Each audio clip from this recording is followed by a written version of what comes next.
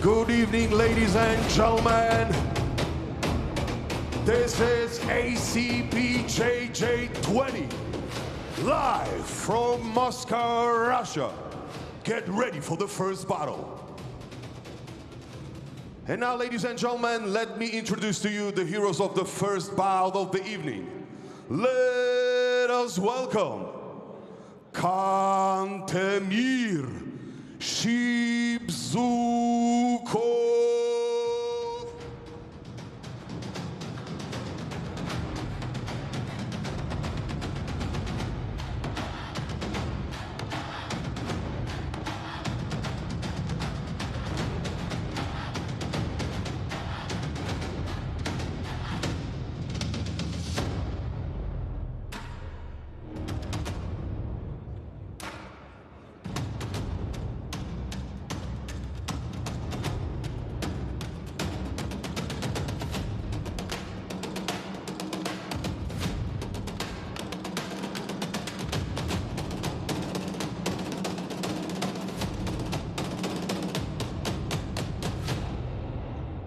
And now, ladies and gentlemen, his opponent across the tatami. Let us welcome David Mgoyan.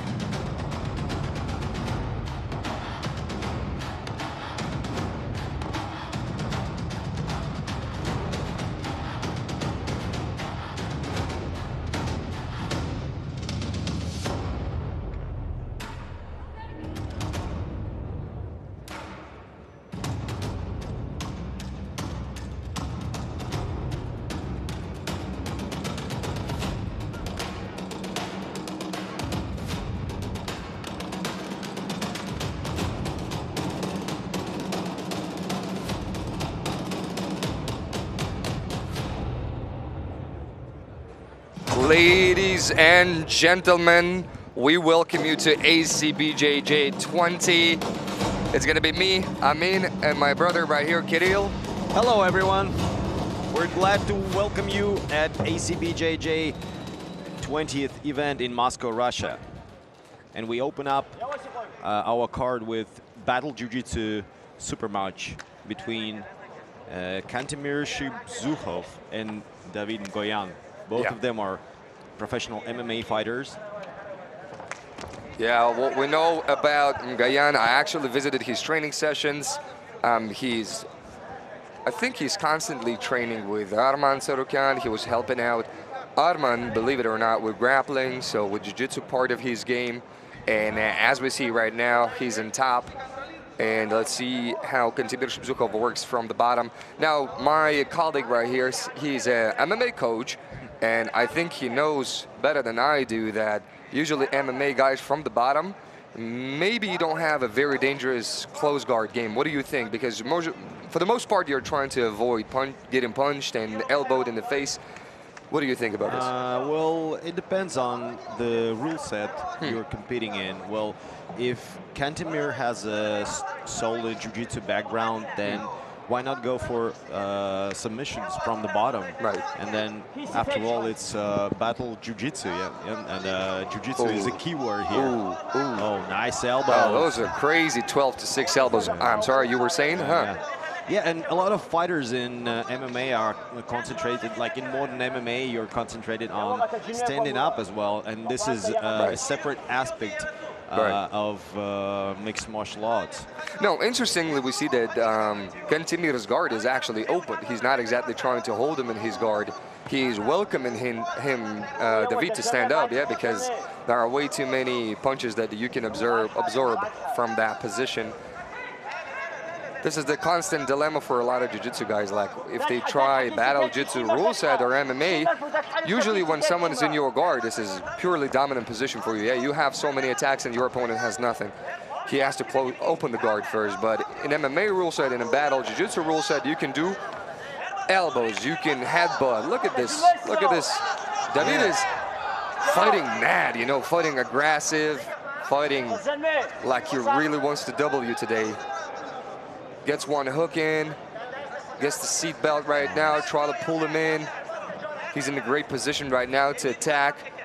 It seems like one hook is off, and David's just on him, man. David is like on him. He's very heavy, putting a lot of pressure on Kantemir here, like MMA style. Right. Kantemir is trying to wrestle up, holding a single leg, a low single. Yeah, and also speaking about that standing up concept in MMA, like a lot of times this might be a big problem for basic jiu-jitsu player, right? Because your mindset is mostly concentrated on like being dangerous from the bottom, from doing a lot of submission attempts there. Exactly, yeah. And that's why, like, people count a lot on their submission skills, and they forget about the damage that they're taking from the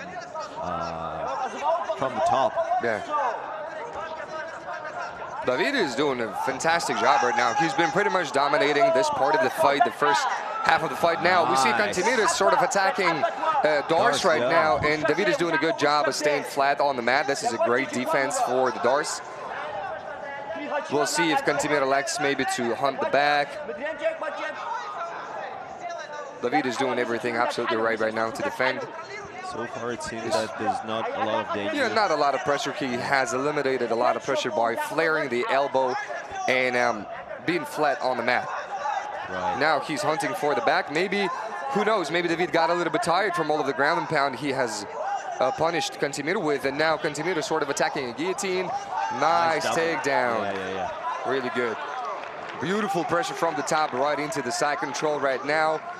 David is relentless today. Yeah, Kantemir has to be careful with that arm thrown across his neck, not to be choked with a one flu, yeah? One flu, yeah.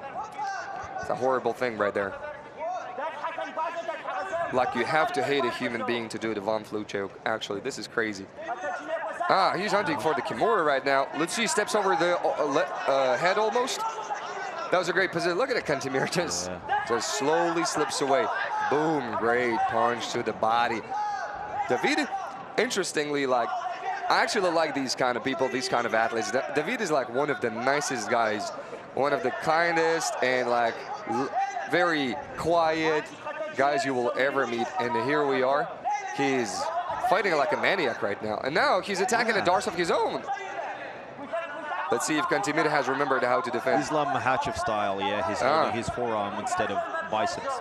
Yeah, like Japanese necktie. He was going for something like that. Yeah, right now, again, attacking the back. Kantemir is trying to reach for the single. And we see a really tight guillotine attack right here. Now, that's very tight right there. Yeah, high elbow guillotine. Kantemir took it like it's nothing, to be honest, but we know the pressure was on. Now, we'll remind our dear viewers about the rule set. So there is no stalling warning. There is no 10-second countdown. What we have is the judge, if he sees that both fighters are fighting inactively. Nice foot sweep attempt. Beautiful. Yeah. If they're fighting inactively, he will punish them with a white card. Now, we got 2 white cards, 2 yellow cards, and then it's a red card. Red card means you're disqualified. So now we see. But this is a beautiful, beautiful fight right there. Amazing action from David Mgoyan from the top. David is doing an amazing job today. This is a beautiful performance from David so far. It's nice to see how this discipline evolves, like each event. We've been here from the first, I think, attempt of, organizing events, including this discipline. Yeah. And now you can see how fighters really evolve in this separate rule set. You know, so you, yeah. at first well, I don't remember a lot of ground and pound, at least, you know, a lot of damage put with ground and pound here. And I think, as you remember, a lot of people were kind of skeptical about this rule set at the beginning, but now people are just actually falling in love with it. It generates so much interest around the world. Like, people really, really like this rule set. Oh, yeah. That was a beautiful cartwheel pass. That's crazy. Nice. David is nice knee to the body as well. This is crazy. David is putting on him. David is doing an absolutely amazing job. This is a beautiful performance from him. But again, I saw him going super hard with Arman Tsarukyan, so it's not exactly that I'm surprised that David is this good. I'm not surprised. And Arman Tsarukyan should be much bigger than David. Exactly, yeah. Way bigger.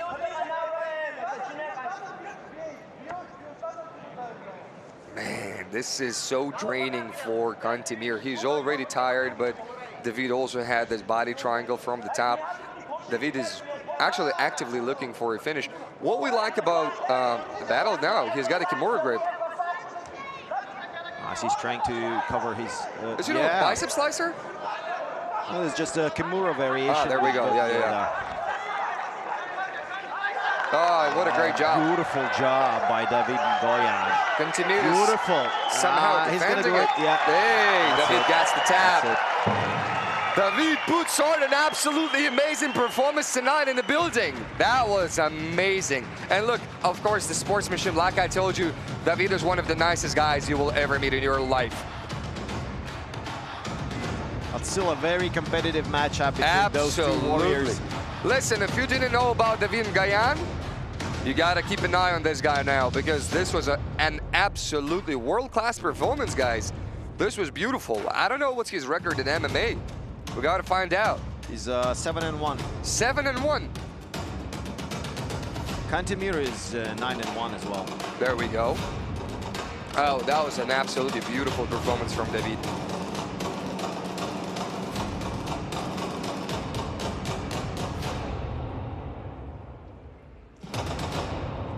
Ladies and gentlemen, your winner, David Mgoyan. Stunning performance. Absolutely unbelievable, guys. I'm telling you, this was crazy. Absolutely crazy performance. Goes to the corner, shakes their hands. The guy is all about the respect. Absolutely beautiful performance by David Mgoyan. Ladies and gentlemen, let's go straight to the second bout of the evening.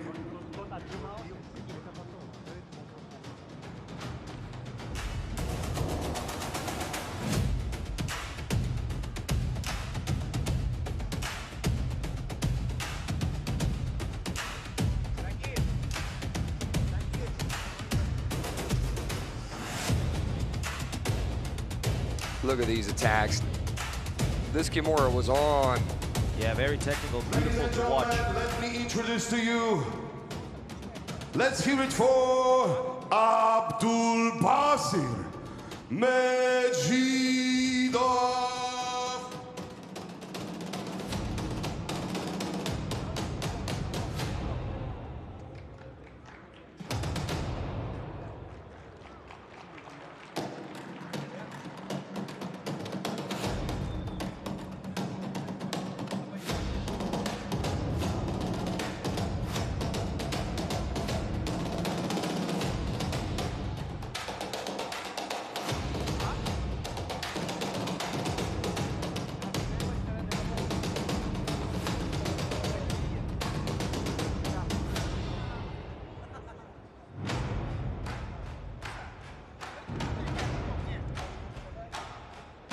Ladies and gentlemen, and now his opponent across the mat.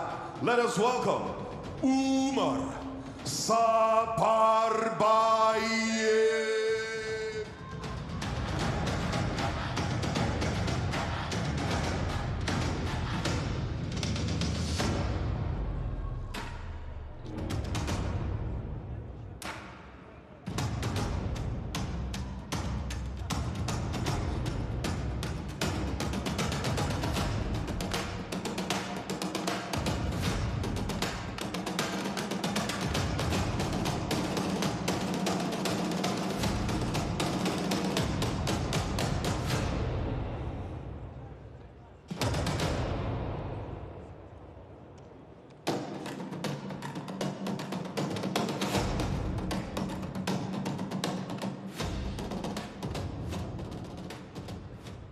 Abdulbasir Sadulayev and Umar Saparbaev are on the mat.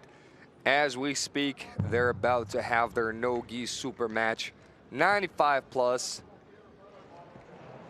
kilograms, and we see right now they're going for the neckties. Saparbaev trying to control the wrist. A lot of people expect this. Gonna hit the ground pretty fast. As I was about to say this, they hit the ground. Medzhidov is in Umar's guard right now. Umar is all looking for the shoulder crunch right now. Medzhidov is doing a good job right now to put the weight on the side where Umar is looking for the shoulder crunch. He's got that body lock as well, so it's going to be very hard to get the arm out. I actually love shoulder crunches. Framing with an elbow. This sure feels uncomfortable. And that makes the top guy very uncomfortable. Yeah. Because the bottom one creates a very uncomfortable angle here. You know, and threatens with a lot of submissions. Right, and Medzhidov right now feels threatened. Yes, already. Maybe you would say in first seconds of the match, psychological battle is being won by Saparbaev. So we'll see. But he's persisted. He's persisted with this shoulder crunch. He keeps looking for it. Medzhidov breaks away. Let's see if he can open the guard. Umar is looking for potentially Kimura sweep. That would be a good choice maybe for him. But with a guy like Medzhidov, who's got super crazy base, is going to be very hard to unbalance, very hard to sweep.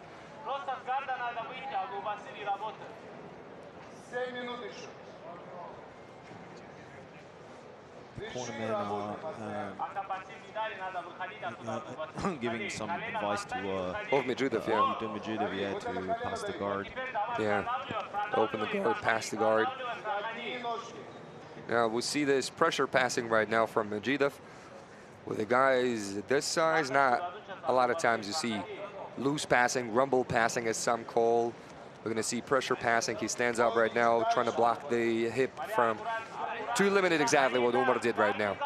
And Umar just gets Medzhidov back into his guard. And we'll see if he'll be looking for the shoulder crunch again. I'm wondering what does he want to do from the shoulder crunch? Just break the arm from there, or maybe go for triangles. You can go for leg locks. Yeah, you can go for so many things. I think he's got a lot of things in his arsenal, and you can see that he wants to build some chains of submissions from the, you know, just going from Kimura to shoulder crunch to, yeah, nice. A great attack from Umar.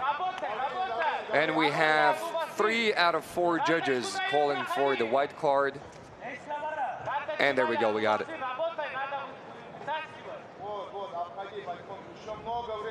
Medzhidov gets the white card for not actively enough trying to pass the guard, trying to create openings, which I would probably agree with.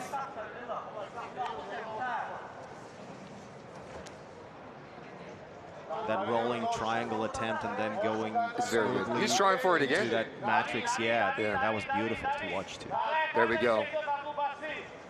Yeah, it got pretty close the first time, yeah? Saparbaev is surprisingly agile from the bottom of you. Not a lot of times you see this from the guys who compete in 95 plus kilogram Very division. annoying style, yeah, for Abdulbasir. Yeah. Yeah, especially I think Abdulbasir being a positional grappler, that's a nightmare for him. Exactly, yeah, exactly. Now 5 minutes to work. Just setting up traps from everywhere. Look at these attacks from the bottom. This is beautiful. Looking for, he got the Kimura grip right there? No, he's fishing for the leg right there. And he's very flexible for Look at this. This is crazy. Great dexterity. Medzhidov tries to break away. Successful this time.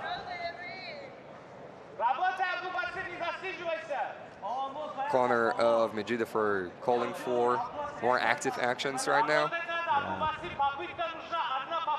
Yes, because I believe that another white card can be shown very, very soon. Trying to pass the guard.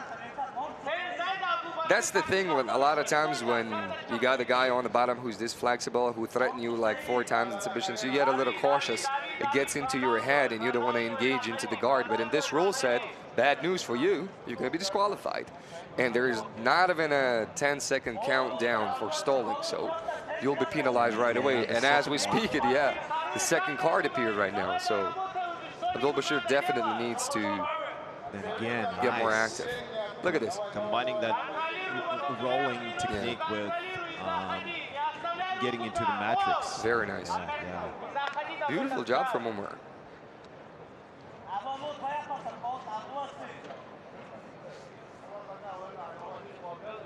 Breaking the posture as Umar Saparbaev.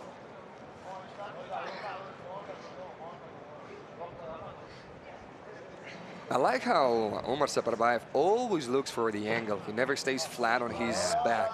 He's always creating an angle, which makes it so annoying for the guy on the top. You cannot posture up. You cannot keep the central line, and that's really annoying. Yeah, that's sinister. And you always feel like you're millimeters away from getting attacked with the submission. Now we have another white card. Now this one is for Umar. And a yellow card for Medzhidov.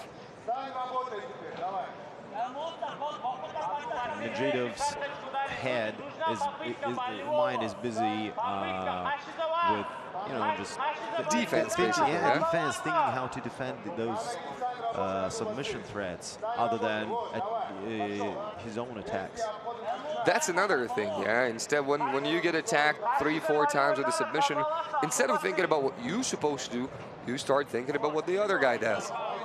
And that gets into your head, and it basically kills your game, actually, because this creativity is not there anymore. And so far, Umar is dictating that pace. Absolutely. Umar is doing a great job from the top. Gets a Kimura grip right now. Threads the leg. What a dexterity. This is crazy. For a heavyweight. This is so crazy. Look at him. Look at him. It goes for the arm. Beautiful rolling attacks. This time he's not fishing for the leg. This time he tried to go for the arm. Now reaching for the leg a little too late. Medzhidov is cautious about it.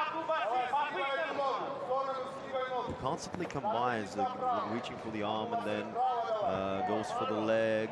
It's like submissions everywhere all day. I'm really enjoying to see Umar's job from the bottom. This is beautiful. 95 kgs, man. This guy can go really far because not a lot of people can do this in his weight division,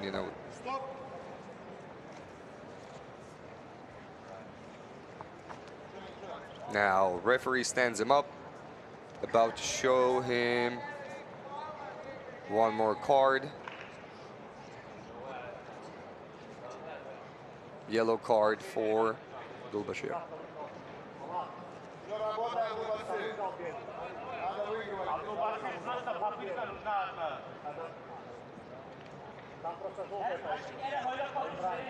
Referees are discussing what's going on.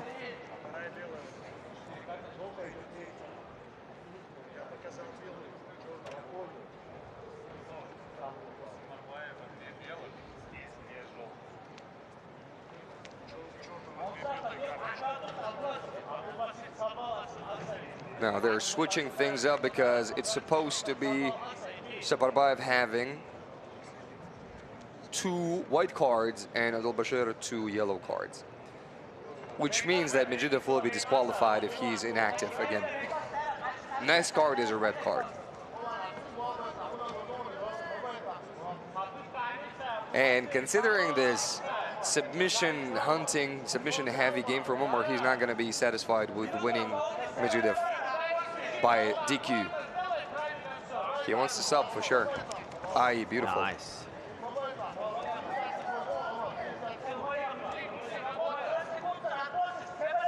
Abdulbasir seems exhausted here. Trying to defend all those submission threats. Jumping for a guillotine. And yeah, good takedown. Right into the side control right now. Now, if Umar, will they reset them in the same position? Because if they do, it's a very dangerous position for Medzhidov. Because Saparbaev basically passed the guard already. No. Okay. Start neutral. 30 seconds to go in this matchup. But this submission attempt wasn't dangerous enough to actually score a point. Yeah. Nowhere close. Just so you know, guys, again, the points are only awarded for legitimate submission attempts. There has to be structure. You have to be having it for at least 5 seconds. Right now, Saparbaev probably doesn't have enough time to work from the top. But gets the W anyways in a beautiful match, because we've seen an unbelievable performance from Umar from the bottom. It was actually a masterpiece.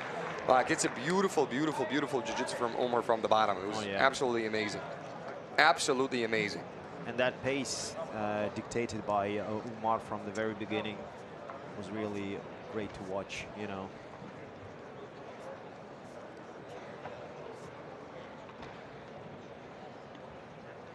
Ladies and gentlemen, your winner, Umar Saparbaev.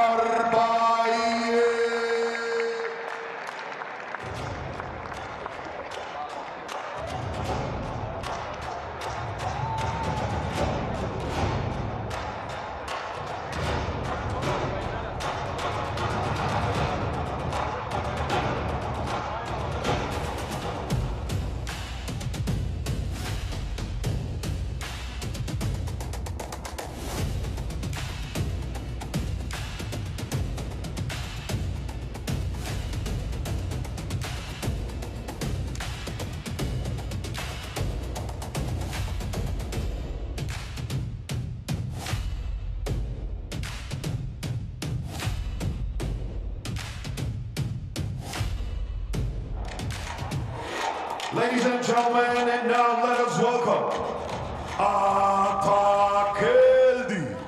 Yessetov.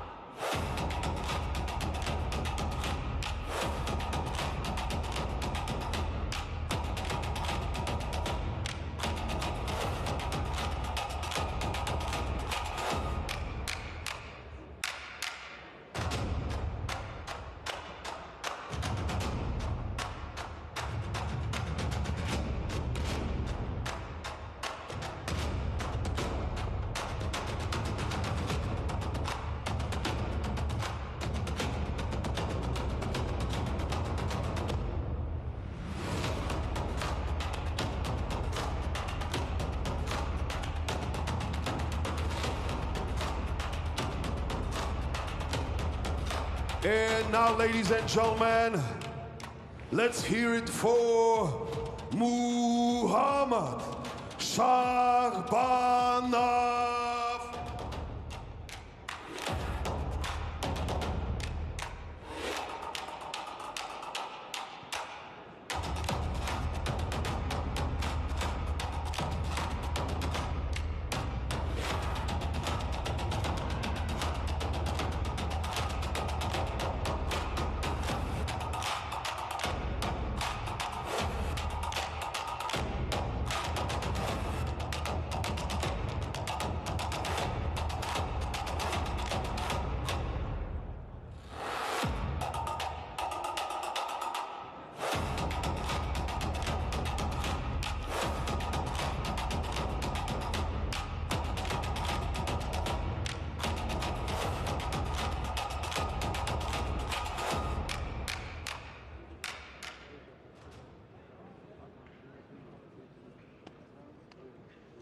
Okay, next up on the mat, no-gi super match under 70-kilogram weight division.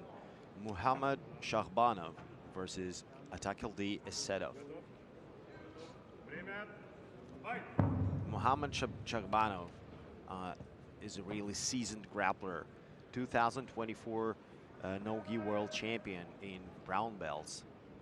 like the first one from Russia.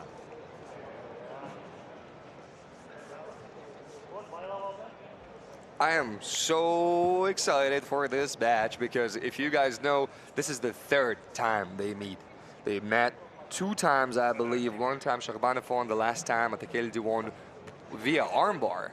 So let's see if that gets into the head of Muhammad Shakhbanov, which I really, really doubt, because the guy is actually crazy. And we see that he's attacking. You see he's pressuring. Atakeldi is like one of the most confident guys you will ever meet in your life. You can see it by the way he walks, by the way he talks, by the way he looks, by the way everything he does, you know. The guy is like super charismatic and unbelievably strong, man. He's got amazing submissions. He's kind of a hot name right now in Kazakhstan. He's been quite quiet lately because, you know, he's getting into this war mindset right now. And Shakhbanov is just always a happy guy. Now, 2 white cards have been awarded. Look at this. Nice snap down right there. Our team were standing around Muhammad's back and checking his muscles. Guys, this is like the strangest back you will ever physically touch. Very strange. It's like basically rock. It like even the skin doesn't bend. Yeah, like the skin doesn't even go in a little bit, you know. You press on it and nothing happens. The guy is just like a solid, so solid, man, so strong. It's crazy. It's actually crazy, honestly. They tried to award the white card, but head judge is calling this off. So only 1 yellow card, 1 white card each. Now this is what we have expected, that they're gonna be, you know, exchanging. We're gonna have this battle on the feed because this is what Muhammad does. Nice and Yessetov, yeah, go for it. Nice wrestling feints by Muhammad Shakhbanov here. Yeah. Yessetov is just looking for a way to sit. He wants to hit the ground as soon as possible. He doesn't usually play this top game, but as we see, he's more than competent in it, but he just usually elects to play from the bottom.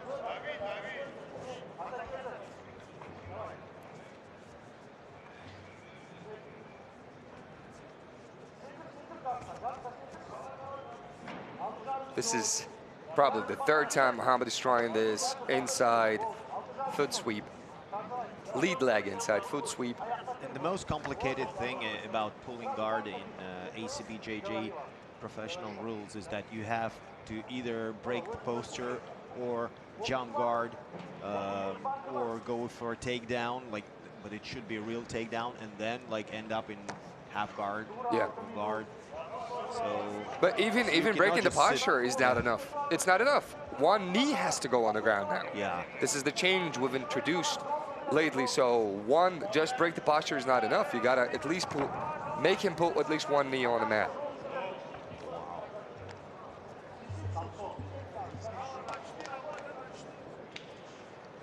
Now we've got 2 yellow cards for both athletes.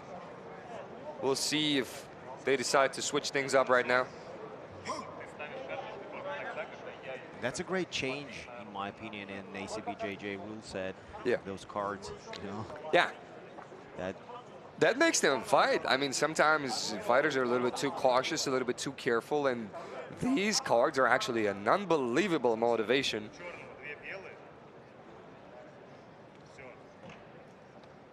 There we go. Muhammad has 2 white cards. Atakeldi has 1 yellow card. I think this is fair enough because Muhammad, yeah, maybe he's not attacking submissions, but he's pretty active. He's pretty active on the feet. There we go. 1 white card, 1 yellow card is shown, and we are carrying on with this match. We'll see. Well, they create. Atakeldi is not attacking anything right now, not even actually trying to pull guard in any meaningful way. Muhammad shows some activeness in the stand-up game, trying to feint all the time. Yeah. There we go. This is exactly what Atakeldi was looking for. Atakeldi was inviting Mukhammad to his guard. Shakhbanov says, no, stand up. We're gonna go on the ground on my terms. Yeah, and I think that was an illegal attempt of pulling guard. Yeah. Because he didn't break the posture. Right. And none of the knees were like touched. So the you see, ground. this is why they have punished right now Atakeldi with the with the yellow card, another yellow card, because you will get a warning if you're jumping guard and not standing up right away if the guard pull was not under the rule set. I think Atakeldi must just invite a takedown. Just like give him his leg, give him 2 legs, whatever. Let him take you down because he is defending from the top while he really wants to go on the bottom. I mean, defending on the feet while his goal is to end up on the bottom. Yeah, it seems like this is one of the few available options for Atakeldi. Yeah, because he will be just disqualified. One more card and he's disqualified. And all it takes is to be absolutely inactive for 10 seconds.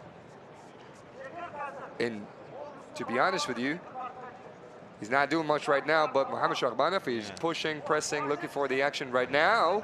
Atakeldi kind of was looking for the overhook.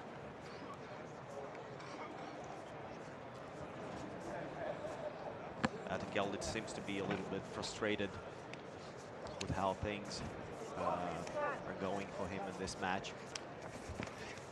Yeah, almost got the Russian. The interesting thing is, what is it exactly he's looking for, yeah? So, like, are you trying to take down Mohammad? Because this is probably not happening. Not because Yessetov, Atakeldi doesn't have a really good stand-up game. He does. But Mohammad is probably on another level when it comes to wrestling. So, I'm interested to know what's the strategy. I'm interested in Mohammad's strategy, particularly because he, you know, doesn't finish his I mean, he doesn't have any takedown attempts as well. He just, you know, shows some activeness. Trying these foot sweeps. Yeah, now there you go. And still. Now another yellow card is shown to. That's a yellow card for Shakhbanov right now. Fair enough.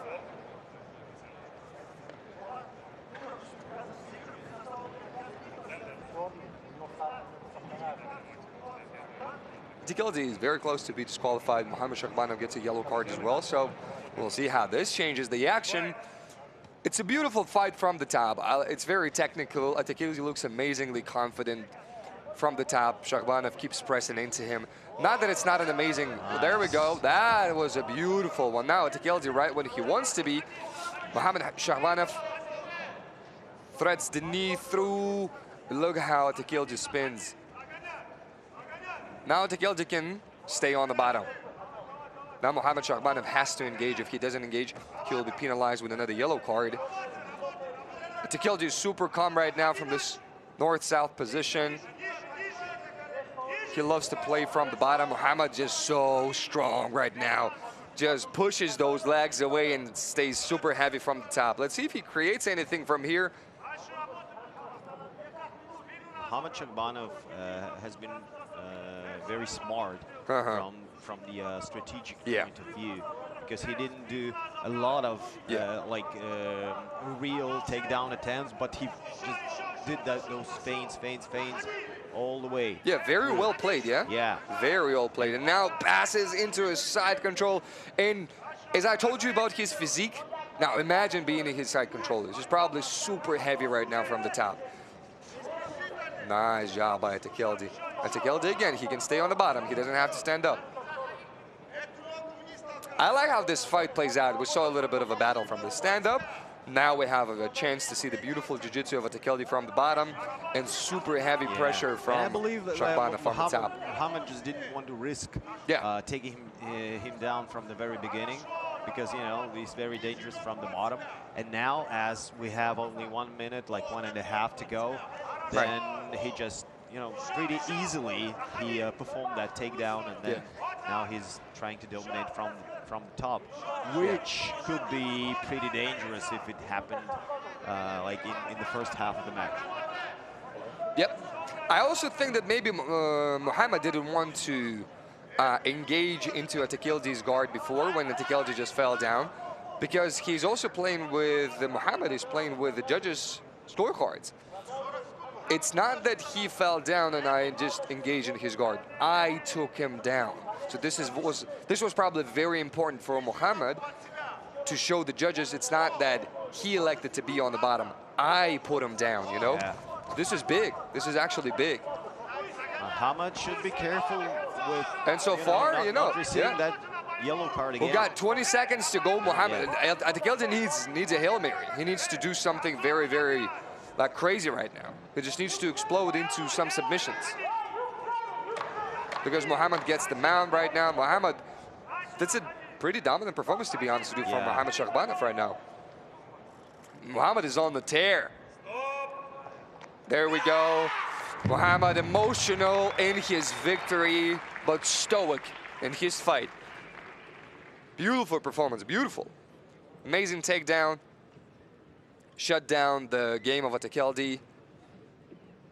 As much as I absolutely enjoyed seeing Atakeldi attacking from the bottom, Mukhammad Shakhbanov did a crazy, crazy job passing the guard, staying heavy from the top, past the north-south, past the side control, got the mount. Amazing, amazing job from Mukhammad.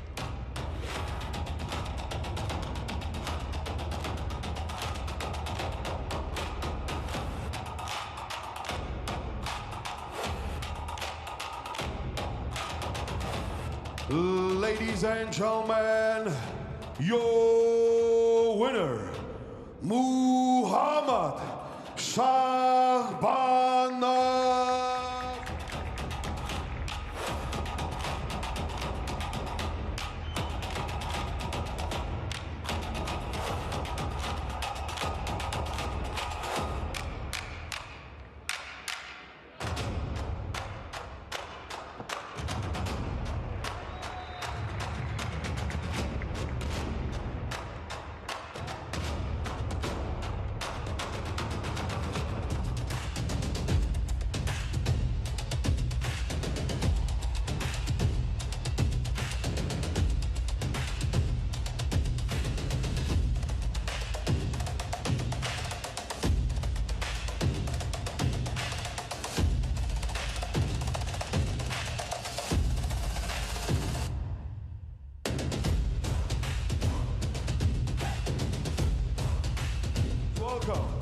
Islam Yanarsanov.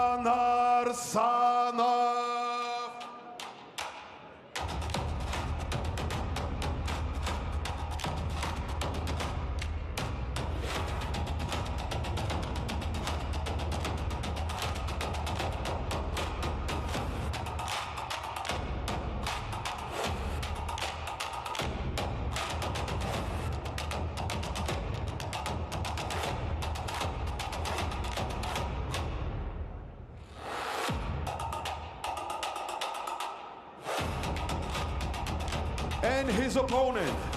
Ladies and gentlemen, let's hear it for Ali Kurzhev.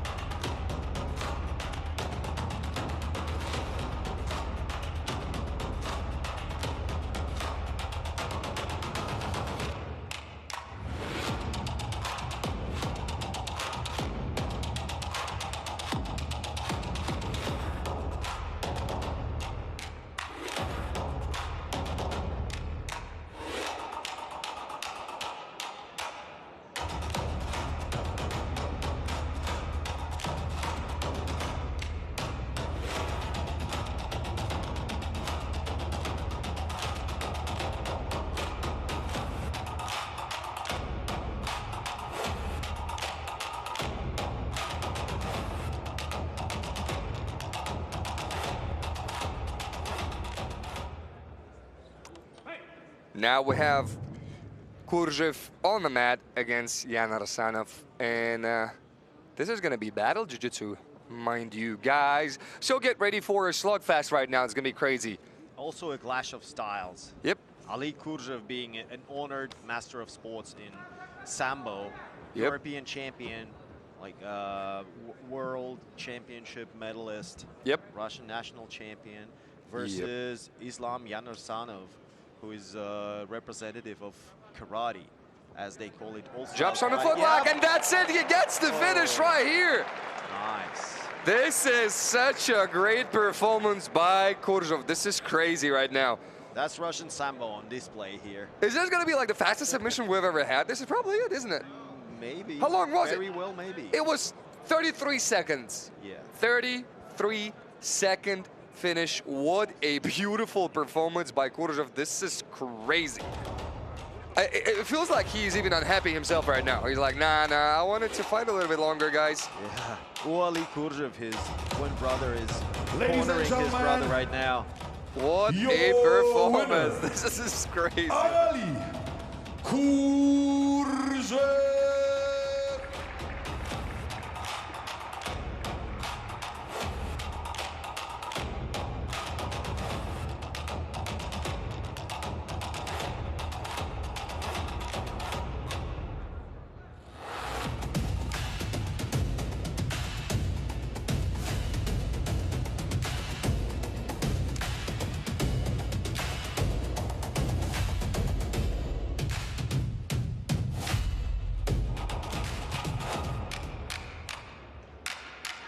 Ladies and gentlemen, let us welcome Islam Mamilov.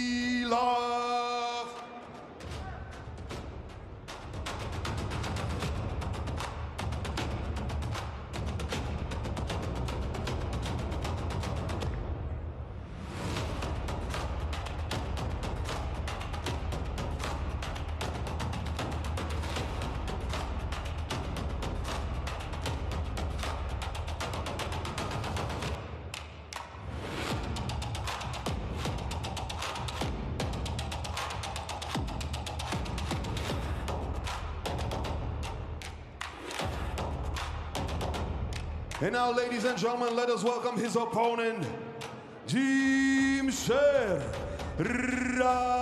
Razmadze.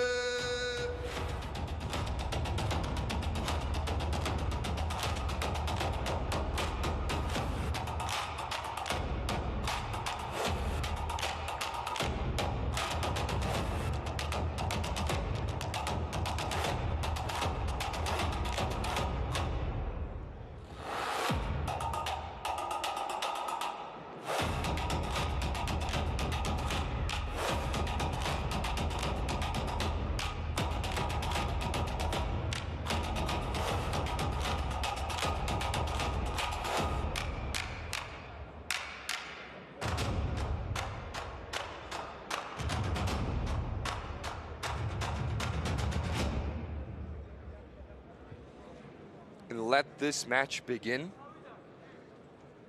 I'm so excited for this one too. So let's see some gi action, guys. Both of these guys are like very renowned gi players in Russia. Islam Mamilov, Chechen, coming from Kazakhstan, and Jimmy Razmadze is like, this is just an OG of jiu-jitsu, of grappling in Russia. And I think this is their rematch from Acbjj Grand Prix Super Cup, which I believe was held in summer or in autumn. I think it was exactly. September. Yeah, I think you're right. Yeah, September. And it was the final match of the bracket. How did it play out? I don't remember. I think Jimmy came out as a winner, so yeah, he should be like Acbjj Grand Prix champion. There we go. Right, yeah, I remember. You got it by the points, yeah. Or even advantage. It was something like this. Yeah, that was very close. I remember it was unbelievably close, and I know that Islam really wants to get back that one. The guy is super dominant from the bottom. Like he actually, people are actually fooled by the fact that Islam elects always to play on the bottom and to pull guard, that he kind of doesn't have a stand-up game, but his stand-up game is crazy. The guy comes from judo, you know, but he's just so dangerous from the bottom that this is where he always goes. Actually, both of them claim judo as their background. Yeah, there we go. There we go. Now in on leg attacks right now. Beautiful sweep. Probably will go for the leg. Yeah. Already cranking the foot right there. Seems to be tight. But Jimmy's calm. It probably hurts still. It seems like to be tight. Yeah. Jimmy taps it. Nice. Islam Mamilov gets the W. What a quick finish. That was a beautiful performance. Oh my goodness. Remember the name, guys. Islam Mamilov. Islam Mamilov comes out as a winner in their rematch. Very What a interesting. beautiful job by Islam Mamilov. Absolutely unbelievable.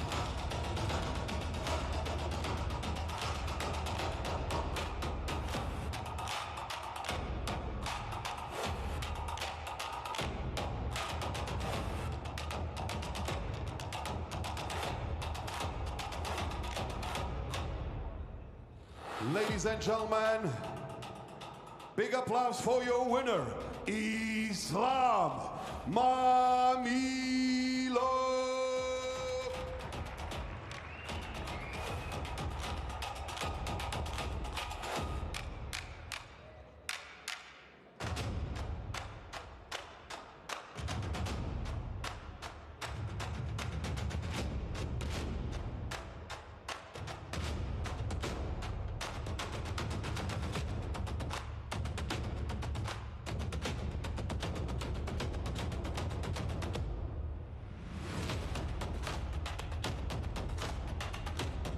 Ladies and gentlemen, let us welcome Oliver Taza.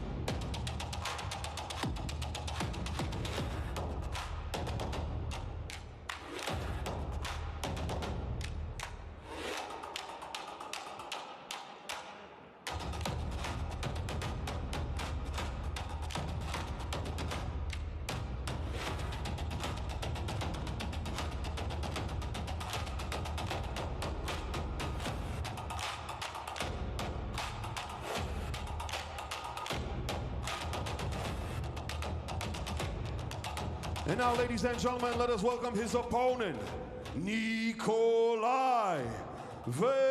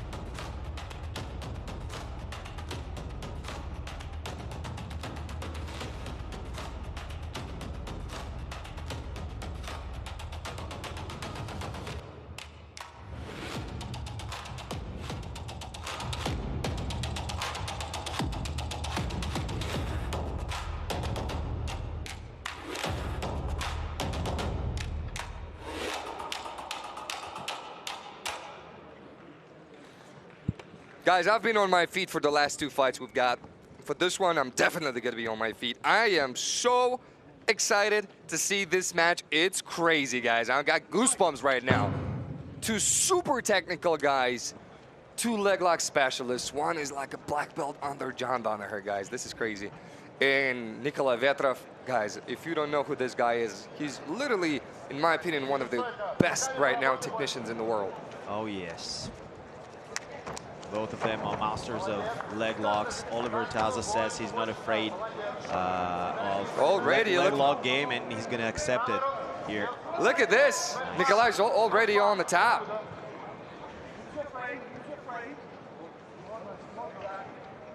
Oliver Taza, he's an unbelievably experienced guy. He fought who's who of grappling, of jiu-jitsu, trained with some of the best guys in the world, but Nikolay Vetrov is on him right now.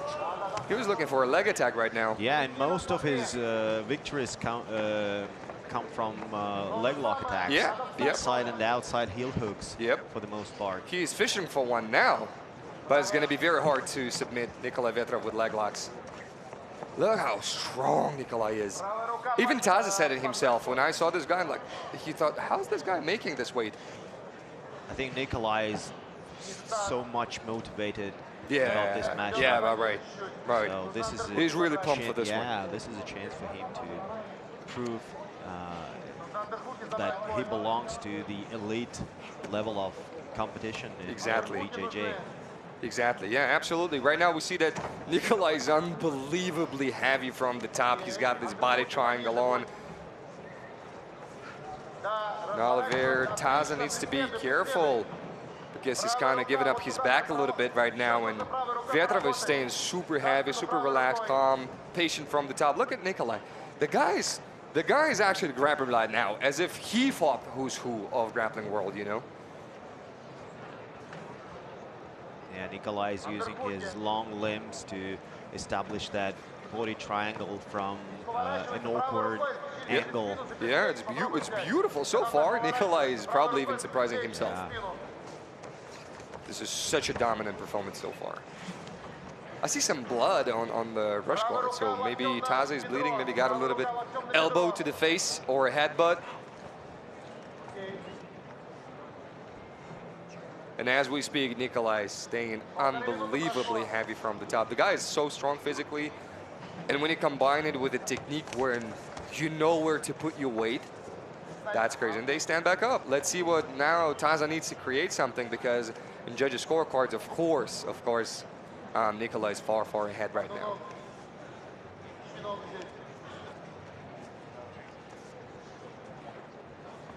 Nikolay said on press conference, no, when I was actually having an interview with him and I asked him, what is the most surprising thing about you? He said, I can wrestle. And as I say it, he takes Oliver Taza down. And that was a beautiful double leg right there. Now he's forcing his opponent to give up his back again from side control. Bro. The same type of chain attacks from Nikolay Vetrov. In that exchange. Again, going Look at Nikolay. He shuts down everything Oliver Taza wants to do. I'm interested to know if that was a plan for Nikolay to go for the back. Right. Crazy. So far, so good for Nikolay. We'll see what Taza can create. We know this guy. You can never sleep on this guy. He's got so many submissions from so many places. It's crazy. And he always brings the fight. You know, Oliver, he's not one of those guys who's gonna, you know, like accept the defeat. He even told me when we were in the restaurant, the guy said, I would rather be tapped than give up. Meaning, well, tapping is also giving up, but you know what I mean. Yeah. Nice. Just wants to fight till the end. Nice neutralizing of that knee shield guard by Nikolay Vetrov, just with his ankle. Right.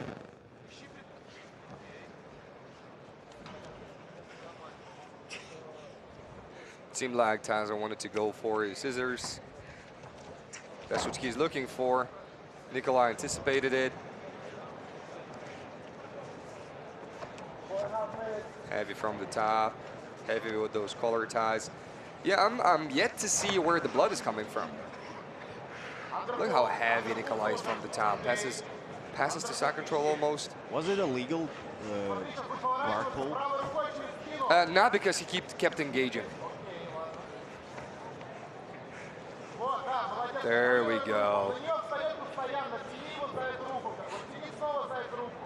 Yeah, just trying to take out points of control, neutralizing the elbow. What a performance so far from Vetrov. This is crazy. I think the whole international community is going to be watching this match right here and thinking, okay, Russians are coming.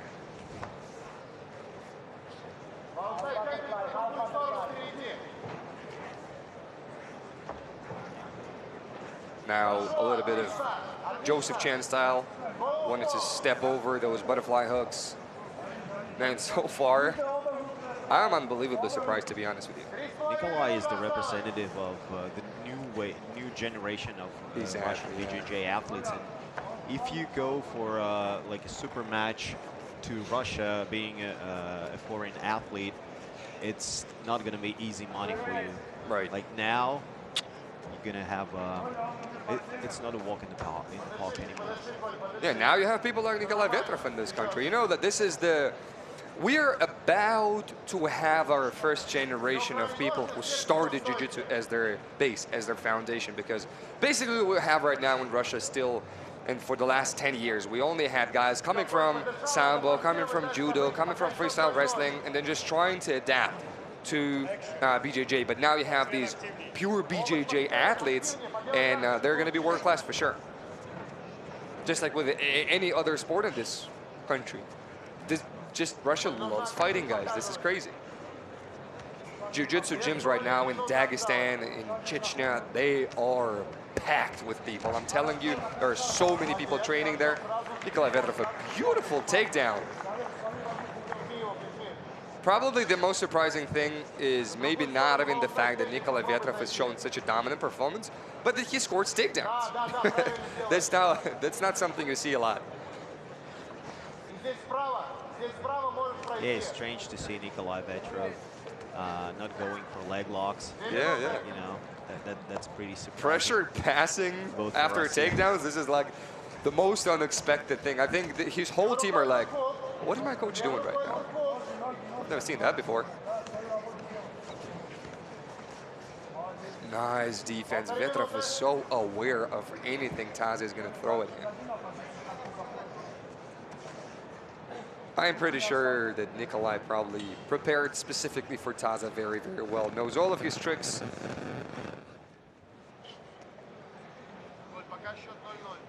And it's also the other thing, you know, like with some of these guys like Nikolay Vetrov, there is not a lot of footage on them.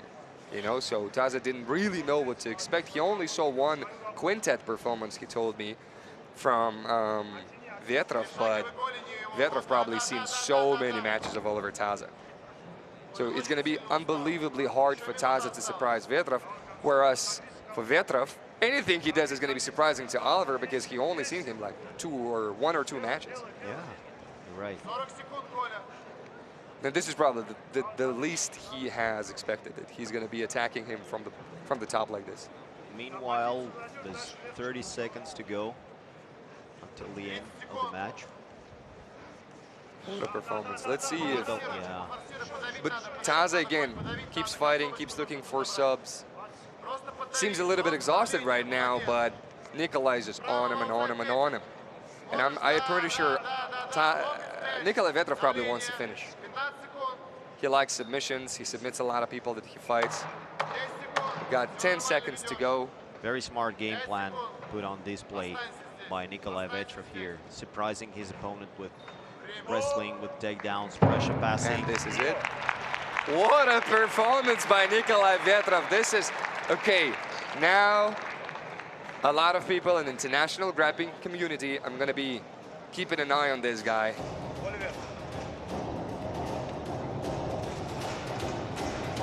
Oliver Taza that did everything he could. He showed an amazing defense, but not enough.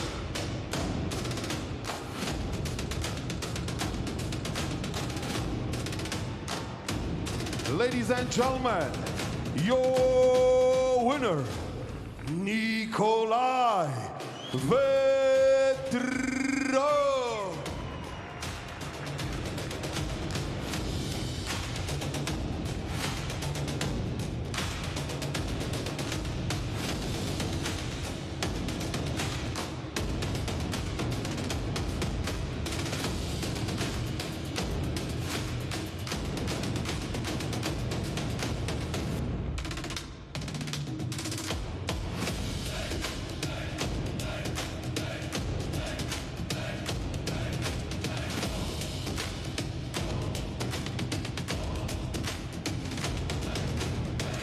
Ladies and gentlemen, let us welcome Tamerlan, Eslemesov.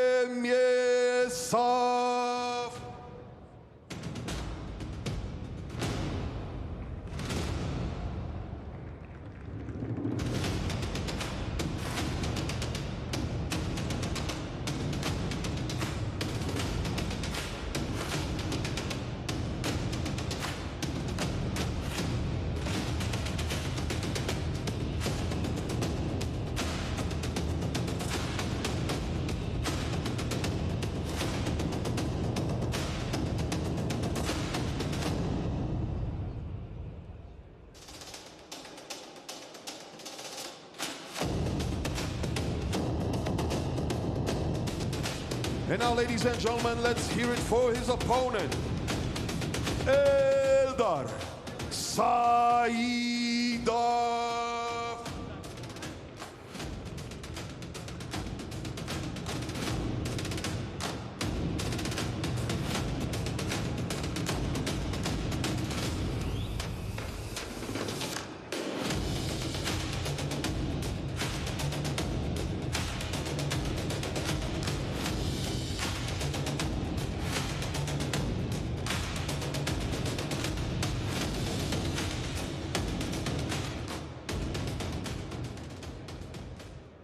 Okay, ladies and gentlemen, next up on the mat, Eldar Sayidov versus Tamerlan Eslemesov. Those two have unfinished business from one of Acbjj previous events where they proceeded to the finals, but due to the injury, Tamerlan Eslemesov, couldn't make that matchup, and he pulled out. Now, this is exactly what everyone has expected. Tamerlan is going to take Eldar Sayidov down, but Eldar Sayidov is going to be only happy about it because he actually always elects to play from the bottom. And they had like the funniest interactions verbally before their match. It was hilarious, to be honest with you.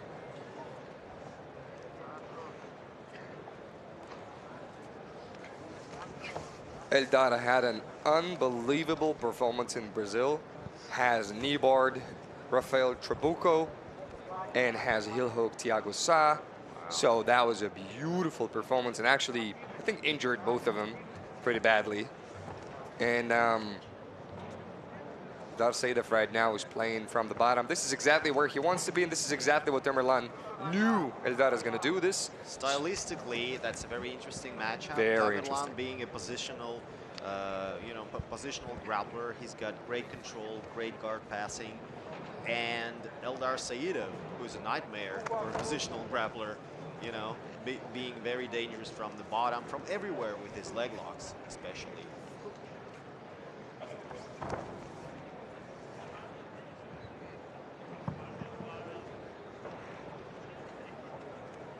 So far, Eldar's actions force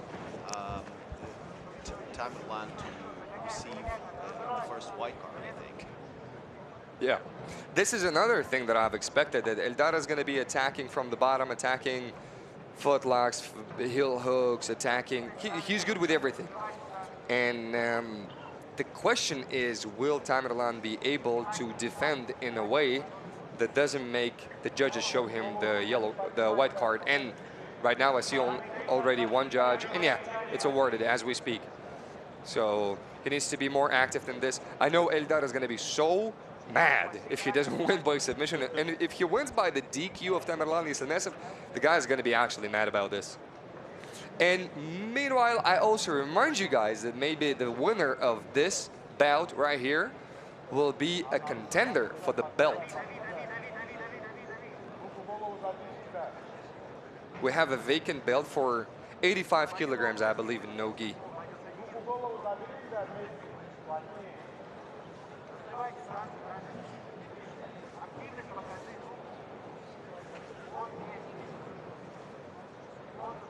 Corner of Tamerlan and Eslemesov are calling him to be more active. And now we see another white card being shown to Tamerlan and Eslemesov. Yeah, he has this body lock, and this may be good to shut down some of the attacks from Eldar, but this is not a position where you can be actually passing the guard. White card shown by the referee to Tamerlan. Yeah. A close guard is a very bad position for him to be in here, you know, and even being an accomplished guard passer. Probably what he wants is for Eldar to make some sort of attack, like a triangle, and expecting that he would try to pass into the side control. Maybe that's why he's stalling. But again, in this rule set, guys, a lot of strategies don't work.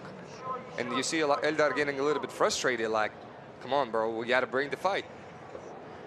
Even though Eldar is ahead on the score card. Now it's a yellow card already. Yeah. Even though he's ahead, he's very frustrated that he is not able to get to any submission. Yeah, Tamerlan gets the yellow card right now. And Eldar also gets the white card.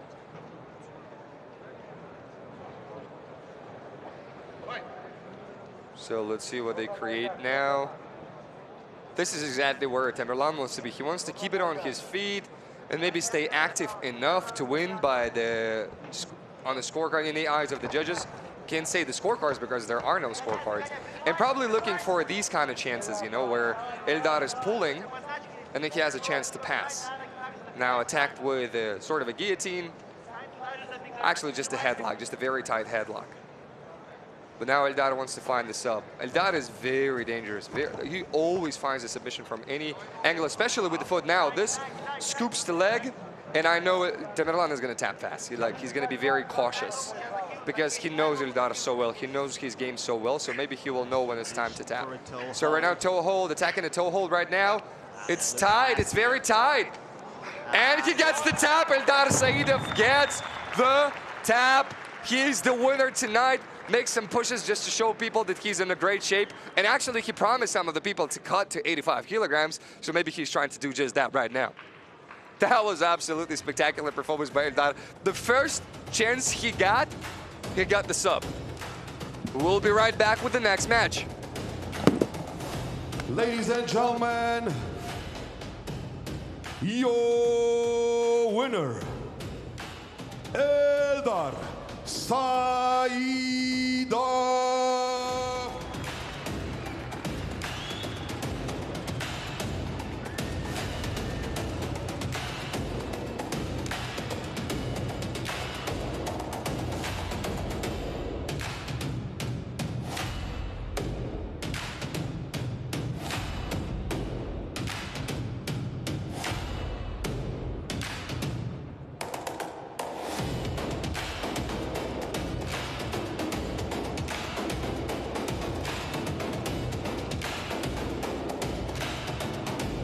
Ladies and gentlemen, let us welcome the heroes of the next bout. Arbi, Akhmadov.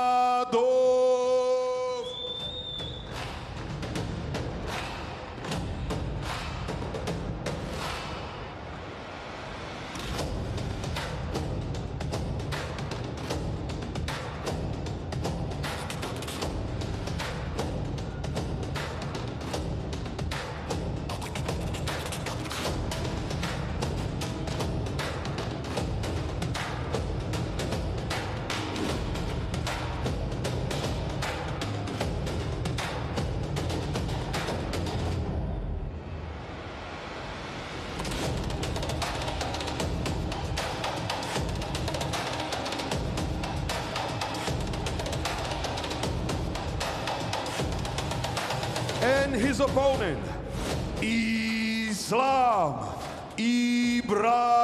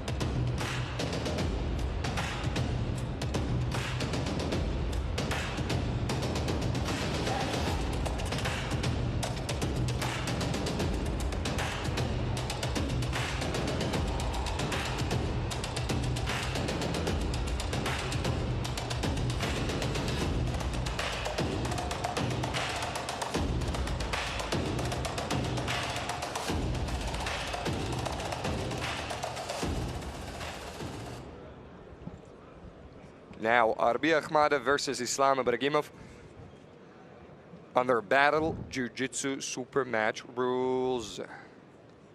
That one is also very interesting. Both very experienced and seasoned MMA guys, yeah? Oh, yeah. 8-0 as a pro, Arbi Akhmadov. 8-0. 8-0, yeah. That's crazy. Islam Ibragimov has a solid Muay Thai background, so let's see how it plays out in this rule set. Yeah, you can see by this front kick, it was really, really fast. Yeah, he starts with those calf kicks right away. Boom. Wow, chopping this leg kick. That's crazy. Ooh, knee stomp as well. This is crazy. Ibragimov very tricky. Both of them are trying to punish each other with those leg kicks. Right. Right away, at the very start. That may reflect on the final result for sure. You just can see the experience on the face of these guys. Nice. They're super calm, staying composed. That's the Muay Thai escape from the leg grab. Yeah, yeah, beautiful, beautiful job from Islam.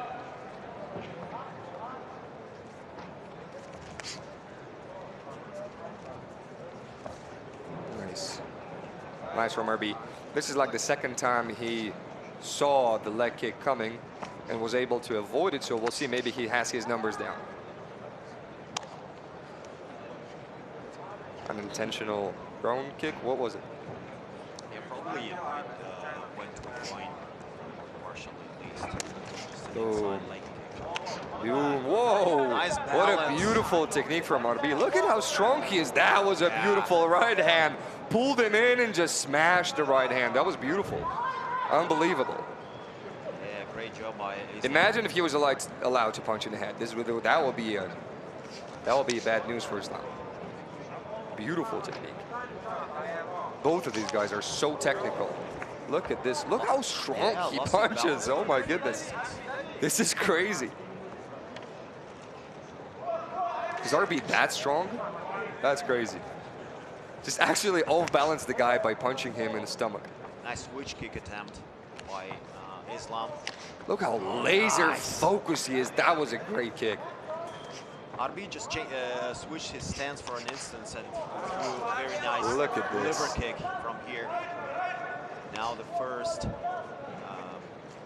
clinch. 50-50, yeah, position. I'm very interested to see what's going to happen on the ground. Like, who's going to be more dominant on the ground? You can see a big bruise on the calf of Arbi. Yeah, it's huge. Akhmadov right now. Huge. Huge. Oh, that was a really good leg. That's the result of those calf kicks thrown by Islam. Yeah, he's very good at it. I'm wondering if Arbi can fight from both stances. That's the Muay Thai background on display. Yep. Playing out right now for Islam. Okay, nice. Arbi is just marching at him, you know? Never stops coming. Constantly pressuring him. And it's a little bit tiring, yeah, for Islam. He's basically fighting on his back foot. Look at this. Nice balance. Going for the takedown. Nice balance. He's trying to stand up still. Going for Let's see what Arbi is going to... Yeah. I believe. Arbi puts him right back down. Not going anywhere. Islam is trying to create some space to stand up. Use the technical stand up from here. Guys, just so you know, Arbi's not getting mad. The headbutts are actually allowed. That's fine. Going for Kimura. As Islam. Maybe he needs to be a little bit more careful about that Kimura right there. He was a little bit too focused maybe on striking the body. We'll see if Islam is able to pull the arm out. He's for sure in danger right now of this Kimura. Arbi has to look at this. Posture up right now to escape that. Arbi is transitioning his weight to the side of this Kimura to eliminate the pressure a little bit from the shoulder. Yeah, that's the right thing he's doing right now. Look at this, it's far from the back. Arbi looks so calm, but this is on, the submission's on. Arbi has to position is a little bit off, yeah. Push his chest closer Look at to this. the arm to finish the attempt. It's too far. Yeah, nice. Look at this. Uses this to make a super kick, steps over the leg. What a beautiful defense from Arbi right now. Look at this fight. The crowd is absolutely loving it right now. Nice scramble from both of the fighters. That's crazy. He doesn't let go of this Kimura good, man. And you gotta wonder, even if Arbi breaks away, is his shoulder compromised or not? But for sure, it's really breaking maybe the spirit a little bit of Islam. This is really hard, guys. When you try for so long to get a sub and you had the grip, you had a dangerous position, you almost got him, and then you have this situation where he's on top of you, smashing you with the knees to the body.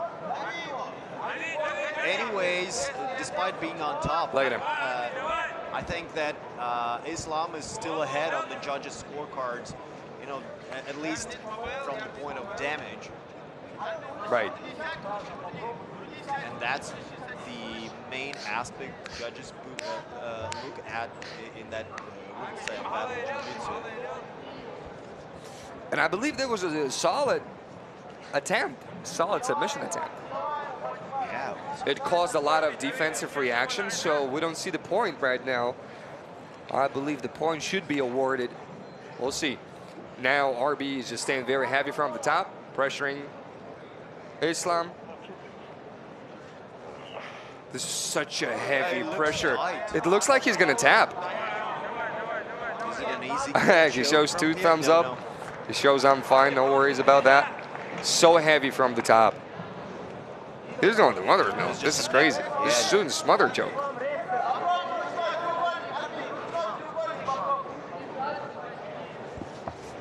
Islam tries to explode from the bottom, get out of this position. Arbi is unbelievably heavy from the top. You see he's sinking his hips in, and this is very hard. And you see Islam's head is so red when Arbi is doing this smother choke. He's trying to separate the elbow. Arbi has to be careful with like putting both of his forearms under the neck. Right. Not to lose the balance here. Right. Arbi was, I hear the corner of Arbi telling him, go for the arm triangle. So we'll see. Maybe he'll try to separate right now the elbow. You see, he just does exactly that right now. Now goes again. Goes for the smother choke, which causes the reaction from Islam, and he uses that to separate the elbow from the body, and maybe to go for the arm triangle. Islam is also punching from the bottom. Mount is a great position both in BJJ and MMA, but if you take into an account striking, then I would prefer half guard or side control for ground and pound. Look at it. Because Mount is very dangerous for the top athlete. Like, you know, if you want to keep Mount, then you have to take some risks, you know, of changing positions. So the bottom guy can roll you over. But so far, so good for Arbi.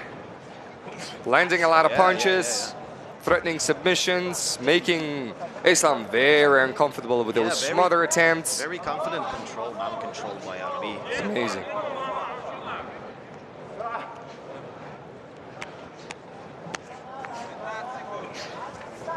Now Islam. Going for the arm. Yeah. It looked like he was hunting for the arm or going for the back. The time is almost out. Desperate attempts. 5 seconds to go. Arbi says, let's stand up. The time is out. The time's up. Let's see what the judge's verdict will be. No, this was an absolutely beautiful performance right here. I would give the edge in this one to Islam Ibragimov. I'd say it's Damage Arbi wise. because just absolutely smashed him for the half of a fight now. Like the positional advantages for goes to Arbi, Yeah. but Well, just considering that it's battle, yeah, but battle jiu-jitsu. jiu-jitsu, But jiu-jitsu, yeah. So damage-wise, I would go with Arbi. damage-wise, Islam is the winner, I think. Well, let's see how it plays out. Islam is hyping people up to like the fight. He's enjoying his moment. And yes, Arbi gets the Ladies W. and gentlemen, your winner, Arbi Akhmadov.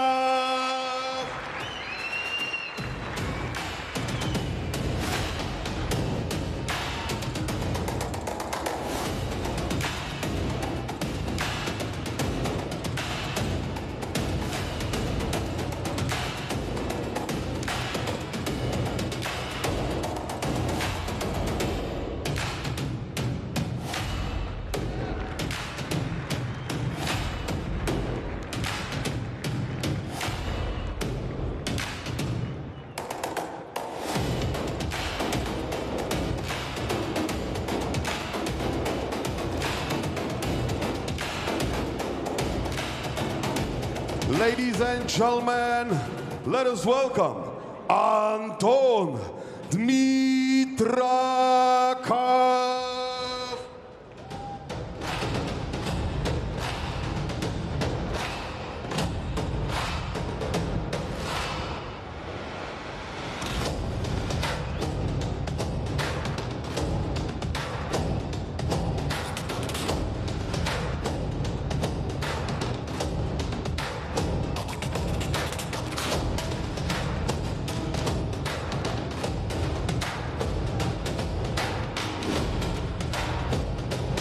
And now, ladies and gentlemen, let's hear it for his opponent, Matheus Felipe.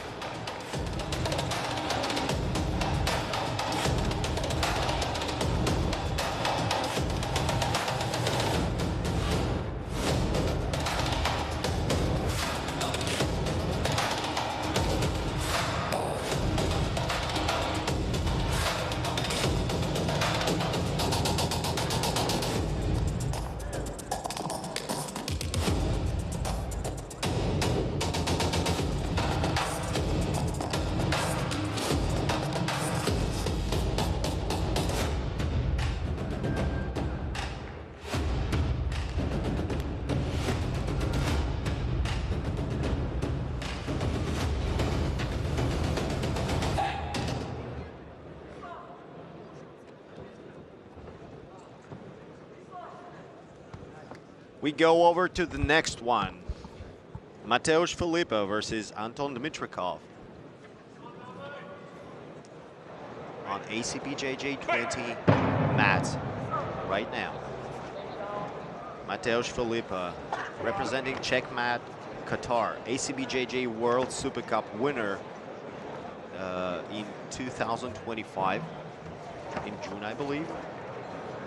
He won the Gi Grand Prix in absolute weight division, over 75 kilograms. And in the finals, he defeated none other than Felipe Bezerra, who is a monster. That says a lot about Matheus Felipe's skills. Anton Dmitrakov pulled close guard right now, trying to break the posture of his opponent. Yeah, he's also one of those guys who is so big but so flexible, plays amazing from the bottom. I believe most of the time he tries to play from the bottom, whether it's gi or no gi, yeah? Oh, yeah. Those guys have really big weight difference. So Anton Dmitrakov is 121 kilograms. Oh my goodness. Whereas Matheus Felipe showed, I think, 105 on the scale. Yeah. So let's see how, if this would be a decisive factor. Though, I really doubt so.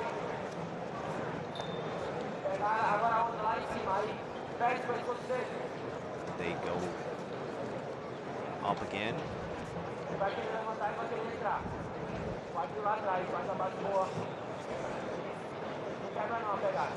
Both of the guys are really careful, trying to keep that low posture right now.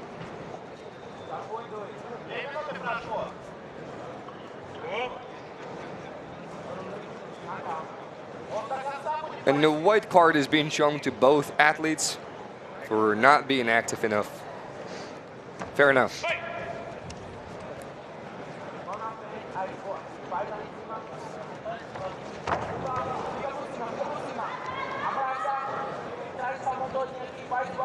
Matheus is in a good position right now. Yeah, and great job by Matheus by countering that guard pull of Anton Dmitrakov right now. Dmitrakov is doing a great job controlling this lapel right now, which will help him to keep the leg. Although, as far as I see, he's holding the wrong lapel. So, But anyways, that it still gives you a little bit of, look at this. This is exactly how he's handling it. Yeah. It's like a handle, basically, to keep this leg in there. Matheus pushes him back. Tries a foot sweep, does not work. Try a foot sweep, 130 kilograms. This is possible, but hard. Matheus Felipe is Qatar BJJ superstar representing the country. He lives in Qatar. Running an academy there too. Yeah, running an academy there, and his triumph at Acbjj 16 was a real present to local fans and his students as well. You know, he's got a really huge support in the venue. Readjusting the gi.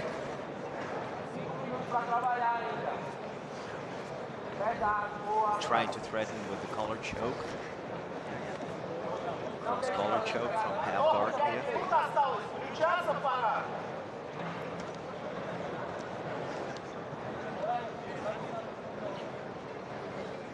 Again, same position. Right. And Anton Dmitrakov uses that lapel to recover guard from here. Worm guard variation for Anton Dmitrakov. Now we'll see, because he let go of that lapel. Yeah. So we'll see if this is going to be a problem now for him. It sure makes the job and the life of Matheus Felipe a lot easier now. Trying to recover with that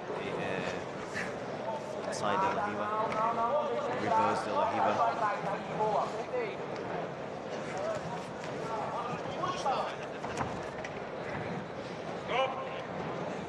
Dmitrakov is breathing pretty heavily right now. He's not exactly known for having amazing endurance. Not to say that he gasses out fast too. It's kind of, right in the middle. Well, this could be pretty much the decisive factor here, because they have still 4 minutes to go. Right. And Matheus Felipe looks really fresh right now. Yeah, he looks ready to go. In terms of physical conditioning, Matheus is like way far away from Anton Dmitrakov, in my opinion. The guy is so athletic, so strong, looks ripped. The guy is ripped, very low body fat. He's in amazing shape right now. So this is going to be a very important factor, as you said, when we go into the late stages of this fight. This is going to be very interesting. Now, this is the interesting part about having gi matches under this rule set. Gi is usually slower because you have a lot of control with the lapels, with the collars, with the sleeves, Exactly. with the grabbing the pants, grabbing the belt.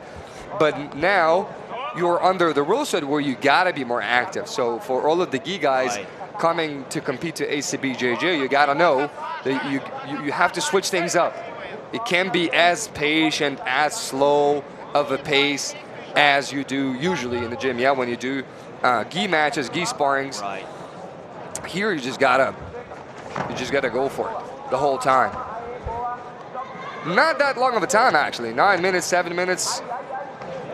Considering that these are all professional athletes, they can go pretty hard for all of this time. Nice pressure passing. That was a little bit of like low kick. Dmitrakov's complaining about it. Matheus apologizes and they keep going.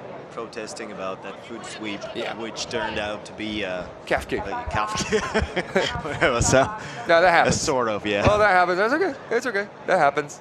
No problem. Matheus looks at the clock. He sees that 2.5 minutes are still left. Again, And we'll see what he creates from.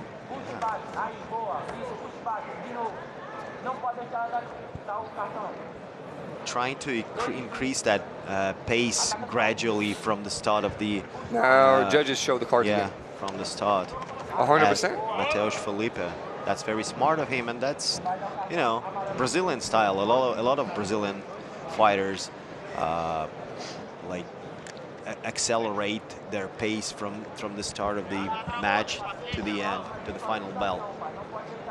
And then we can see the explosion from him. And I at the believe last now we stage, have yeah. 2 yellow cards. Both 2 of yellow them. cards, yeah. For Anton Dmitrakov and Matheus Felipe. 2 yellow cards, so the next card is going to be DQ. So they got to be unbelievably active now. Anton has this lasso right now. Matheus is unbelievably heavy from the top.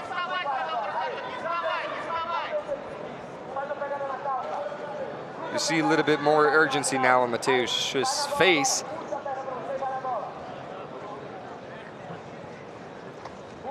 His cornerman is also telling him, you got to go for it, you got to go for it, you got to be more active. Staying heavy on Anton Dmitrakov as Matheus Felipe. Right. Again, grabbing the lapel, trying to establish that worm guard as Anton Dmitrakov. And meanwhile, a little over a minute to go in this matchup. Now, this is going to be very hard to score if it ends up like this, because from my perspective, Anton Dmitrakov was a little bit more active to find the submission. Maybe Matheus was passing the guard, but Anton was constantly looking for ways to get to the legs. Now they got 50 seconds to go. Now, close guard is a position where you can easily get this card from the guy on the bottom and from the guy on the top. So let's see. Matheus is really, really trying to break this guard. He does just so. Coach of Anton is really screaming at him right now. You got to work, man. You got to work. Anton just shaked with his hands, showing that he's sore right now. Yeah, Anton again is fishing for that, sort of like a K guard right now. Let's see if he gets the leg. He's really good from this position. Yeah, goes for the leg, both of them actually. Goes for the leg, yeah. Man, this is going to be very hard to score. So maybe like this. No sweep here. This is going to be very hard to score. Again, one of those situations when I'm very happy I don't have to score the fight, I just talk about it. If you needed to score it, what do you think? I would give a slight edge to Matheus Felipe. He was a bit more active, wasn't he? Yeah, but he dictated the pace for like the pretty much like the biggest part of the fight. I agree. But you know, let's see how judges will render their It decision. can go either way. Yeah. And I will kind of sort of understand why. Yeah. Anton Dmitrakov gets the W. It was a split decision here. Split decision, yep. Ladies and gentlemen, your winner, Anton. Yeah. Dmitrakov. 3-2. Split decision. Anton Dmitrakov gets the W.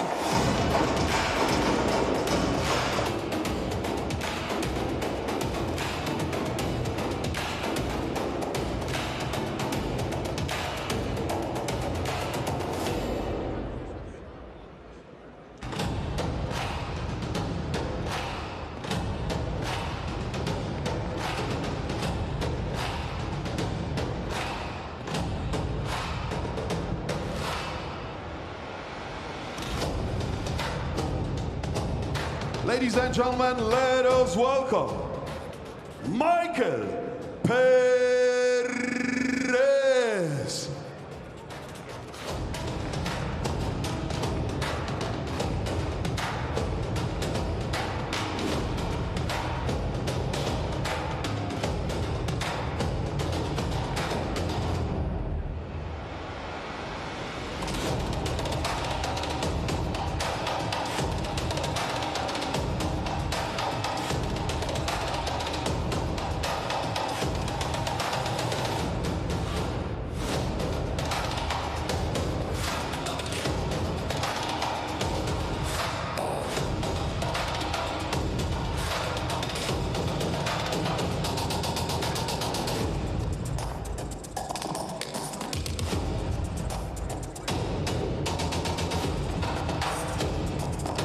And now, ladies and gentlemen, let us welcome his opponent, Mgoyan Saparbaev.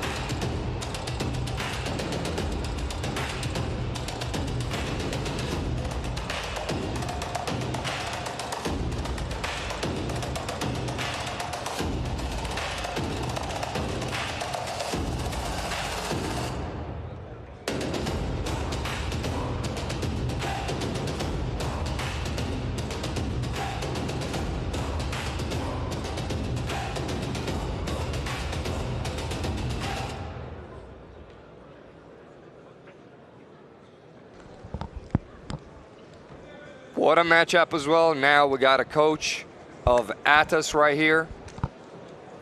And up against him is Medzhidov, who's a very, very known jiu-jitsu guy right now in Russia.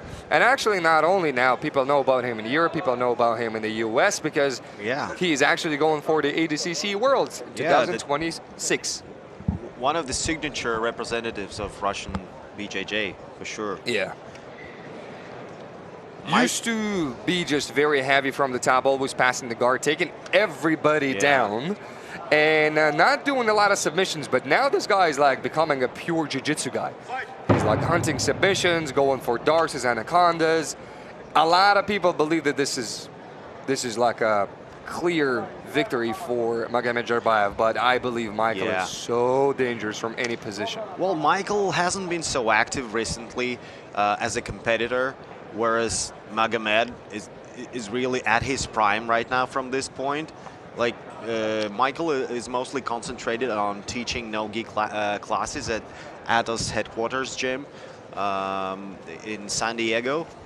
Yeah. Being a black belt from Andre Galvao.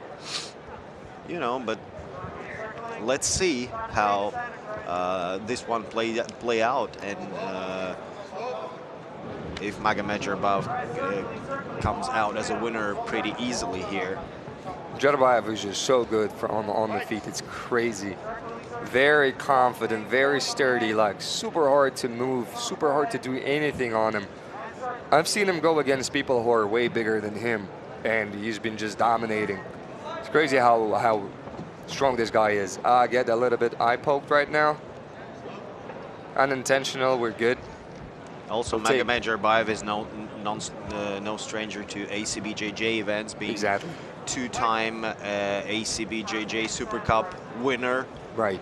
Like I believe ACBJJ 15 in St. Petersburg was a triumph for him. He competed against Ibragimov in the finals, his teammate. Crazy match. Yeah, crazy match. High pass match. Sure. It's crazy. And one thing he can do is like put on the pace. The guy never guesses out. Have you ever seen Mgoyan Arbi tired? I'm not sure that I have. Oh, yeah. And also, I believe he defeated Nikolay Vetrov at the previous time he competed at ACBJJ mats. And yeah, and again, he was the winner of that 8-man bracket. Yep.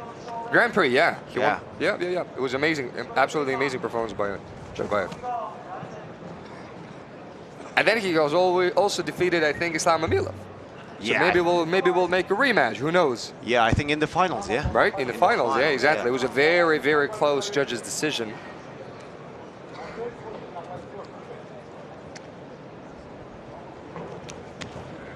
So maybe if Mgoyan Arbi comes out as a winner today, maybe we'll see that rematch with Mamilov. That would be really, really great to see.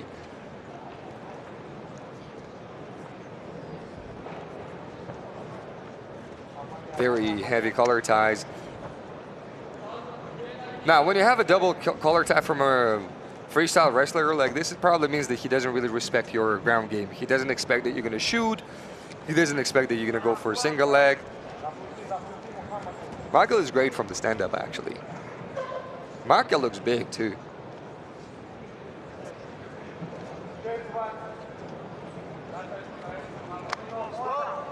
A little bit of the feints. And as we speak right now, both athletes get the white card.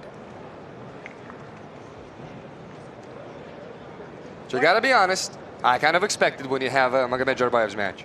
He's not exactly a fast starter. He doesn't aggressively go for submissions. He's very positional fighter. And he doesn't give you an inch. He's just playing this game, but he doesn't give you anything. He stays so cautious that sometimes that creates the situation where it's a stalemate. Nice foot sweep attempt for Mgoyan Arbi right now. Yeah. And Michael is a pretty accomplished grappler as well, being world no-gi champion in brown and purple belts, I believe. And he concentrates mostly on like especially no-gi classes. No-gi, yeah. No-gi is his specialty.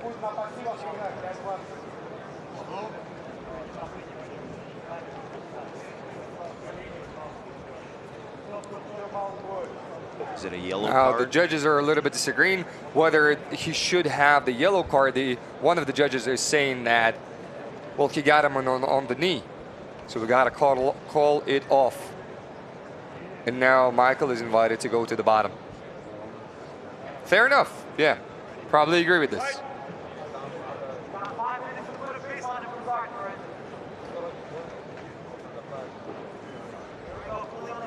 This is probably where Michael Perez, if he watched Mgoyan Arbiyev's matches, this is where he expected himself to be. Playing on the bottom, trying to defend, trying to retain the guard and find and catch Mgoyan Arbiyev with a leg lock, probably. Crazy pressure by Mgoyan Arbiyev with that body lock pass. Yeah, it's crazy. Trying to step over the leg of Michael Perez here and, you know, get rid of that butterfly hook. Now retaining that close guard as Michael Perez. I'm going to say that Mgoyan Arbiyev is probably the strongest physically speaking, the strongest guy in the world in this weight category. Great balance by Mgoyan Arbiyev shown right now in that defense for a lumberjack sweep initiated by Michael Perez. Yeah, he was so calm. He's like, no, I'm not falling now.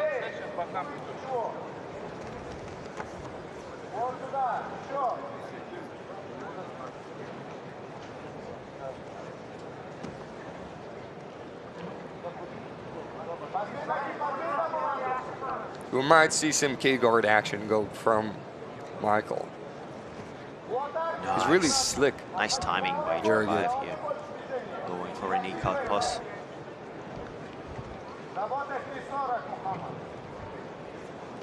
Look at that. That's what you never see. We've never seen before. Mgoyan Saparbaev with straight foot lock. This is crazy. Yeah, if he gets this one, this is going to be unbelievably surprising for everyone. He's going to finish it. And considering how strong he is, a beautiful defensive action from Michael Perez. Right. But we got a submission threat. Yeah, but that's legitimate submission threat. 1 point on the scorecard.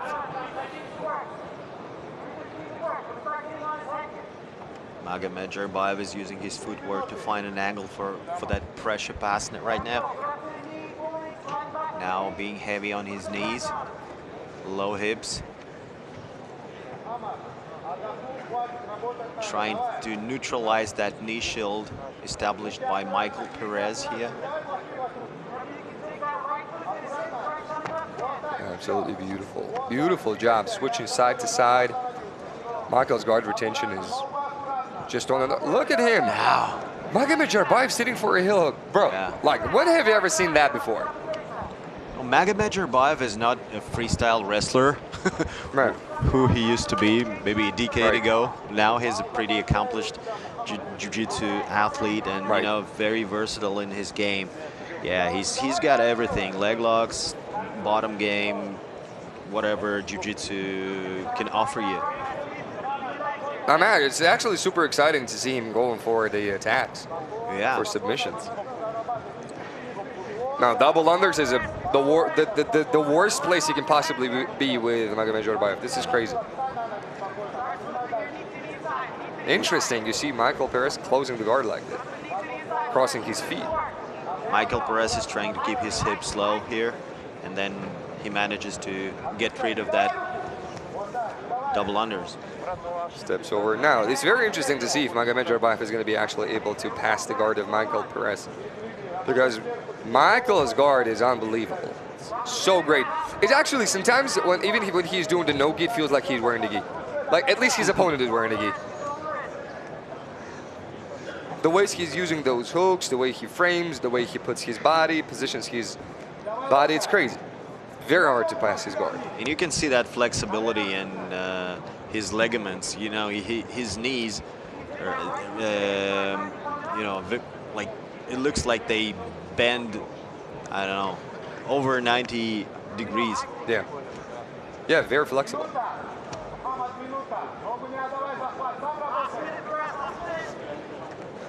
And I think this is going to be like the only time Saparbaev hasn't passed the guard of his opponent. He always finds a way to pass the guard. But again, we have a minute to go. So we'll see. The way he switches sides, the way he changes directions is so tiring when this kind of guy is trying to pass the guard, isn't it? Yeah, his style is very exhausting. Very exhausting. Like, you really don't want to be the guy on the bottom. Look at him. He goes into north-south. Michael is reaching for the leg. And this is exactly what, this is Magomed's world. There we go, sits back. Nice knee cut. Look how fast he is. This is so crazy. Amazing performance so far by Mgoyan Saparbaev. It's incredible. Yeah.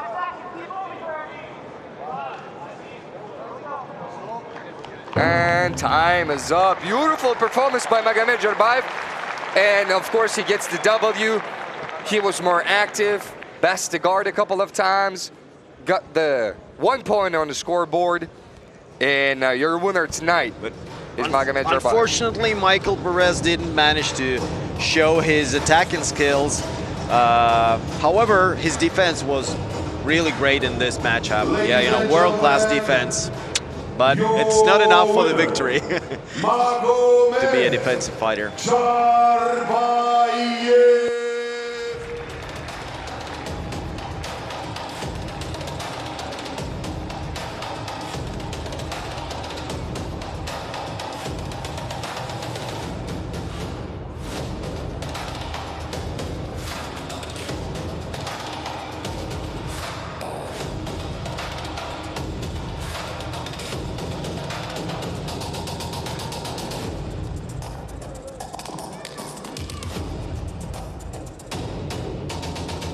Ladies and gentlemen, let us welcome Razmadze Ali.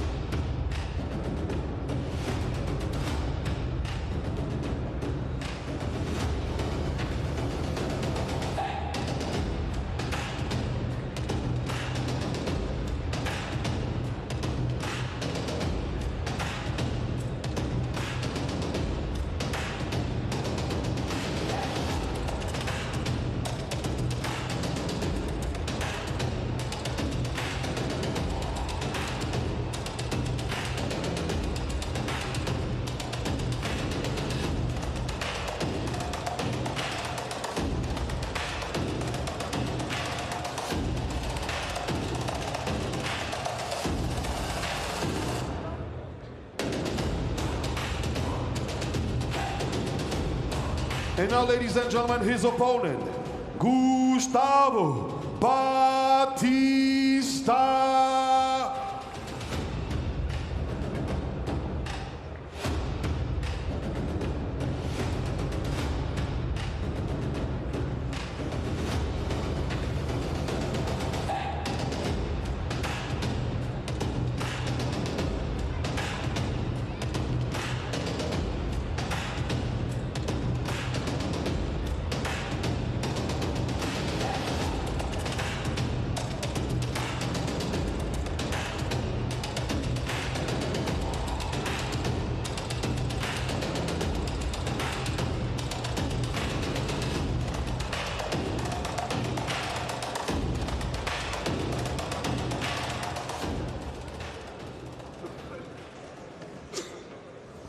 Arbi Razmadze, all the way from Kazakhstan, versus Gustavo Batista, all the way from Brazil.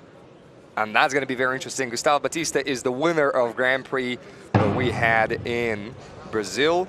He has defeated with an arm triangle Eldar Sayidov. Wow.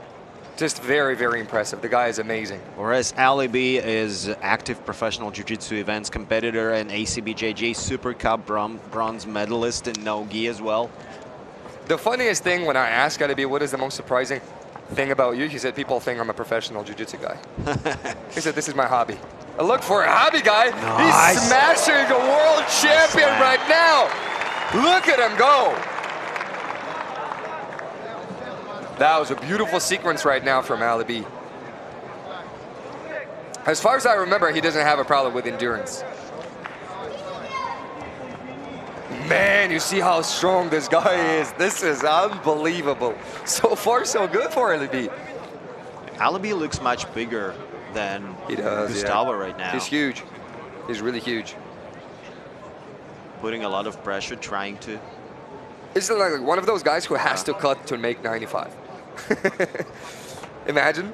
Yeah. He's got to cut to make 95. Look at this guy. Yeah. Beast. He looks exactly this, this type of guy. A true 95er, yeah. Yep, 100%. But Gustavo Batista, guys, he has answers for everything. The guy's, I believe, IBJJF champion. Look, the guy's just so good. Multiple time world champion, I think 2 times, yeah. In gi. In gi, though, yeah. I think even more than 3 times, I believe, yeah. Oh, 3 times world champion. One of the signature figure in the world jiu-jitsu circuit. Yeah. In the world of gi jiu-jitsu especially, yeah. He's really, really good with the gi. Decided to transition for no-gi. No-gi is becoming more and more popular. But I think like gi is getting like almost its second life right now. It's also growing like crazy. What do you say? Did he finish Eldar in Brazil? With the arm triangle. Oh, wow. Eldar got tired and that's nice. He just, from the stand-up, he got his back, then sort of made him to post his hands on the ground, took him down, easily passed his half guard, and then just arm triangle Eldar Sayidov. But Eldar Sayidov was exhausted. Yeah. Were there any submission attempts from Eldar? Yeah, 2 really, really strong ones. Oh, yeah. And probably they got him tired. What, was he ahead on the scoreboard? 100%. Eldar, yeah? Yeah. Oh, okay. He didn't score though. No. I'm sorry. Yeah, he didn't score. He had attempts, but those were not dangerous enough to actually get the point. Yeah. Imagine the level of experience of Gustavo Batista. It's crazy. You know, It's crazy, man. finishing Eldar Sayidov. Yeah. Wow. And he's always ready to go. The guy that just loves every single part of jiu-jitsu. Whether it's media, whether it's traveling, whether it's going, even checking into the hotel. I mean, the guy is just enjoying his career. He's on the go right now. He looks very good. He said that he wants to fight for the title. He said, if I win this one, I want to go for the title. Arbi so far is very active from the top, trying to pass the guard of Gustavo Batista. Yeah. Arbi is very cerebral. Always plays very smart, patient, measured. I love his game, to be honest. Gustavo is doing a great job with recovering that guard and putting those butterfly hooks in. Last time we saw them in a stand-up, Batista got suplexed. So let's see what happens now. Look how nice. strong he goes. Yeah, Got going this for the double back. unders now. Oh Wow. my goodness, just smashes him to the ground. This is crazy. Looks like Arbi does some MMA training as well, because these takedowns look, you know, like MMA style takedowns. Right. Those He probably slams. trains with a lot of MMA guys. Body coming from locks. Kazakhstan.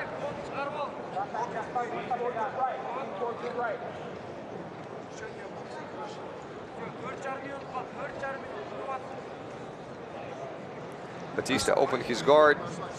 Trying to create some space to escape. It's very hard to find space when you're going up against Arbi Rozbek. The guy's just like a wet blanket. It's crazy. So strong physically. You can see how strong he is, man. I see the veins through the rush guard. This is not normal. That's not normal, guys. If I see your veins through the rush guard, it means you're probably a monster. It's crazy. Body lock passes. He's probably, considering the size of Arbi's legs and arms, this is a good option for him. Good job of controlling those hips by Gustavo Batista. Right. Yeah. For a sweep. That was beautiful. Nice butterfly sweep here. Attempt. And now he stands up. Right. Nice job. It seems like Batista is tired a little bit, man. Arbi is so strong. This takedown was crazy. Nice.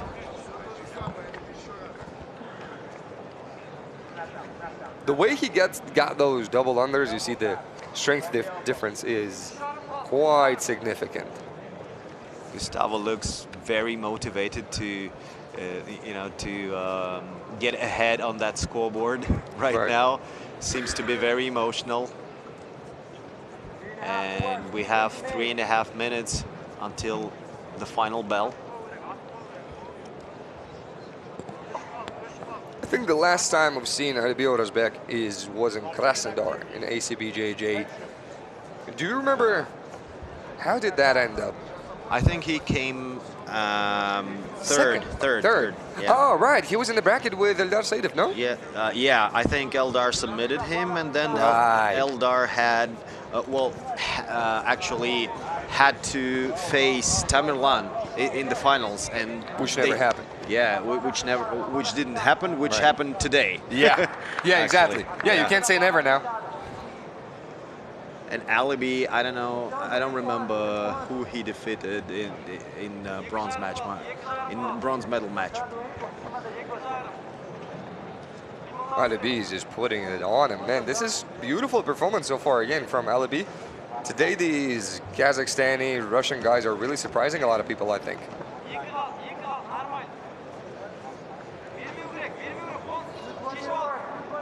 And he goes for the heel hook right now. It looked like it was on. He's got the grip. He's got the grip. He just doesn't have an angle right now. He's got the heel. Now it's very tight. Look at this. This is very dangerous for Gustavo Batista right now. Great job. He's taking it so well right now. This is crazy. Wow, Gustavo Batista is a beast. Great defense doing that back step. Will they give him a score? Maybe 1 point? Seems like no. Not tight enough. Well, I think Gustavo Batista just played these rules very smart. He showed as if he's not really threatened. He showed that he's not in pain.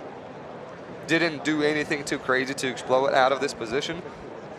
You know, Gustavo's nickname is Braginha. So, because him and Antonio Braganeto, BJJ world champion, look very much alike. Also, Braganeto is, I believe, UFC veteran. Yeah, also legendary Brazilian fighter and BJJ artist. Sagit Bagodinov stands the guys up. And with a minute to go. Yeah. Okay, yellow card to Batista and a second white card. I thought it's a DQ because he mixed up the cards and showed not yet. Red one, yeah. Yeah, it's all good, not yet. Got a minute to go, let's see. But man, that's a beautiful match. I'm really surprised to see how dominant Arbi was. Yeah. It's crazy. Those take-notes are for sure going to be in highlights. And that level of confidence Arbi has is... Yeah, he's just super chill, really calm. Insane. Yep, crazy.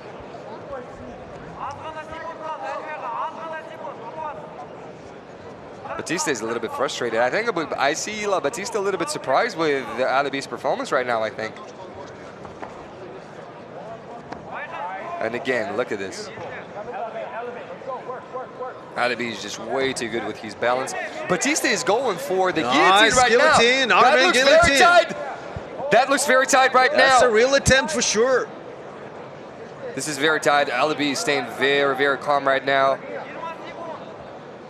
It's 15 seconds to go. He holds it. Arbi seems to be doing the right thing to eliminate some of the pressure. Is he gonna tap? But will this be submission attempt? Because this is quite tight. So far, Arbi regains his composure here, and it's time. Yeah. Very interesting. I see some judges are showing that it's a point. I would give a point for this one, for sure. One judge is saying this is a point. I don't see the second judge. I think only one judge is calling for the point. Now the second judge is calling for the point. Yeah, the point for Gustavo Batista. And Gustavo Batista wins this. What a dramatic matchup. That's crazy. But this is how important it is to go for submissions, guys. Your winner, like Gustavo seconds before the final bell decided the destiny of that match. Congratulations to Gustavo.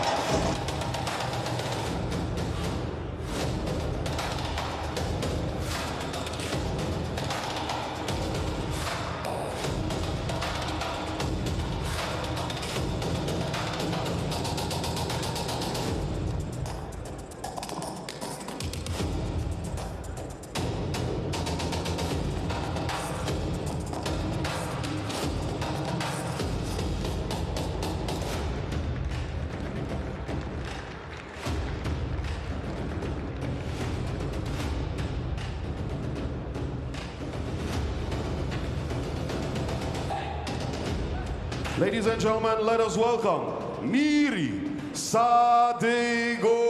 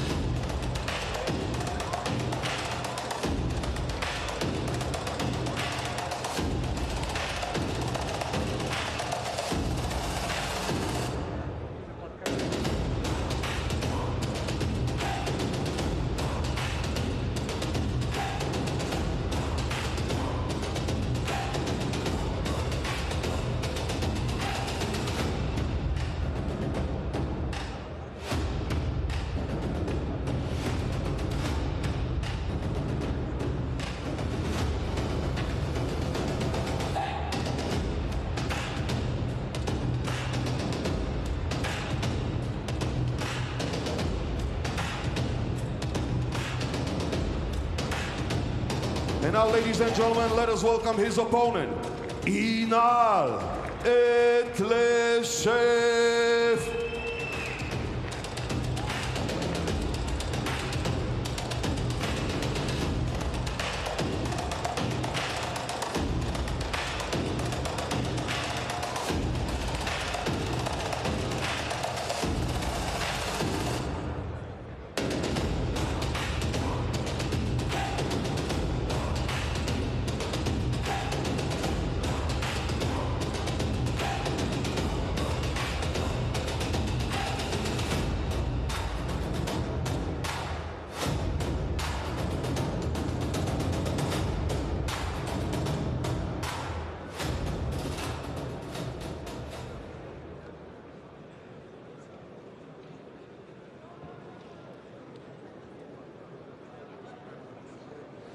And we're about to see a very interesting match. Nikolay is basically becoming a veteran now in ACBJJ. This is the third time for the last 4 months he's competing here. He was victorious in all of his performances, so let's see what happens now. Medzhidov is kind of a big name right now in Russia. Very popular guy. Both are very dynamic. Last time Medzhidov competed at ACBJJ mats, he competed within just no-gi rules, right. Meeting. Who did he fight? Yeah, I don't remember. No, I don't remember, to be honest with you. Yeah, I would say Inal is probably a little bit more experienced in. Ooh. Wow. That spinning back kick going. Yeah, 2 wrong. events ago when Inal was competing in Krasnodar, also in ACBJJ, he got the same situation you have, but right in the beginning of the fight.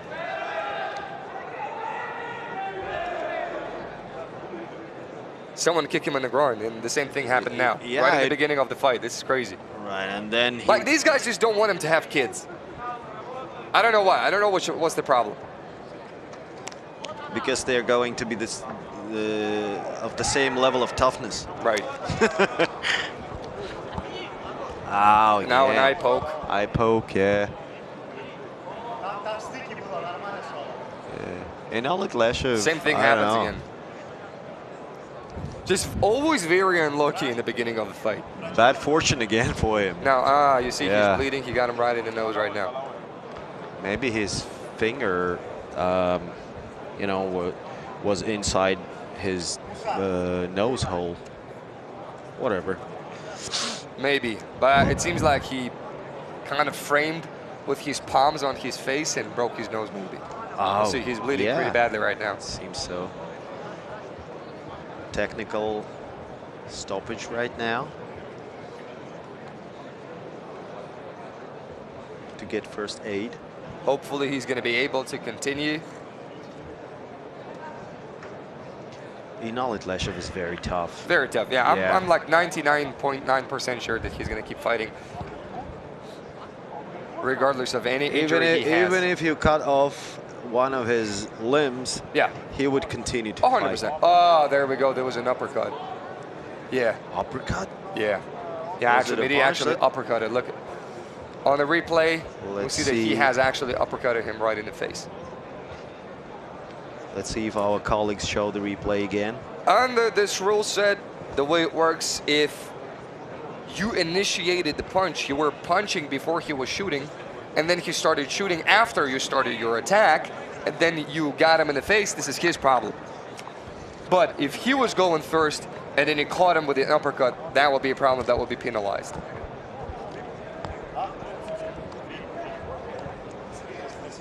So now we see 3 minutes are given to Inal right now to recover, to take care of his nose, and probably to even recover mentally, because this is hard, man. Right in the beginning of a fight, it's not even 2 minutes have passed, and you get kicked in the groin, and right after that, you get your nose broken. This is a really, really hard thing to handle. Yeah, but it's a common scenario for him. Then I expect him to come back and then, you know, maybe disappoint his opponent. yeah, absolutely. Yeah. And the last time that happened, he came back to the mat unbelievably mad, and he was landing some crazy punches, guys. Some of the strongest body hooks I've ever seen in my life. It's crazy. So Walter Walker is on our screens. Yeah, right here. Finishing some UFC like fighters in the building too. Yeah, finishing. So he's the first fighter to finish, I don't know, 3 fights in the UFC with heel hooks. With heel hooks. Crazy. Yeah. In the UFC, it's crazy. That's the last thing you expect from a fighter to do in the MMA fight. Yeah. Where and he also does it from standing position. That's crazy. And he's so huge. You didn't expect from big guys, you know, to go for leg attacks. You don't see that often, too.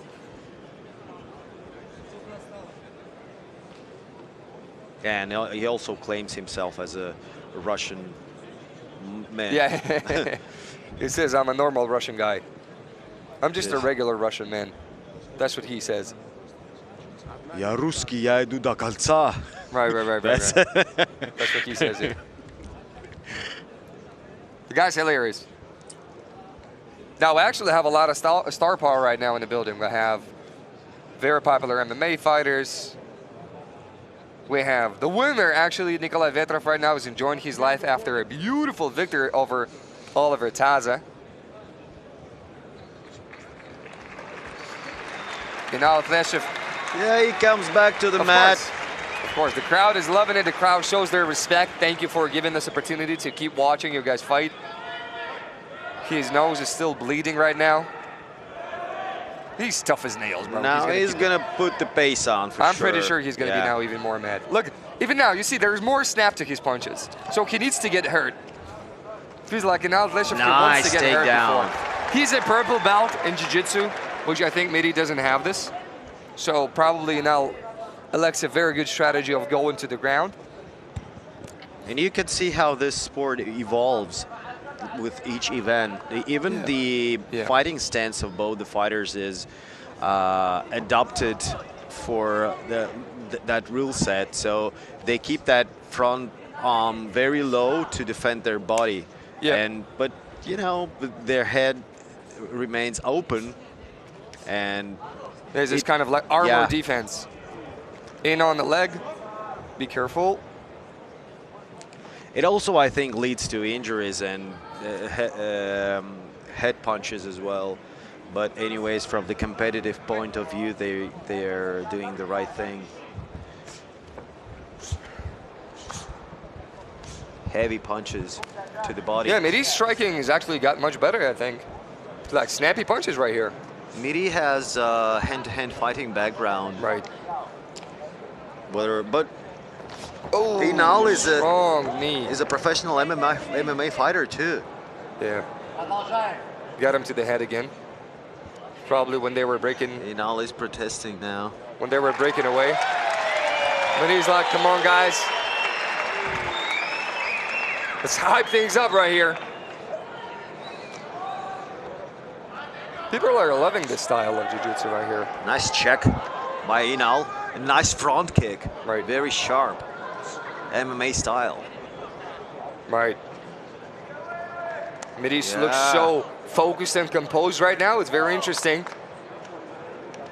What is the opening? Yeah, great timing by Midi doing that leg kicks, those calf kicks, because the moment Inal starts to attack and puts his weight on the front leg, he throws that calf kick immediately. You see? Right. Yeah.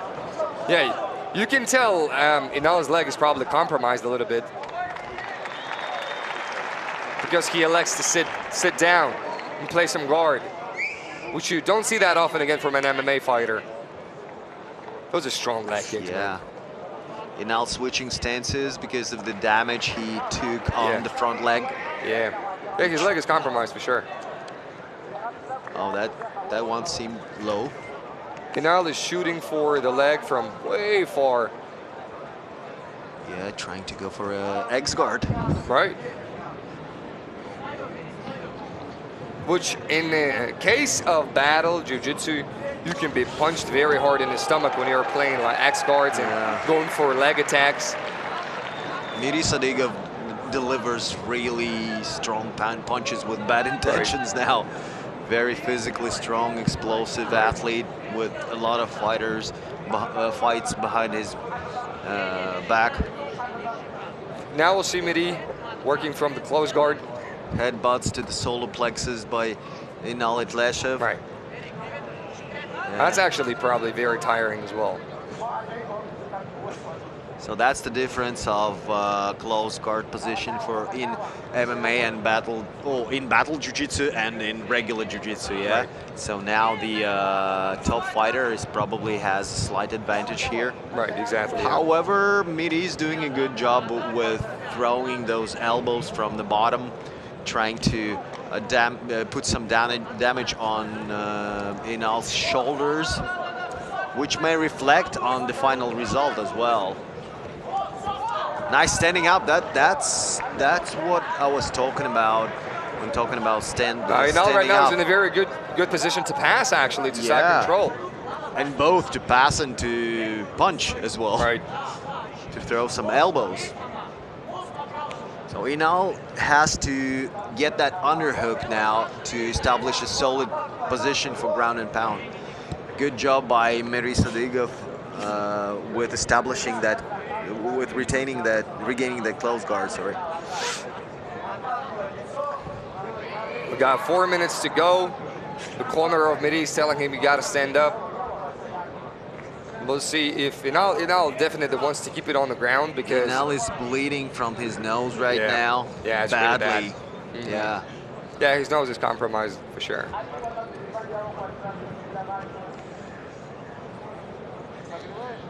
Good job by Nikolay so far with his ground and pound. Medzhidov is trying to establish that knee shield and maybe to walk his way up. Edleshov gets a white card for not actively enough trying to open the guard and pass it. Fair enough. And we see Medi's rash guard is covered in blood. In Edleshov's blood. Yeah. Now Medi is really trying to stand up. Will and Edleshov use this as a good chance to pass the guard. He's turning his back a little bit right now. Nice control. But pure control is nothing yet. It's not scored in this rule set. Good body punches. Inal did a good job of keeping him down. But he didn't do any damage from there. That's the problem. That's the problem. That's they go back. They go back on the ground, I think.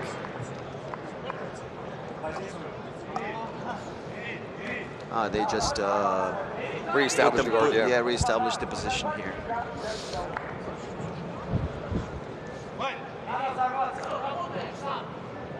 Medi really needs to stand up. Meanwhile, Inal also needs to be more active from the top.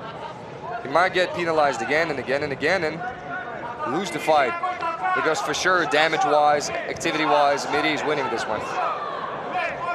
Landing some really good up kicks right now. Yeah, those up kicks are legal now because they go to the body. Yeah. Keeping that distance as Medzhidov using his legs. Oh, he gives up his back. Wow, this is very good for Edleshov. It's the slightest mistake by That's Medzhidov. the martial art world, guys. You gotta be just on it. You gotta have your game on the whole time. He took some That's risks why they tell you, standing protect up. yourself at all times. Yeah. He just tried to stand up and he turned his back. The moment he turned his back to Inal, he gave up the back. Yeah. And that could very well be the decisive factor in this matchup. Now he goes for a rear naked choke here. I'm not sure where it is now. Yeah, it should be on the chin. But still, that's a huge moment for Inal Edleshov.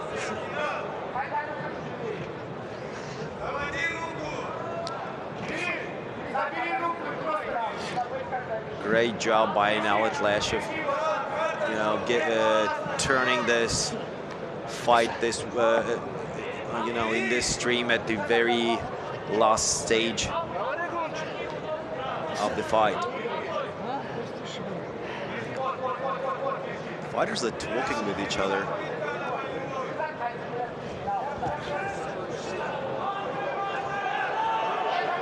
Having that tight, that tight triangle, body triangle on the body of Medzhidov. 10 seconds to go.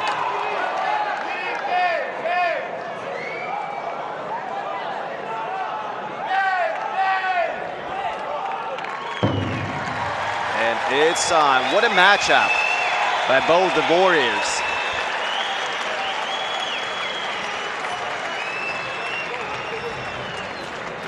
Both the fighters went toe-to-toe in this great match. The beautiness of battle jiu-jitsu on display right now in Moscow at ACBJJ 20th event. Inal Itleshev proves himself to be one of the most spectacular battle jiu-jitsu competitor. Ladies and gentlemen, your winner, unanimous decision by the referee, by the judges right now. And Medzhidov comes out as a winner. So it's battle jiu-jitsu rule set. It's all about the damage, all about effective punches, kicks that put you off balance. You know, fair enough. But what a great performance by Inal.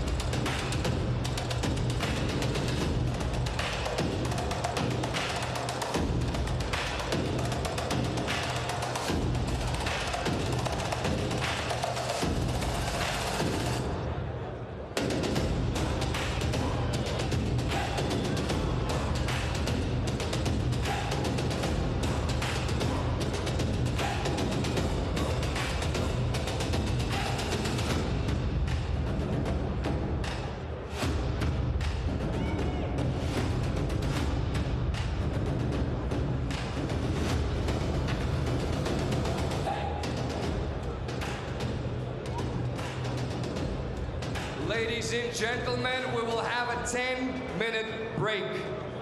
You have a time to rest a little bit from these amazing fights. Объявляется 10-минутный перерыв. Мы скоро вернемся с нашими невероятными схватками. Никуда не уходите.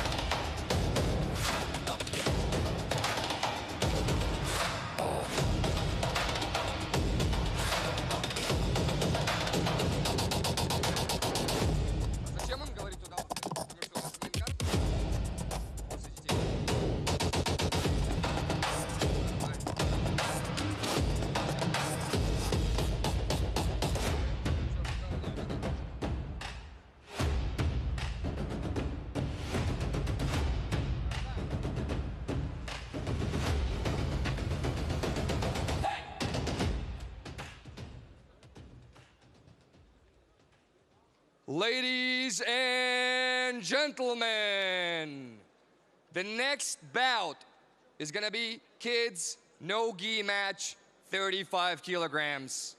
And we are welcoming Umar Tramov.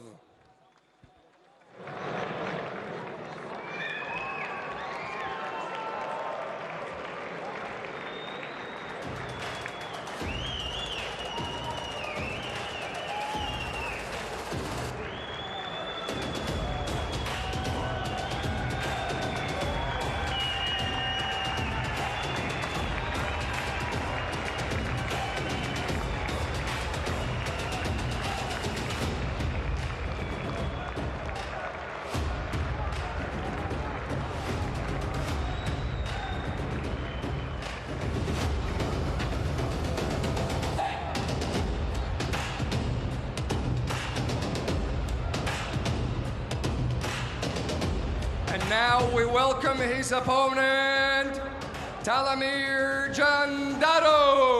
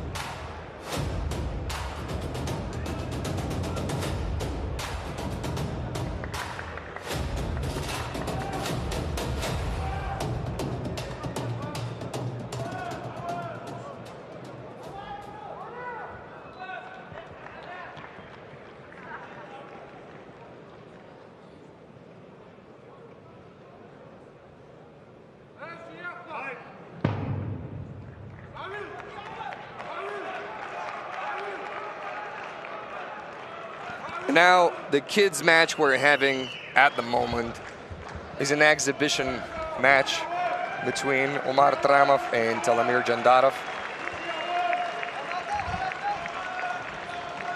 to support the kids, special needs. Tamerlan is being very nice about it as well right now.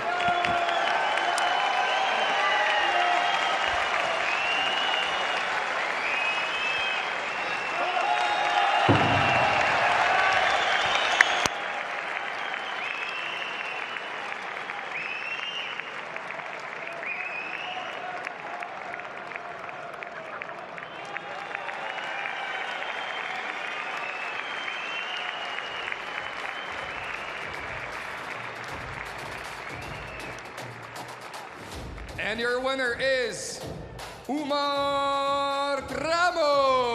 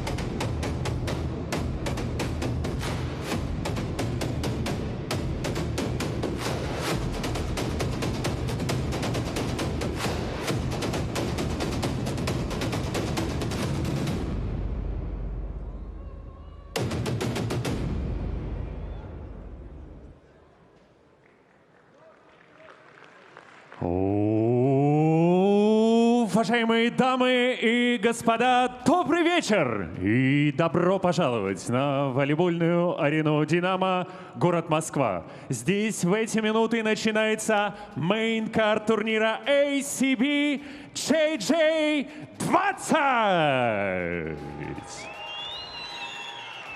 Итак, уважаемые дамы и господа, спортсмены готовы, рефери готовы. А готова ли Москва к битве? Уважаемые дамы и господа, представляю схватку в категории ноги Grand Title Match 65 килограммов. И первым на татами добро пожаловать Камил Уилл.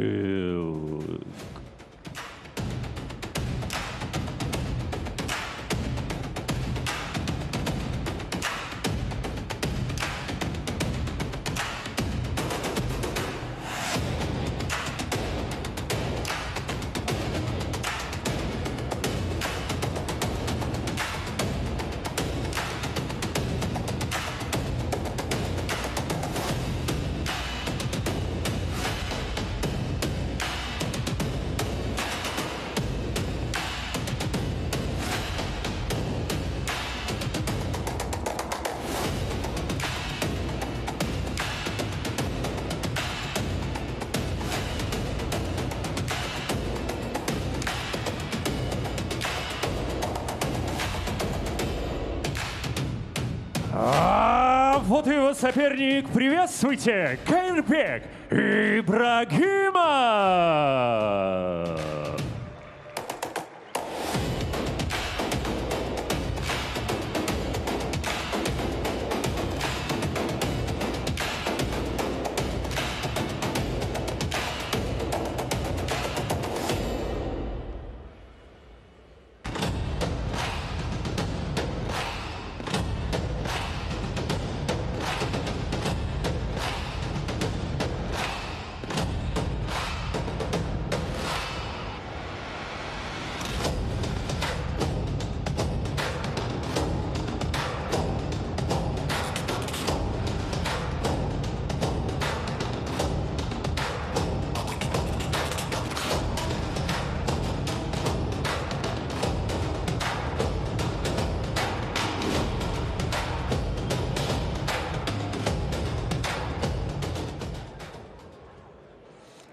And now we are starting our main card, and we're kicking this off with a crazy match of Kamil Wilk going against Garbeg Ibragimov. This is a crazy match.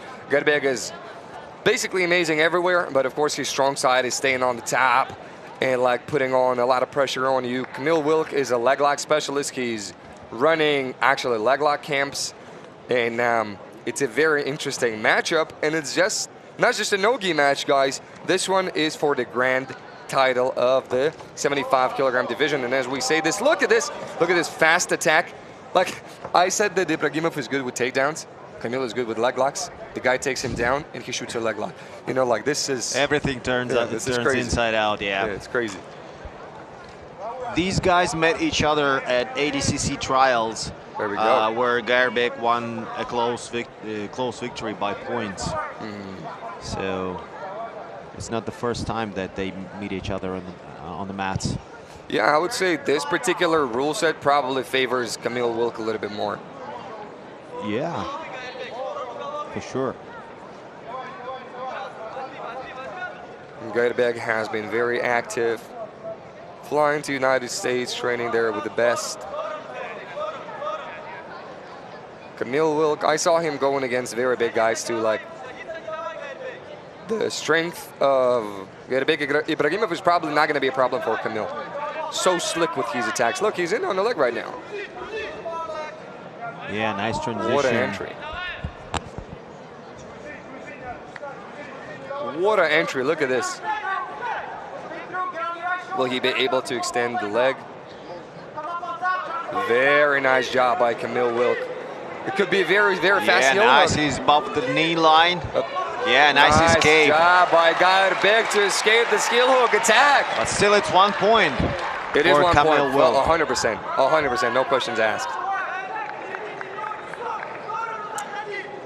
In the corner of Gairbek Ibragimov, we've got a legend in Russian Jiu-Jitsu. It's Vetrov, who was like one of the first guys to compete against top world athletes, beat a lot of Brazilians. One of the Jiu-Jitsu pioneers in our country. Yeah.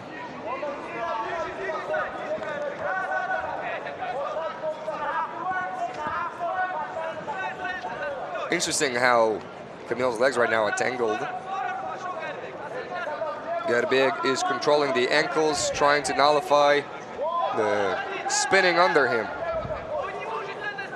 He's a very good guard passer. Kamil Wilk has an unbelievable guard. It's like very hard to pass him from any position. Yeah. Very flexible, very strong, very technical. Has so many tricks. Shoulder crunch attempt up his sleeve, from Kamil here.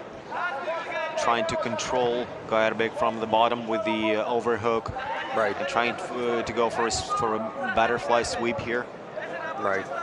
A very tricky game from the bottom by the Polish athlete. Nice. Now you got to wonder, is Gairbek leg compromised a little bit, because this was, I think it was he had a good bite on it. Yeah. Maybe he got a pop or two. We'll see. Yeah, it's interesting. When they stand back up, we'll see.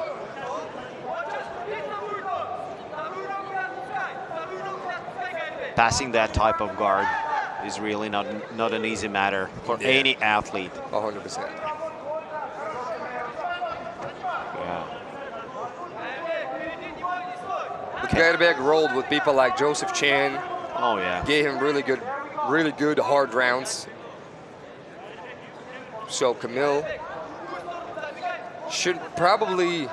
doesn't have anything again to surprise Gairbek with, but everything he does just so well.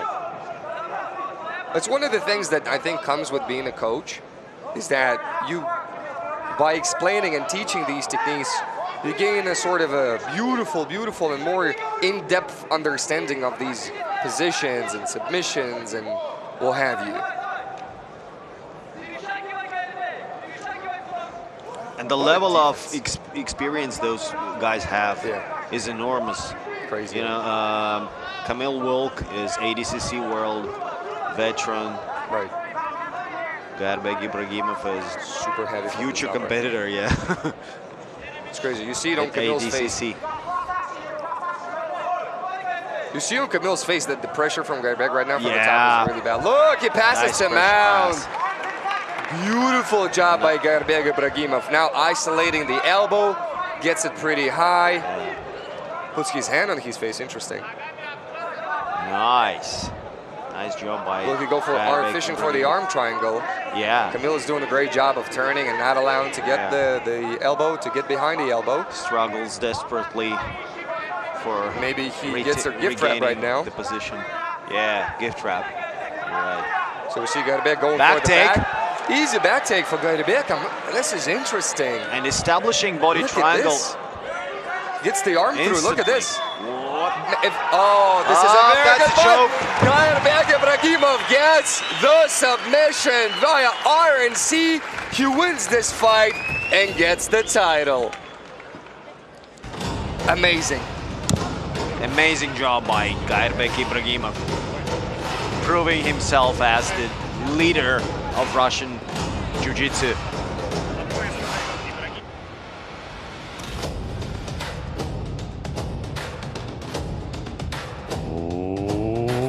Уважаемые дамы и господа, в этом поединке удушающим приемом одержал победу Gairbek Ibragimov.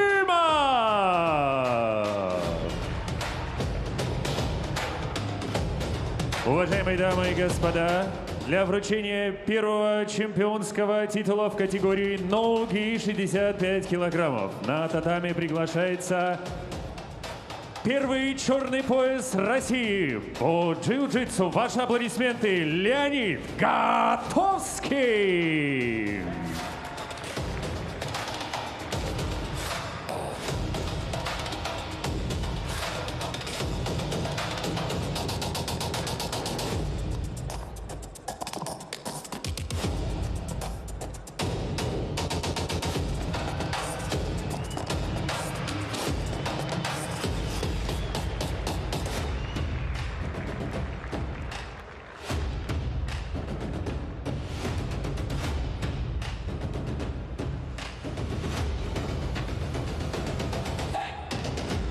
right, guys, our new champion right here, Arbi Ibragimov.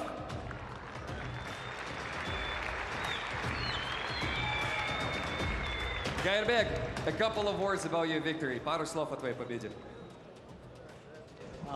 Ассаламу алейкум, всем приветствую всех. Hi, everyone. Спасибо каждому, кто здесь. Спасибо Thanks ACB, to что everyone who's делает presented грэпплинг here. в нашей стране Thank you for лучше. Acbjj Как я повторялся, for ранее у developing нас не our sport получалось in the country. выезжать. Я не о своей схватке, в общем, я говорю, привезли топов. Это пример для нас. И, как видите, Acbjj мы brought top athletes from all around the world here, and huge thanks to the organization for doing that. Схватки, опытный соперник, я с ним уже боролся на прошлом As десятирялсе. for the Рад, match, что выиграл.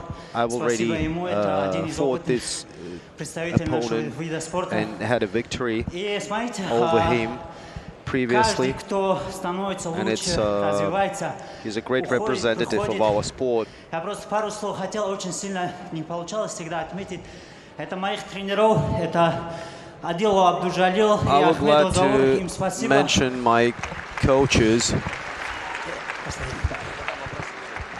Эти люди, тренера, тренерский состав, всегда в тени спортсмену остаются.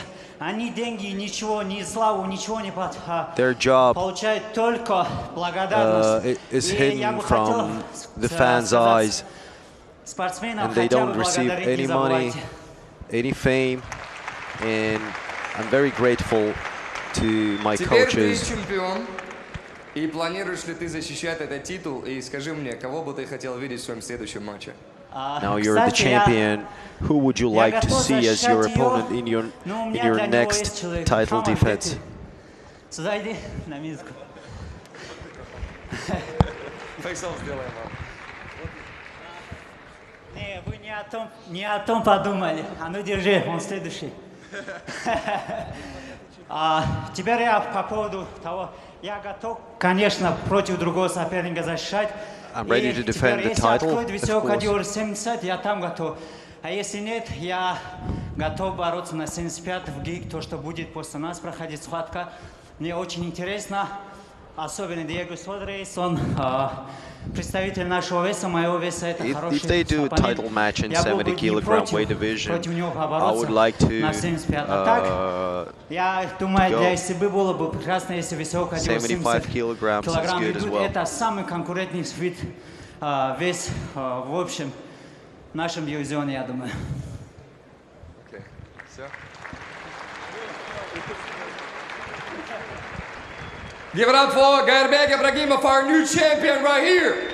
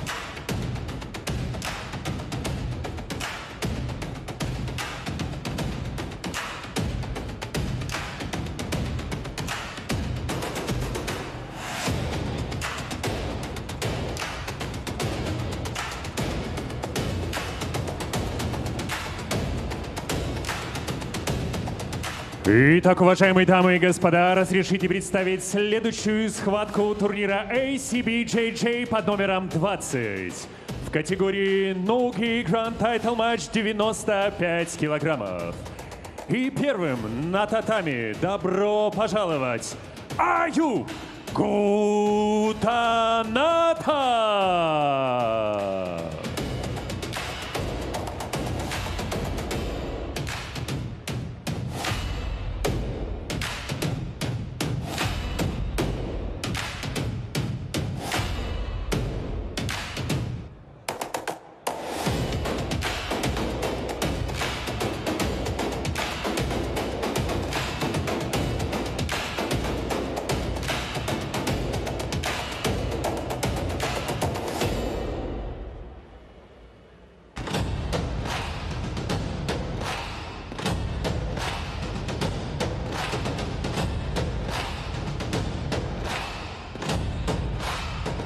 Уважаемые дамы и господа, вот и его соперник. Приветствуйте, Фелипе Коста!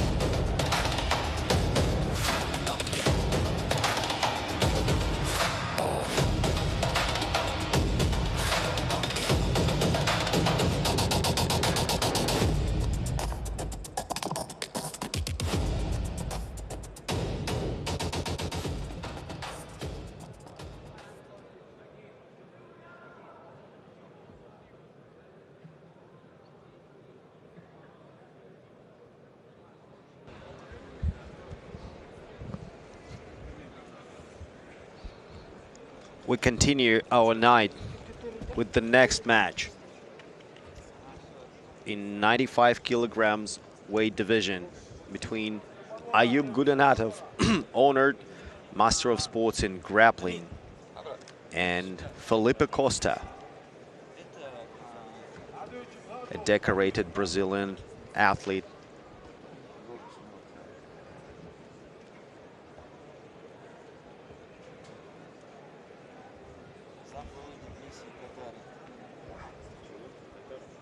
There's a technical pause.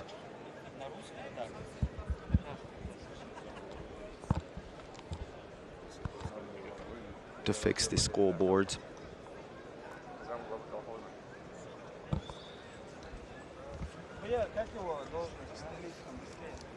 And it's not just a super fight, it's a grand title match.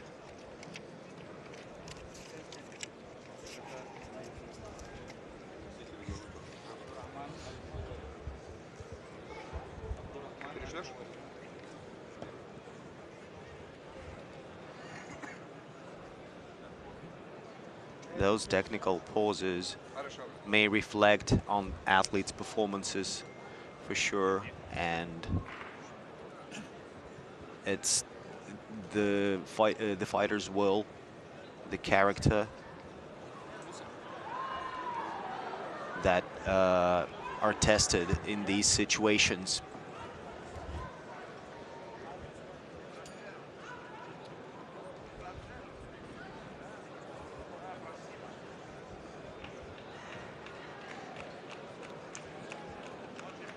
Ayub Gudanatov seems very determined, very focused to go toe-to-toe with one of Brazilian best.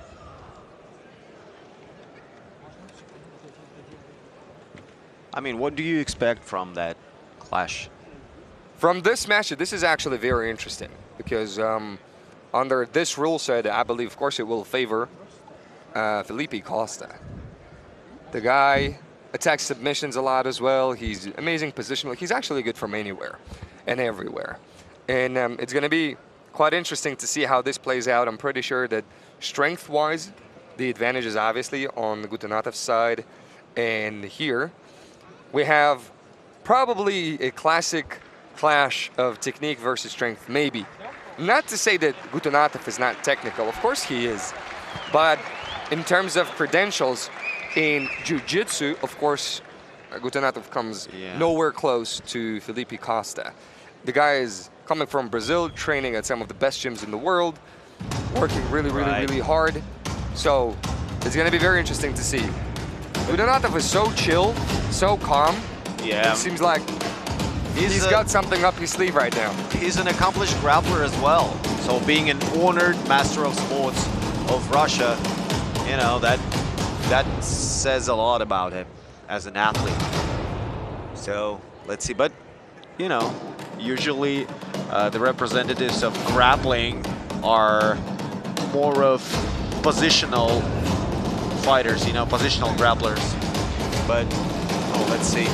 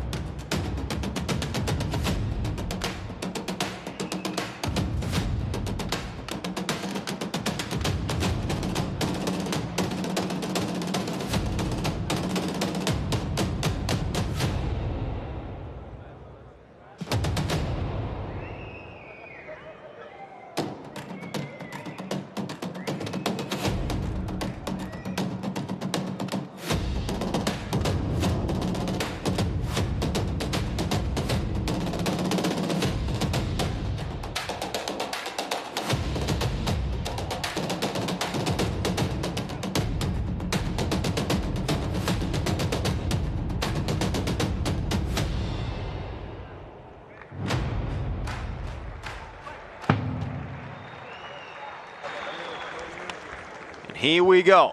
All right. The match has started. Had some technical difficulties a little bit right now. Now, from the stand-up, I was going to say the advantage obviously on the side of Ayub.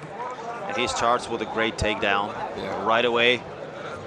Just wrestles him down so, man. Physically, probably the strongest guy in the roster.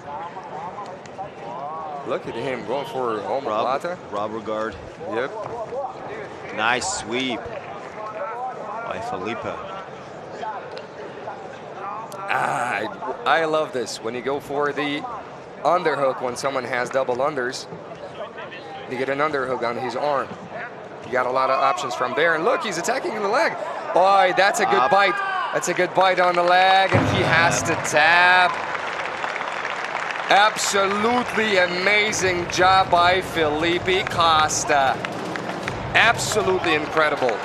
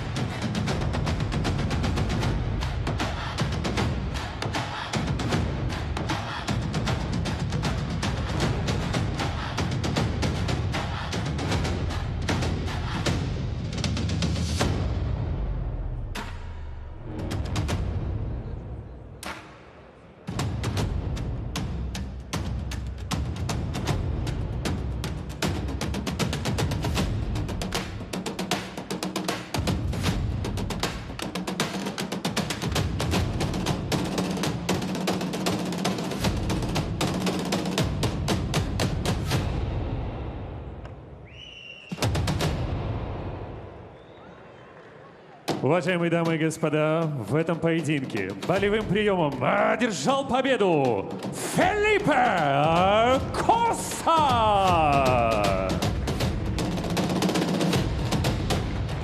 Для награждения победителей на татами приглашается заместитель главы посольства Катара в России. Под ваши громкие аплодисменты Абдурахман Аль-Куари!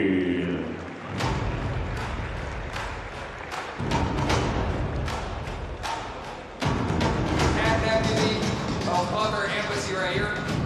I appreciate giving a belt. How are you, my man? How are you feeling? How does it feel to get the belt? That was a quick finish for you. Yeah, it's 8 minutes on the clock to go. Basically, you had to finish in like 50 seconds. And how do you feel, man? What is going through your mind right now? Спасибо, Russia! Hey! Спасибо! Man, I'm really happy to be here in Russia, you know. It's my first time here, and I love it, you know. The place is awesome, the food is really good, the people are nice, and man, I'm feeling really good that I'm gonna get this gift back home, you know. I've been training a lot, I've been doing a lot of hard work at the gym, you know, but I think that all the thanks is for my sensei. He's a legend at the sport, you know, and I'm really happy to have him here with me, you know. This belt, it's for sure like his before mine, you know. He's been nothing but great to me, and I'm really happy that he got to come here, you know. And also, I want to say thank you for everyone back home in Austin, Texas, you know, the Six Blades family. Everyone that is there watching me right now, I love you guys. And in Brazil, I'm going to speak Portuguese. Guys, galera do Brasil, obrigado por estar me assistindo. Eu amo muito todos vocês. E esse presente aqui é de vocês, tá? É nosso. Vai de volta para São Luís, Maranhão. Tamo junto, galera. Os. Are you ready to defend your belt as well? Man, yeah, just send me the message, you know. Just call me, and I'm ready to defend this belt. I love to fight here. Maybe I can come back here to fight. I don't know if the next one is here or in Brazil. But man, just send me a text, just send me the message. I'm always ready, you know. We are absolutely love having you here, man. Our new champion, Felipe Costa.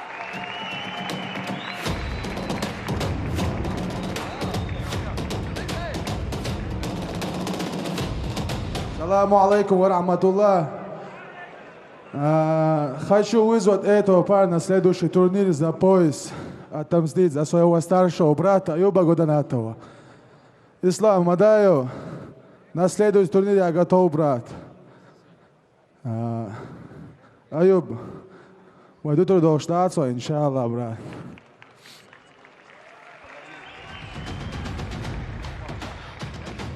Let's do it, brother. It would be my pleasure, you know. I saw that you guys train together, so nothing the best for me to face you next time and defend my title, you know. So let's do it. Let's do it. Я знаю, что тренируетесь вместе, я готов в следующий раз выйти с тобой. Let's do it, face.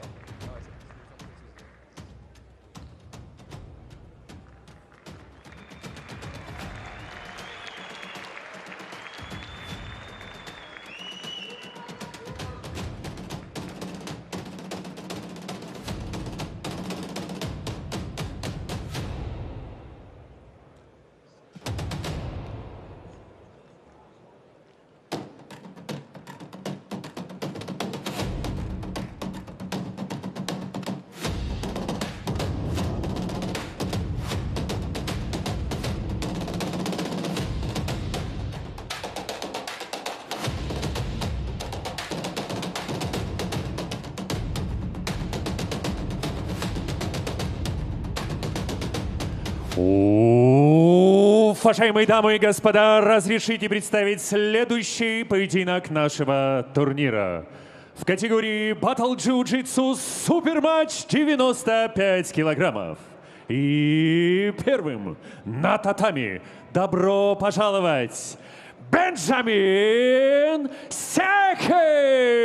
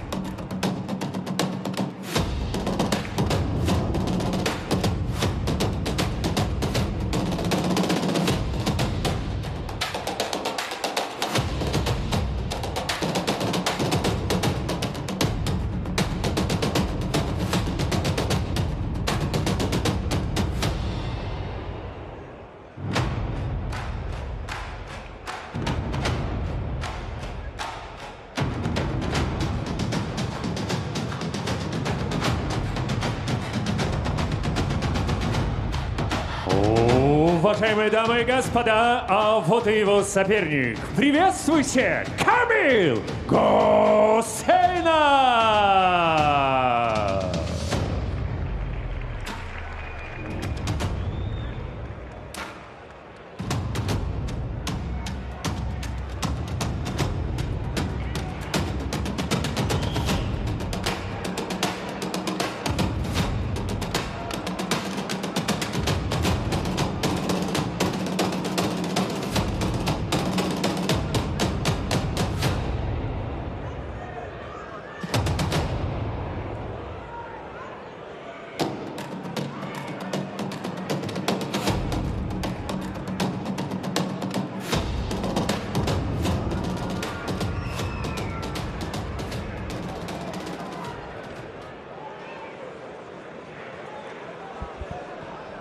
We continue our night of Jiu-Jitsu with battle Jiu-Jitsu match between Benjamin Sehic and Kamil Guseinov.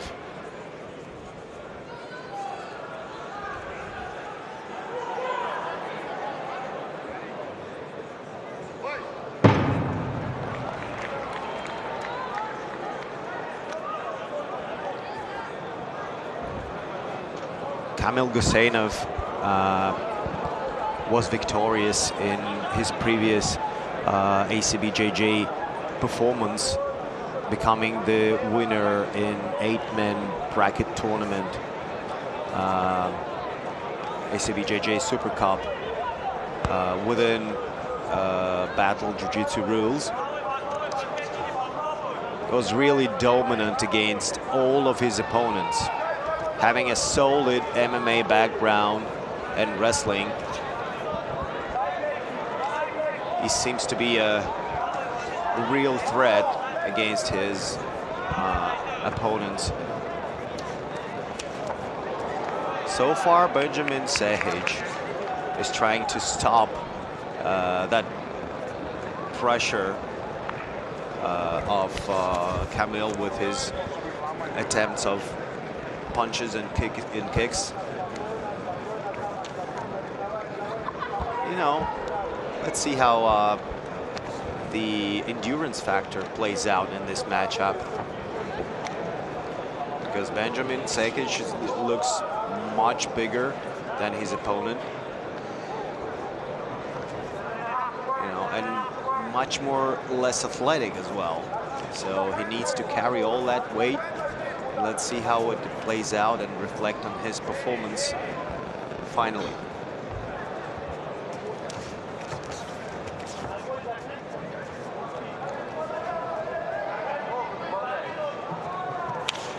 It's very intriguing if it would be hard for Kamil to take down that kind of opponent, because the difference in size is really huge. Oh yeah, Sehic is a skyscraper. Maybe he can tire him out potentially, but Sehic is the most interesting thing he's known for. First of all, he's a black belt in jiu-jitsu, and he likes to compete both in gi, no gi. But the craziest part about this guy is that when he goes into his MMA fights, he pulls guard and does rubber guard, goes for omoplatas and stuff. So you don't see that often in fights, especially with heavyweights. He also looks like BJJ Tyson Fury coping. Bro, this is like the best comparison I've ever heard about Sehic. Literally, bro. This is straight on, bro. Exactly. Man, I just had this realization. The guy is, yeah, this is our Tyson Fury right here. He's so big, man. This is crazy. I'm not sure. Nice 1-2 to the body. Yeah, one punch got to the face, I think. Kamil doesn't really care, so it's good. And you know what? Taking into account that, yeah, head punch.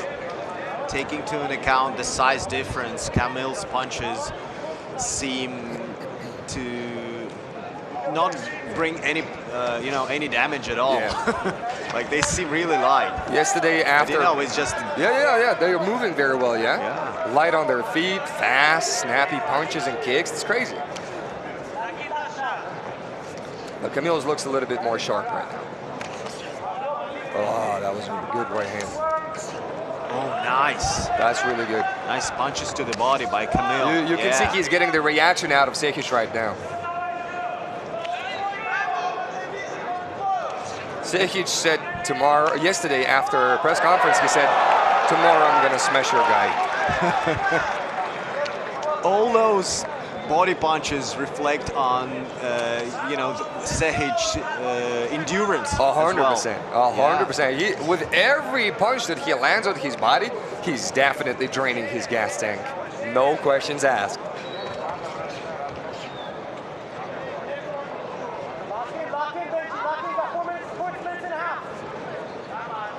That could very well be the decisive factor in this matchup, for sure. Kamil landed so many strikes in the body, it's crazy. A lot. Yeah, you can see Sekic is breathing very heavy right now. Now it's just a Kyokushin karate match. Yeah. You know, seems like. It seems like they don't want to go on the ground. Yeah. Just want to keep it violent. Yeah, it may be pretty risky for Kamil to go for a takedown with a guy like Sekic because, you know, he's very heavy. Right. And there's a risk to be... And why would you? You're winning. Position and get on the bottom. Yeah, that's why that's pretty smart of Kamil to go for a stand-up war. Yeah, Benjamin Sekic needs a takedown just like he needs air right now. He really needs the takedown, I think. He doesn't have punching exchanges. I think he doesn't have enough energy right now to generate enough force to actually put Kamil away with a punch. The corner of Sekic is screaming, stay down, stay down. Sekic is very dangerous from the bottom. But for the most part, off of the guard.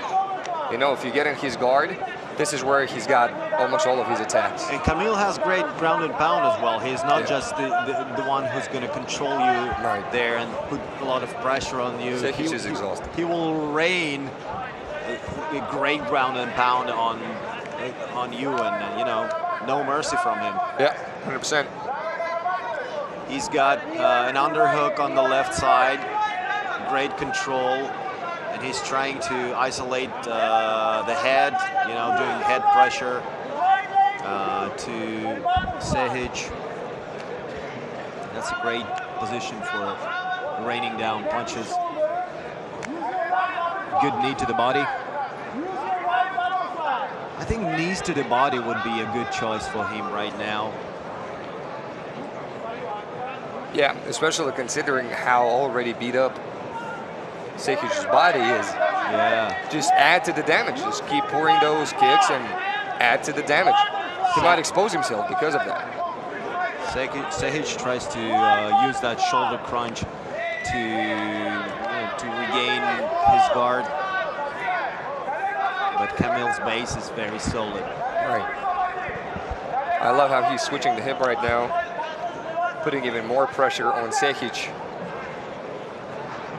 I think Kamil wants a finish. I think so, yeah, 100%.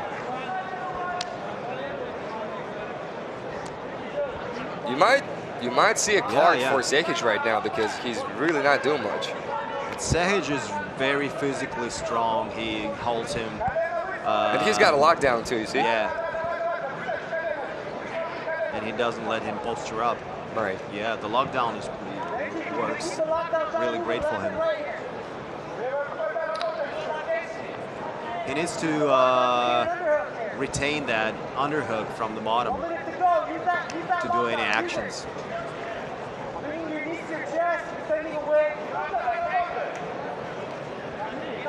So far, he's not able to do any attacks unless his underhook is established.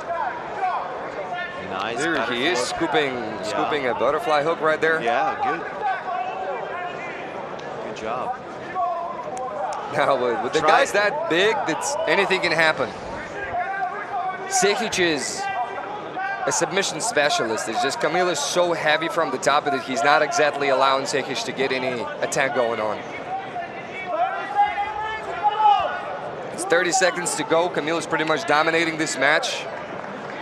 Dominated on the feet, dominating on the ground right now. So, and you know, aside of everything, this rule set is really exhausting. You know, so you have to definitely get used to those rules and to that crazy pace and those punches, Definitely, constant punches to the body, where your body is being punished. And it's time for 7 or 9 minutes, if Right. you speak about finals and semifinals. That was a great match.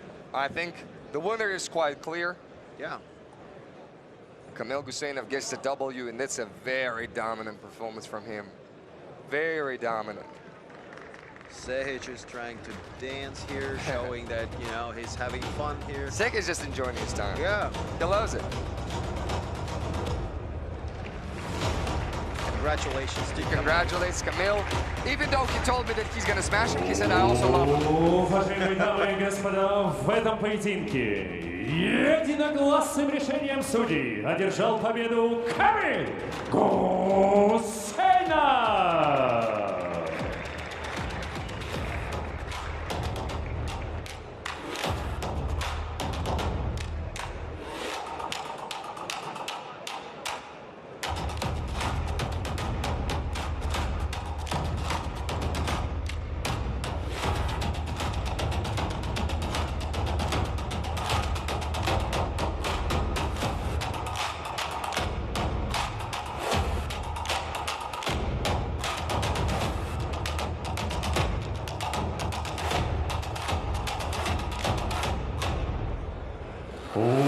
Уважаемые дамы и господа, представляю следующий поединок нашего турнира в категории Key Grand Title Match 75 килограммов. И первым на татами добро пожаловать Диего Содре!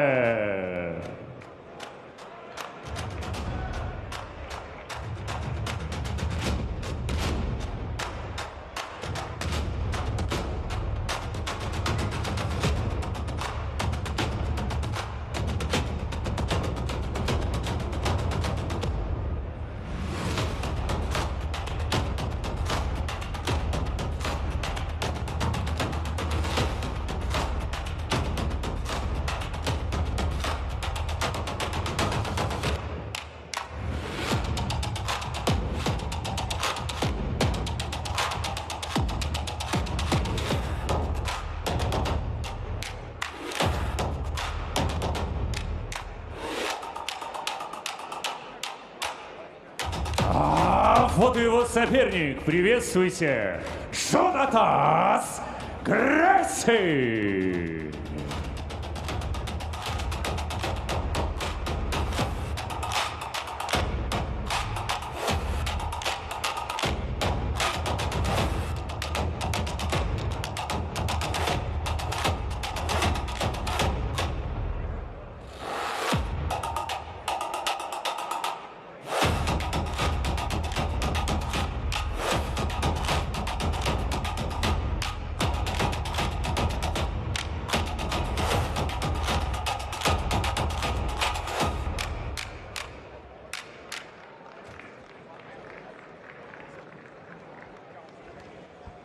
All right, we go over to the next match, which will be key grand title match in under 75 kilograms weight division between Diego Sodre and Jonatas Gracie. Diego Sodre jumps guard right away.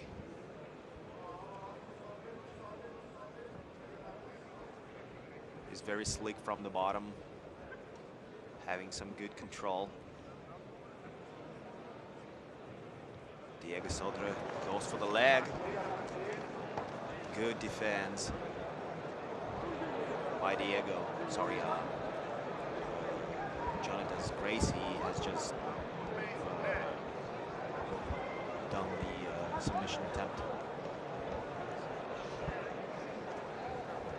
Jonatas had a very impressive run in Brazil on our tournament, where he won all of his fights and got the Grand Prix. He came out the winner, and that's why today he has his chance to fight for the title. He's definitely one of the most experienced guys in the world. It's easier to name who he didn't fight than to name all of the top athletes that he fought before. You're right. You're right. The guy went against everybody. In gi and no gi. One of the most experienced guys in the world, literally.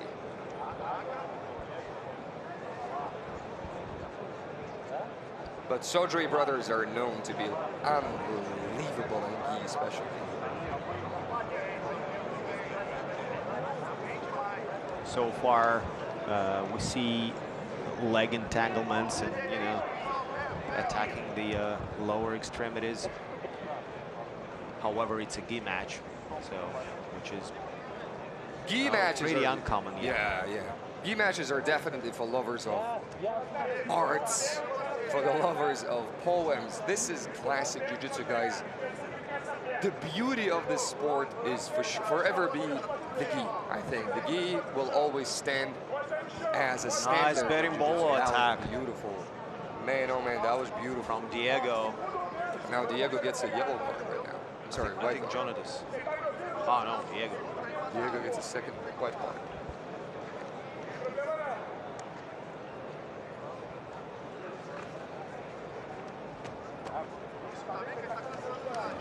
Look at this. Now, Diego's in on the leg. Yeah. Going for a straight leg lock. Straight foot leg doesn't seem like it's on. Doesn't cause defensive reaction from Jonathan Gracie. Yeah. Jonathan does this so well. He defends the leg locks so well. Staying so heavy from the top. It's actually frustrating to be on the bottom when you go against Jonathan Gracie.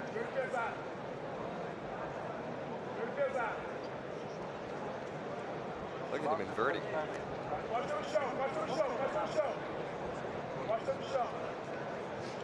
Nice dexterity shown by Diego Sodre from the bottom. Sweeping his opponent again. Whatever these guys do, they do so well. So yeah, any submission attempt is going to be absolutely crazy dangerous. Especially like the guy with experience that both of these guys actually have. If they go for an armbar, that means there is an armbar available.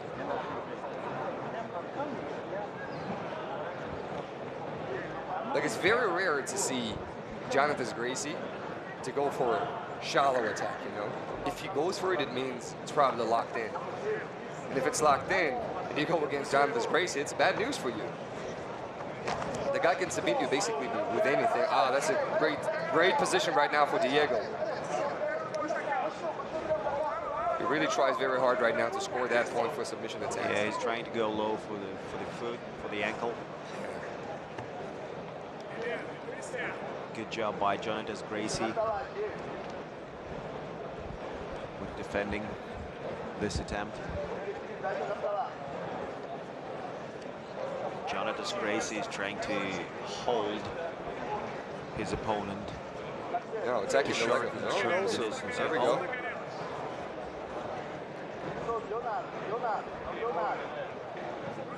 We see submission attempt. Nice 50-50 position for Jonathan Gracie.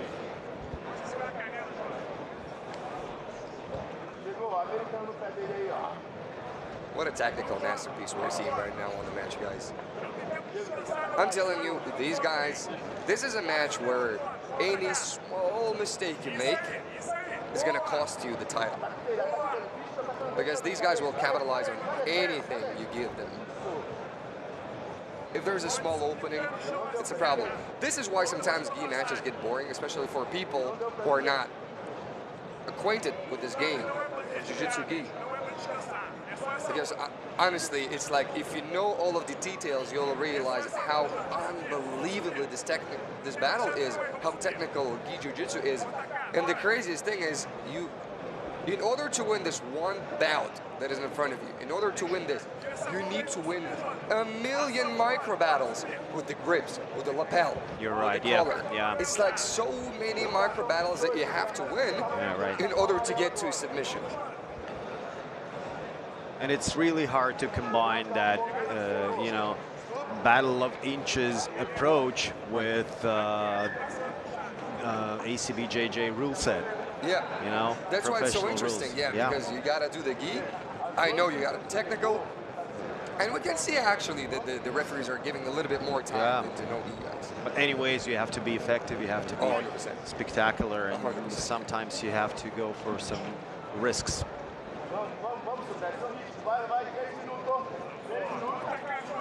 Low posture by both of them. Now, yeah, Diego is pulling guard.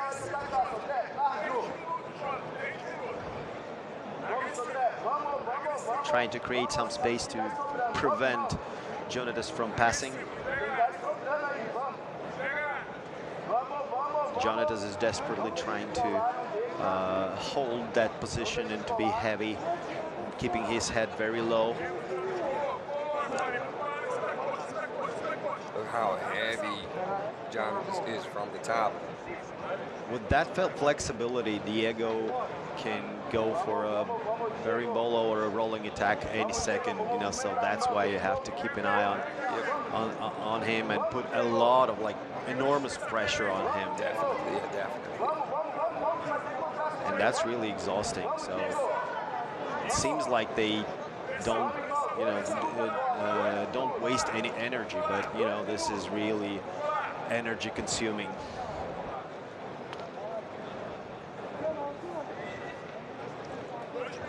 If you get an analyst of jiu-jitsu matches right now, he'll be breaking this match down for 7 days.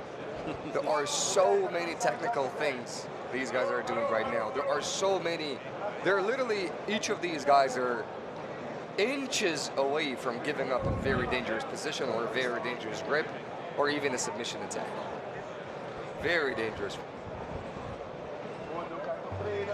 High-stake game, you know.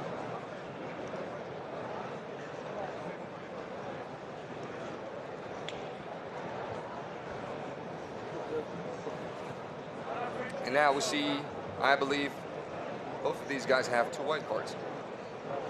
Is it one white card? Or a yellow card, I'm sorry. Okay, so Diego Sodré has 2 yellow cards, and Jonatas Gracie has 2 white cards, which means Diego Sodré is 1 step away from being disqualified. Jonatas pulls guard, and Diego manages to get the knee in.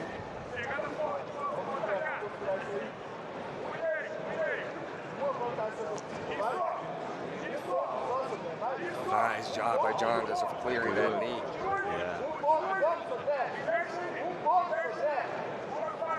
Broke the grip and proceeded for the back.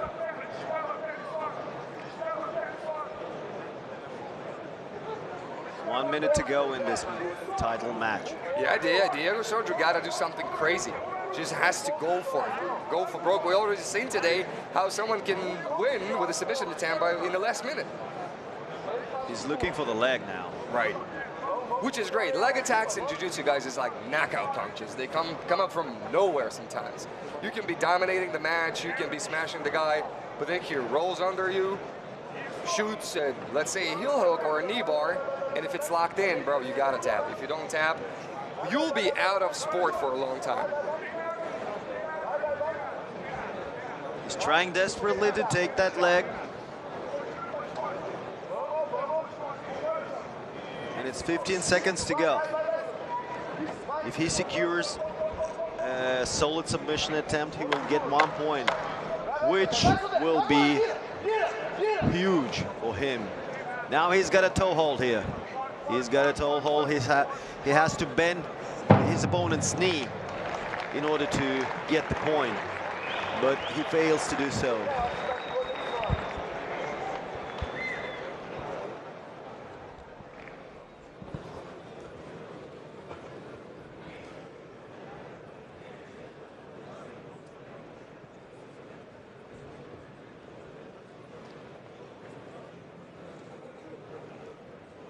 And the judges are ready to render their decision.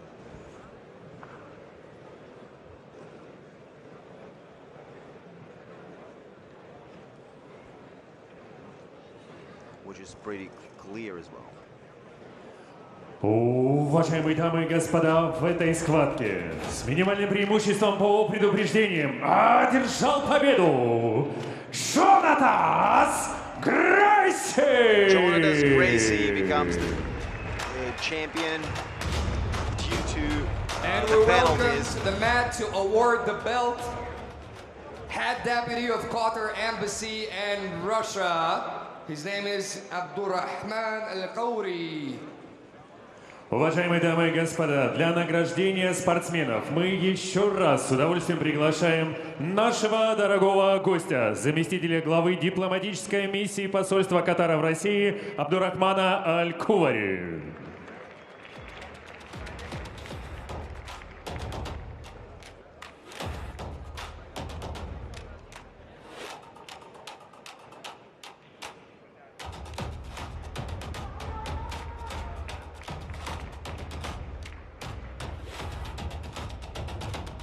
Thank you very much. We appreciate you, man.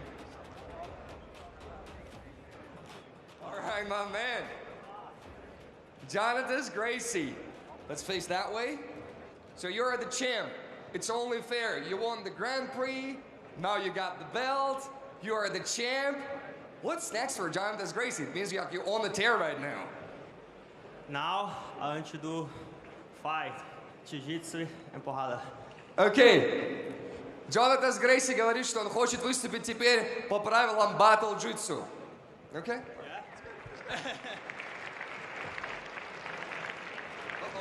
Uh-oh. All right. Ассаламу алейкум, добрый вечер.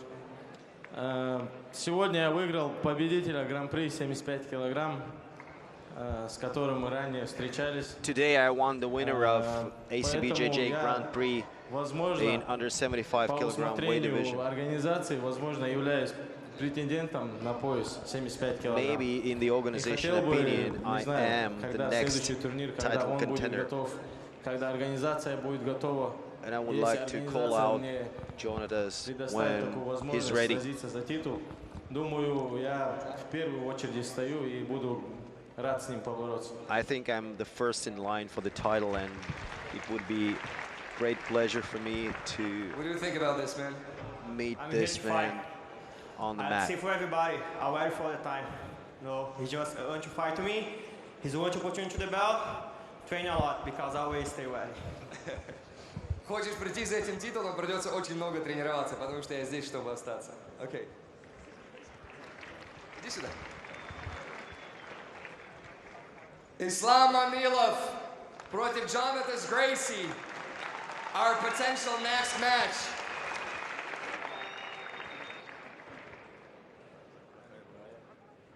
Thank you very much, man. You're the champ. Any last words? But maybe all of the people supporting you around the world, man. It's okay to say English and Portuguese. Guys, listen, thanks so much for everything. I say this for everybody, like, all tournament from Russia has changed my life. Always is coming here. Like, everybody, like, give to me all support. I say to these guys, the first day of the tournament, the first day of the hotel, everybody come to me and say congratulations about winning the tournament in Brazil. Yeah, like, look, now I'm the king for the Russian, and stay ready to the next. So I'm gonna say in Portuguese, okay? Galera, então, acabei de ganhar mais um evento aqui na Rússia. Eu falo pra galera que a Rússia mudou minha vida, porque toda vez que eu venho aqui eu ganho dinheiro e pago minhas contas. Mas é isso aí, tô sendo atleta pela primeira vez. E outra, esse cinturão aqui, ó, é pro Jonatas, de 13 anos de idade, que falou que ia ser campeão e ia ser profissional de jiu-jitsu. Estou sendo, moleque. Obrigado por ter acreditado em mim. Tamo junto. Our new champion, Jonatas Gracie. Give it up, guys!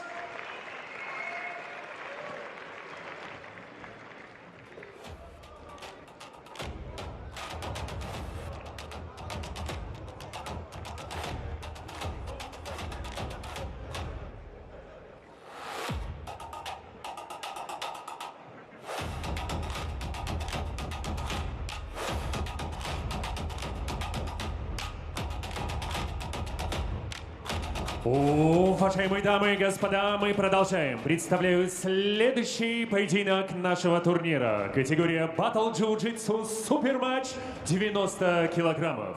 И первым на татами добро пожаловать Шамиль Рамазанов!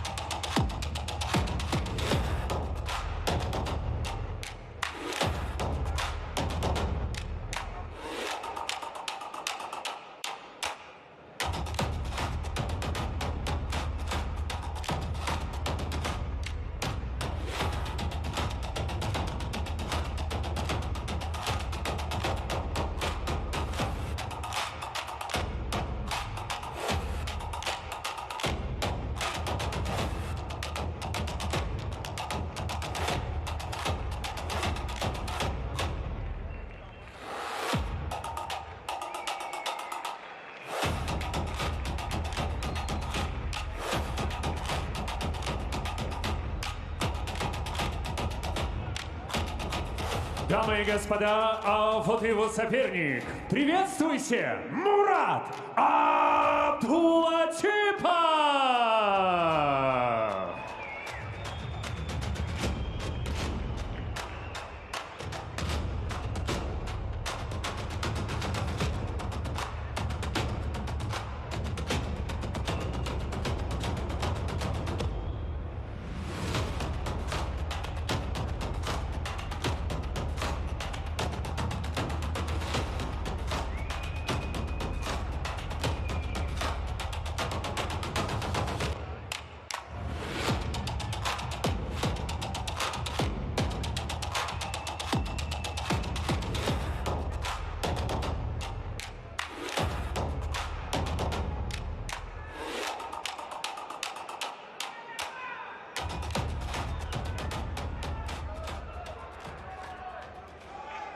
Our next match will be held in Battle Jiu-Jitsu rule set.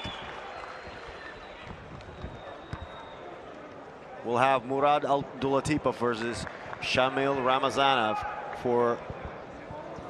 No, sorry, not for the title. There's still no titles in Battle Jiu-Jitsu rule set. Just a super match in Battle Jiu-Jitsu under 90 kilograms.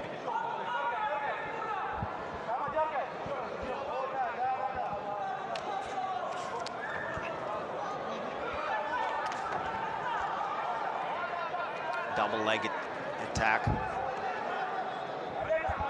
from Murad right away.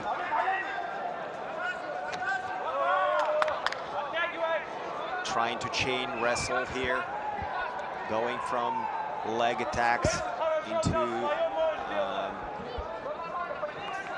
Uchimata right now. Head and arm control from Shamil right now. Keeping those hips low. Accidental groin kick just performed by Murad. So Ramazanov will be given some time to recover right now.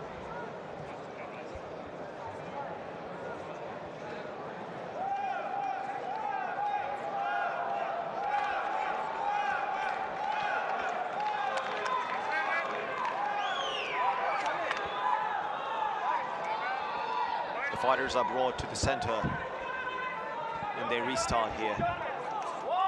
Nice calf kick from Shamil here. Again, nice low kick. Single leg attempt and great performance. Great switch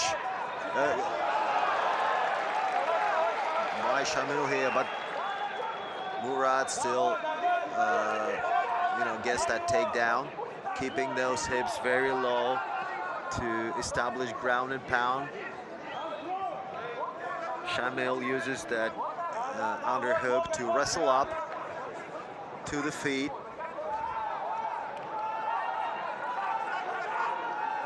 But great pressure established by Murad Abdullatipov doesn't give them this opportunity.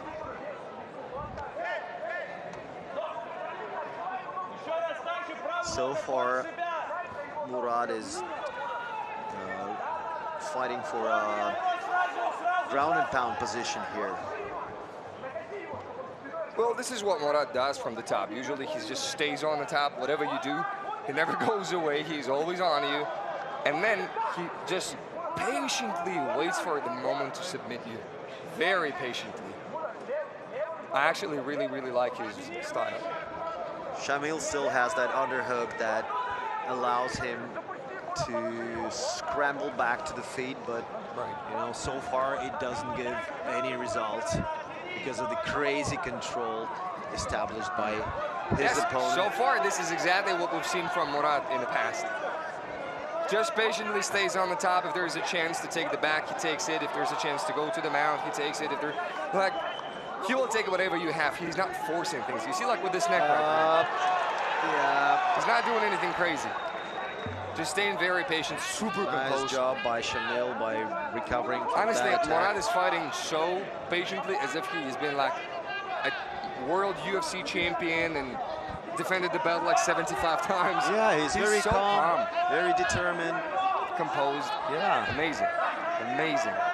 And he had probably the most dominant run in ACBJJ Grand Prix. Up to pause guard and then transition into a knee bar. Now. Almost got the knee bar, I believe. Yeah, but he loses the angle. 50-50 position here. Camille is breathing very heavy because he's basically been retaining the guard for, what, like 5 minutes? 4 minutes? Pass to side control, easy. Now this is his favorite submission actually, Kimura. Oh yeah. People were calling him Mura Kimura. And I think it's for a reason. Shamil is trying to get to his back to defend here, yeah. He's gotta, his corner is telling me you gotta bring him up a little bit. He has to either go on his back or there on we his go. belly. Against the tap. That's the tap. Murad Abdulbasir with an absolutely dominant performance once again. Very emotional. Bro, who's gonna stop this guy? Bro, who is gonna stop this guy? This is what I'm asking you guys. That's I'm a looking question. at the arena and I'm asking us, who the heck is gonna stop this guy? Bro, it might take, I don't know, Habib? Who's gonna stop this guy? Bro, this is insane. Wow, how dominant he looks. This is unbelievable. A dominant performance, clearly, from Murad.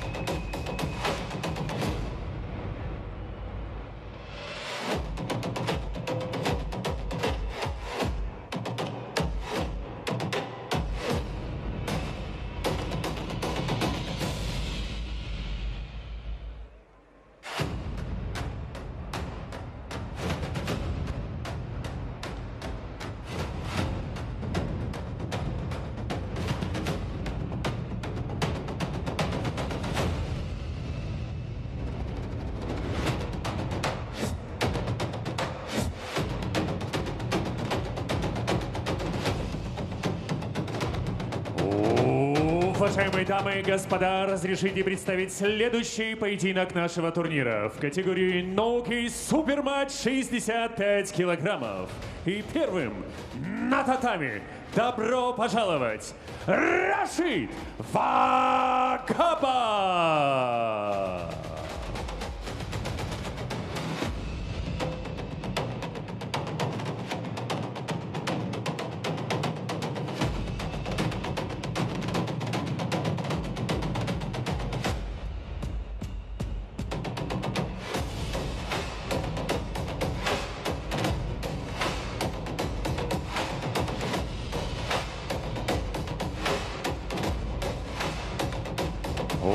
Уважаемые дамы и господа, вот его соперник. Приветствуйте, Амир Аль-Фатих!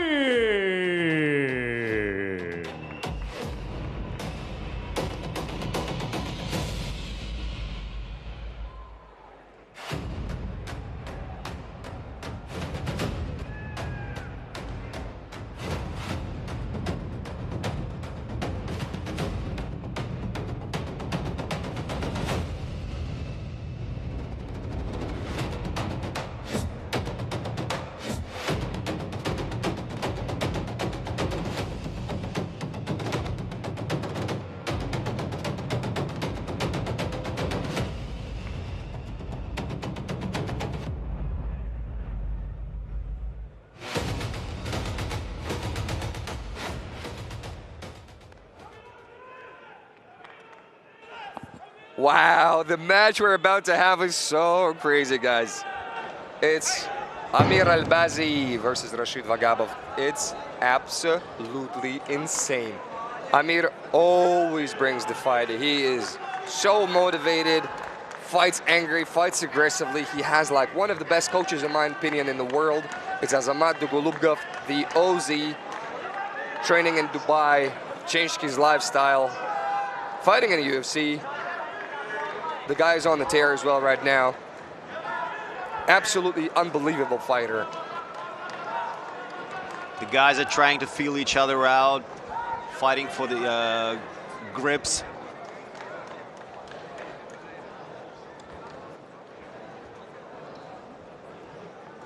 If I could give any guy advantage in a stand-up, I don't even know who to give it. They are both very good. Single leg, yeah, and trying to go for a single leg with that, putting that arm on top.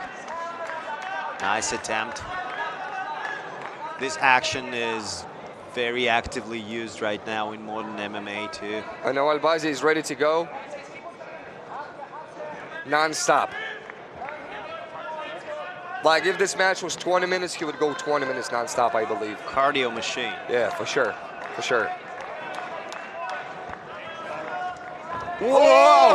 Wow, what a takedown by Rashid. One of the craziest takedowns today. So slick. I would say one of the craziest takedown I've seen in my life. Did they call it Russian color tie or something? What did they call it, guys?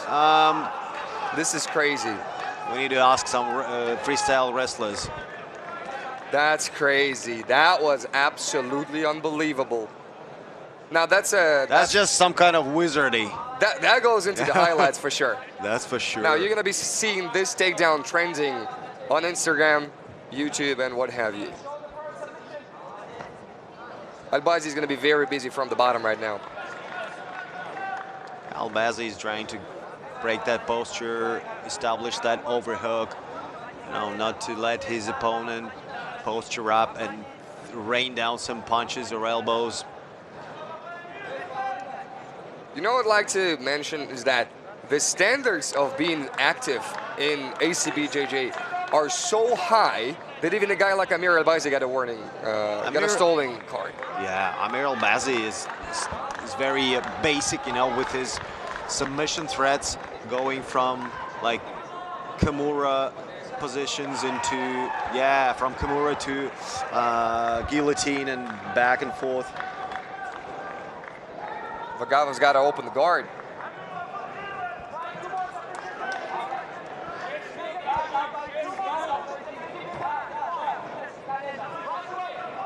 Now the coach of Albazi is saying you got to be more active. They're going to give you a warning now. Way more active. You got to be more active. Vagabov is very calm, very opposed. He doesn't care that he's fighting some famous guy, and right now he's saying that there is no threat of the submission. No worries. Yeah. But I believe Albazi has the Kimura grip right now, which is dangerous with a guy who's as nice close job as Amir. But yeah, by Rashid. Rashid just clears defending it. that. Yeah. Just getting that posture up. I like that he is going for this high guard. There are a lot of submission attacks you can go from there. Amir trying Albazi, to sweep, trying to take the back right now because he's got the Rashid's arm across. Rashid's doing a good job defending that, but high now guard and high guard. Let's see what he creates from here. Neutralizing that shoulder, throwing that leg over Right, it. he cleared the shoulder, right? Yeah, it's over the shoulder. So there are a lot of options from here for Albazi. Great angle, yeah, for attacking. Oh, never mind, you guys. This guy's actually AGP world champion, I believe.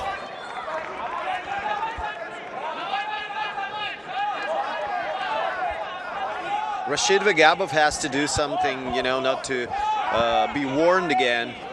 So he has to threaten with guard passes, submissions, you know, so far.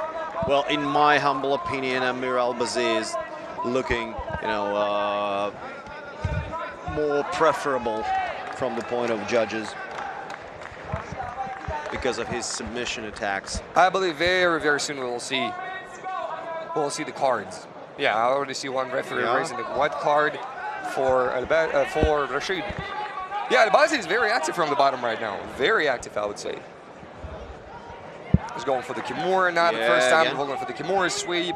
He went for the guillotine. He went for this high guard. Just non-stop attacks. Yeah, always attacking, man.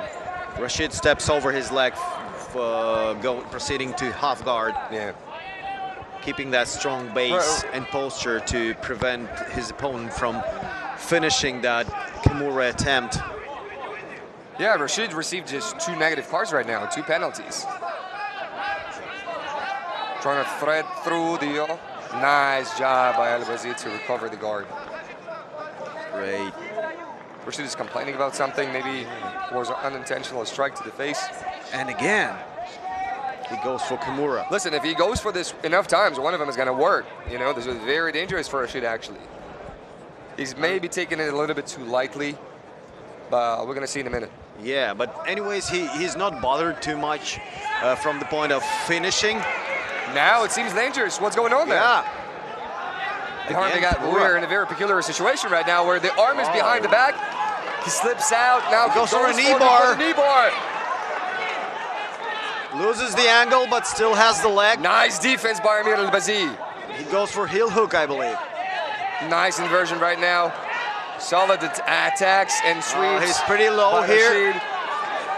Seems to be below the knee line here. So there's no real danger now. Yeah, and he escapes. And he sits back for the leg attack as well. He goes for a leg lock of his own. That's a great idea, I believe, to be honest with you. Score one more point potentially, but gotta be very careful about losing the position.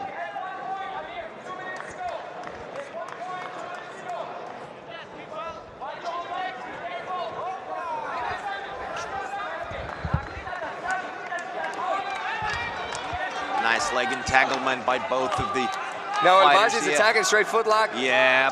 He's in a good spot right now. Rashid stays very calm right now, looking at his corner, talking to them. But it may cost him 1 point again. Yeah, he's trying to attack from his side as well. Yeah. Having two legs now. There's a reason why they call it 50-50, guys. Either guy can get submitted basically right now. Amir switches for heel hook. Rashid defends it. These guys are just going all the time. So crazy. This match is crazy. Yeah, both of them are trying to keep that figure four. Any second, the submission can come, guys. Do not blink. The heel hooks are there, the straight foot. Nice bite. Yeah, he loses it. Bite. Loses the bite, yeah. Keeps reaching forward. Now Rashid is reaching forward. Amir does a really good job of turning a little bit the angle, so it doesn't allow him to get the good bite. So they're exchanging. This is crazy. Submission attempts now. Maybe again going for the knee bar. Yeah. Spinning for the heel attack. He's got the bite now, but doesn't have the knee line. It's just 40 seconds to go, guys. Amir is winning. Now he's got a foot lock. He's got a foot lock. Going for the back, maybe. Potentially. Again. Gotta defend your leg, though. Now Rashid goes on top. 15 seconds to go, and it's still very dramatic. The heel is right there. Yeah, the heel is right there. He's got a good bite. It's a good position right now.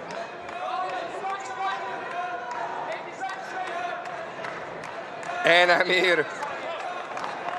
And Rashid shows that there's no real threat. That he's leading by a point right now. And another point, I think, is awarded to Amir.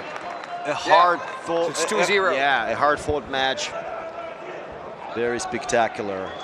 Yeah, that's all the beautiness of ACBJJ rule set being on display right now. Absolutely unbelievable fight right now. Уважаемые дамы и господа, в этом поединке по количеству баллов одержал победу Амир Albasir.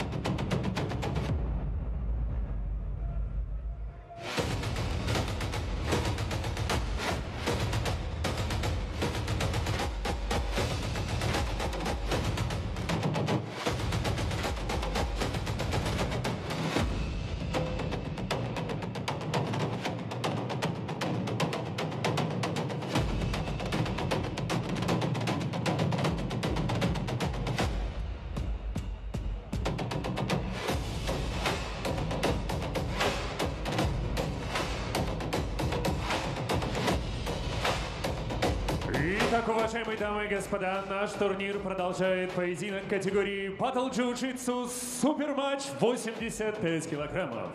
И первым на татами добро пожаловать Глейсон Тибау!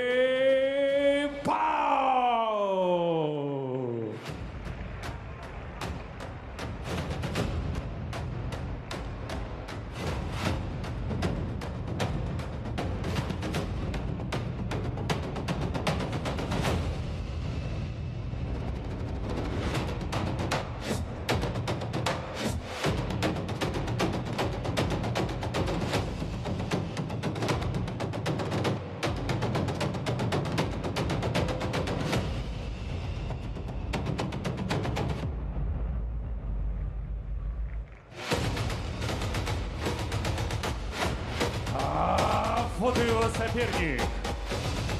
Приветствуйте, Дамир Исмакулов!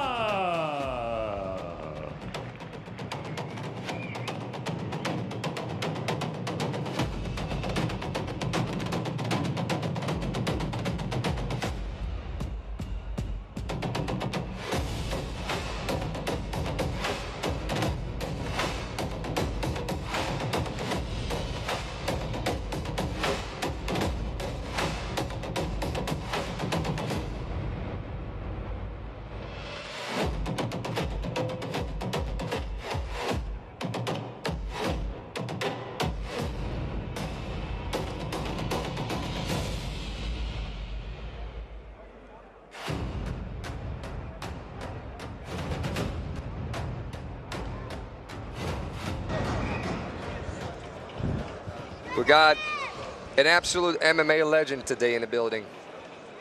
Actually, both of them. Both of them, actually, yep.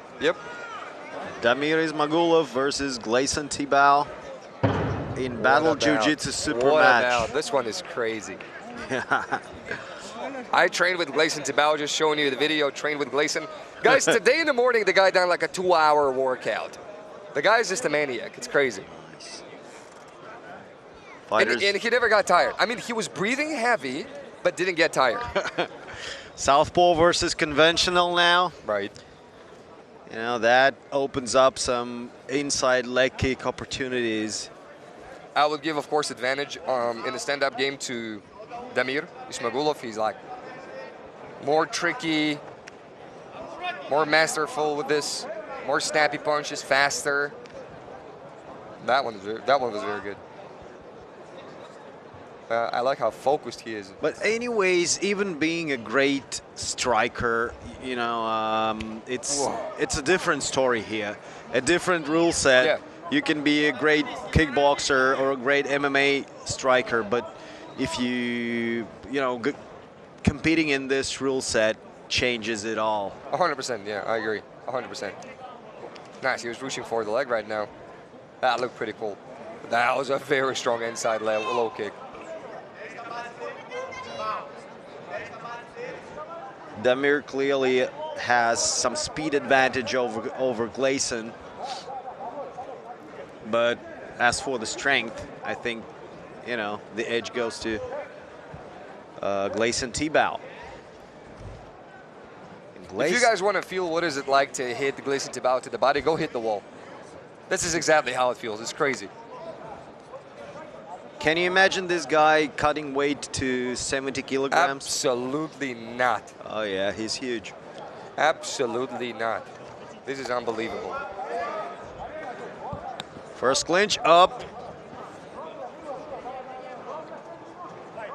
Yeah, one punch. That's an accidental. Yeah, that's fine. Yeah. All good. Clearly accidental. Damir just wants to keep going.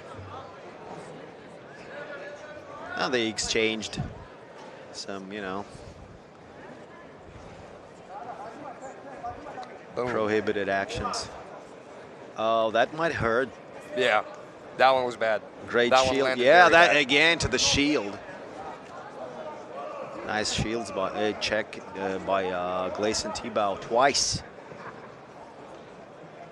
And again, the shin of Tibau, bro, if his body is like a rock, imagine what his shin feels like. It's crazy.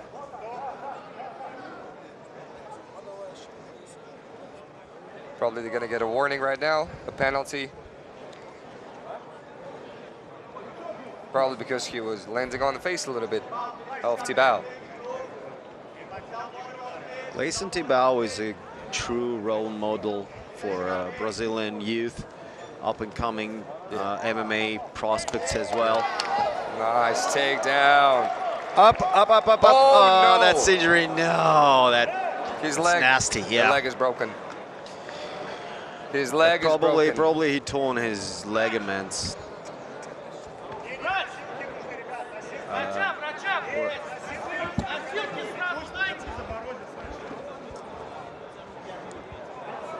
An unfortunate accident right now happens. Damir Smagulov.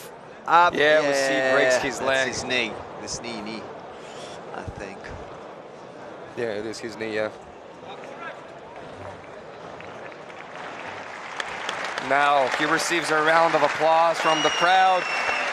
Everybody loves him, everybody respects him. He's a true legend. It is very, very unfortunate to see him getting injured like this.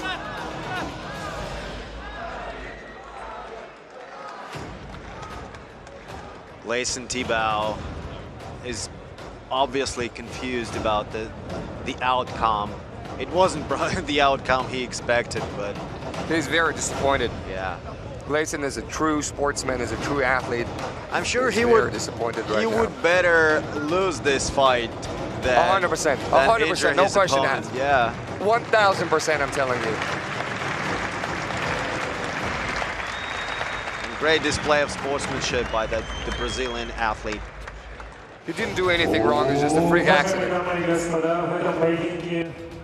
В связи с невозможностью продолжать схватку одержал победу Gleison Tibau. И попрошу ваших аплодисментов и, конечно же, скорейшего выздоровления Дамиру Исмагулову.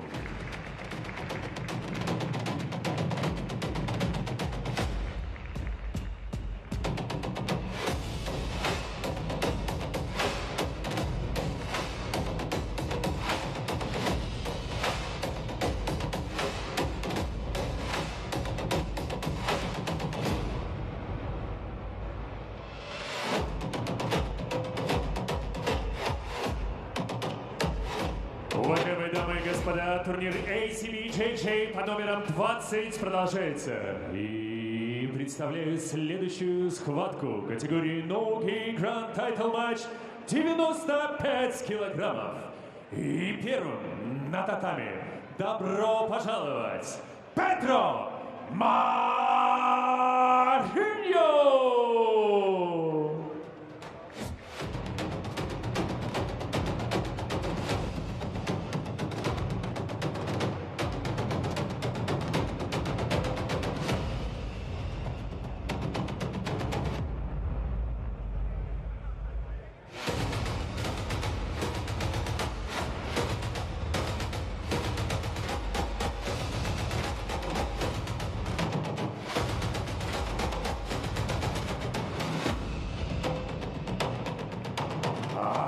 Вот его соперник. Приветствуйте, Лукас Барбоза!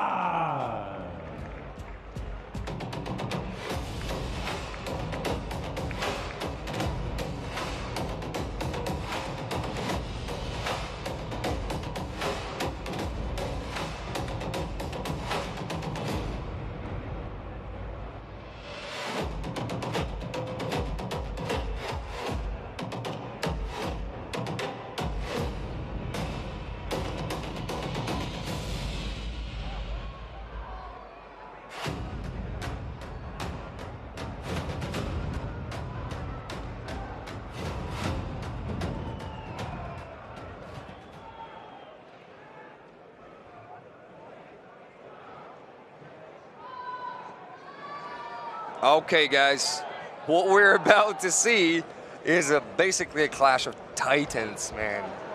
Lucas Barbosa going up against Pedro Morena. Guys, Pedro Morena is so technical, but yet so crazy. Look how they get it.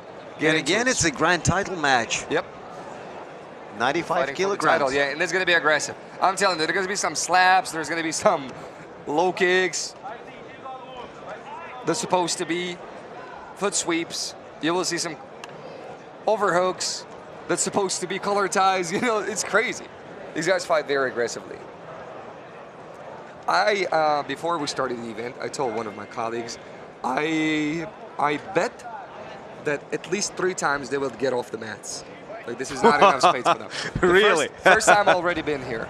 Look at this. Look at this. Whoa. Oh, my goodness. Pedro Marina is just like a beast attacking right now. Lucas Barbosa doesn't care. He's been through some crazy battles, bro. Both of these guys, again, this is the top of the food chain jiu-jitsu guys, bro. And I hope they don't land on our table. Yeah, I really hope so. I gotta be honest with you, maybe I a little bit hope that they land on the table, so I have this cool story. But like overall, yeah, they might break our headsets and stuff, yeah. Like Lucas Barbosa landed on our desk, yeah? Yeah. Pedro Marina fights like a madman, but he's one of the nicest people you can possibly meet in your life, guys. I was training with him again also this morning, and he was so nice about it. He was showing me details. The guy's like really loves jiu-jitsu, and he wants to talk about jiu-jitsu. Amazing guy, amazing fighter, truly. Love this guy. But Lucas is just an absolute beast. They call him Hulk for a reason, guys, because he smashes. And one of the referees showed the white card. Who's it for? For Pedro, and for Lucas too. Yeah. That's what it looks like. White card to both. Our referee calls for more action. There's a lot of action, they're just not hitting the ground. But there's plenty of action, to be honest.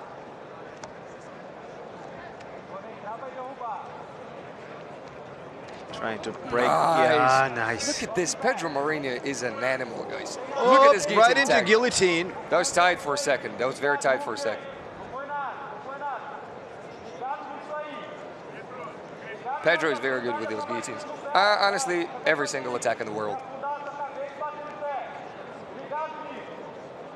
Lucas Barbosa beats so many amazing jiu-jitsu guys. It's crazy.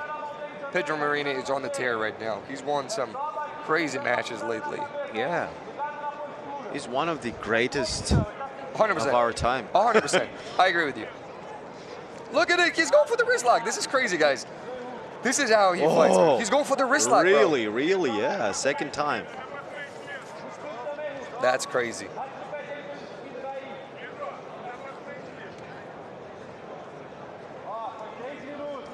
I can tell that hurts. I mean, Lucas is not showing it, so they don't give him submission attempt point, but that hurt a lot.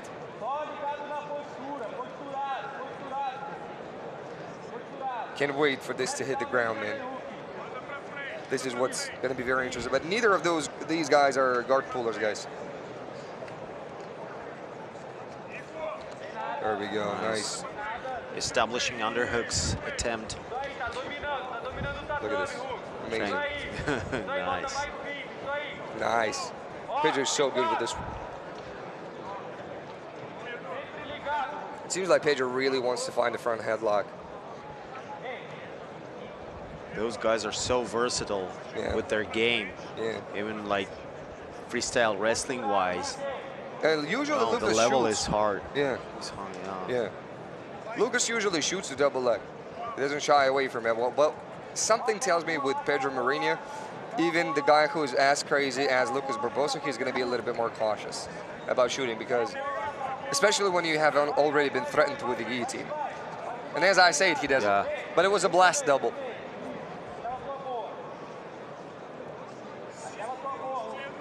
Yeah, high double, probably he doesn't want to risk, and then prefers high double 100%, to the low one.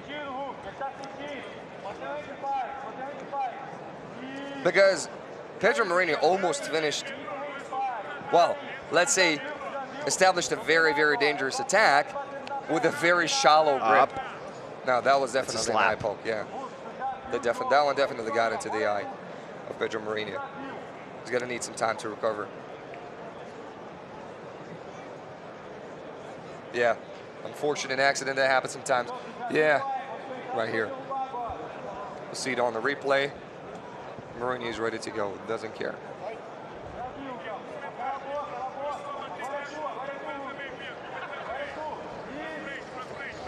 Nice, going for the leg, go for the other one, going for the headlock. Feinting, go for the foot sweep. Again. So much action from Pedro Marini, it's crazy. And he can do this for a long time. Remember I told you Gleison Tibau was training in the morning for 2 hours? He was training with this guy. Again, double leg from Lucas. And the second time they go off the stage. Okay, I'm just... Oh, you bet for 3, yeah? Bro, I'm just one more away from winning the bet. What's the price? Nothing. And now I'm actually regretting this.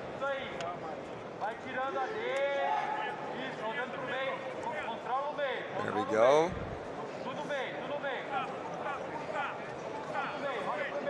Well, even though no one has scored anything, but for sure Pedro Marini is leading this fight right now, is winning this fight, 100%.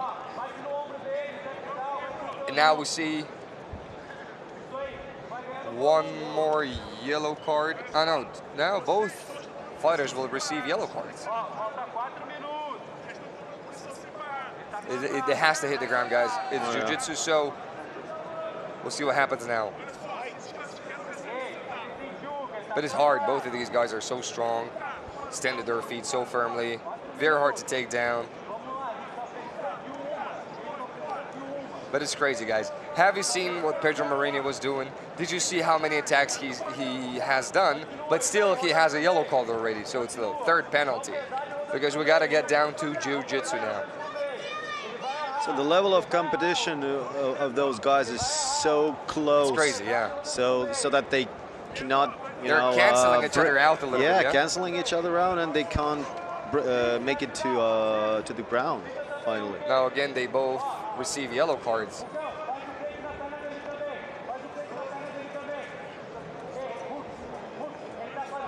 Very dangerous.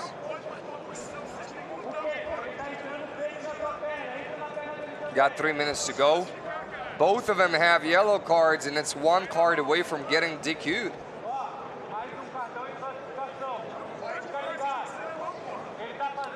I wouldn't say that Pedro, though. Maybe Lucas. He's also. Wow. That's crazy. Flying armbar attempt. Now, right into the gun. This is what these cards are for, guys. Now jiu-jitsu starts. I mean, stand-up game is also part of jiu-jitsu, but everybody wants to see the sub. Now, go for the K-guard. Look at this. Lucas Barbosa sits down also for the leg. But gives up his heel here. Yeah, Pedro Marini is doing a good job hiding it right now.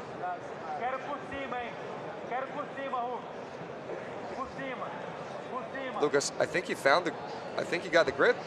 Lucas fights for... He got the bite on the leg right now. Here. Now Pedro has a great That's a good bite, angle yeah. right now. Up, yeah, Slips just out. slips out. Lucas is doing an absolutely amazing job right now. That was a crazy exchange, guys. If he could, yeah, if he could hold it for a few more seconds, he would get a point for it. 100%, yeah. That was legit attack. Good bite, good angle. Just not enough. Good, but not enough. Again, looking for this K-guard entry. Seemed to be working for him. Well, if nothing changes in this match, anyway, that submission attempt will be huge. Yeah, 100%, yeah. When judges sure. would render their decision. Yup. Going for the toe hold now. Toe hold, yeah. He needs to bend his knee here in order to get the points. Causes defensive reaction. The judges did not believe this was a point-worthy submission attempt.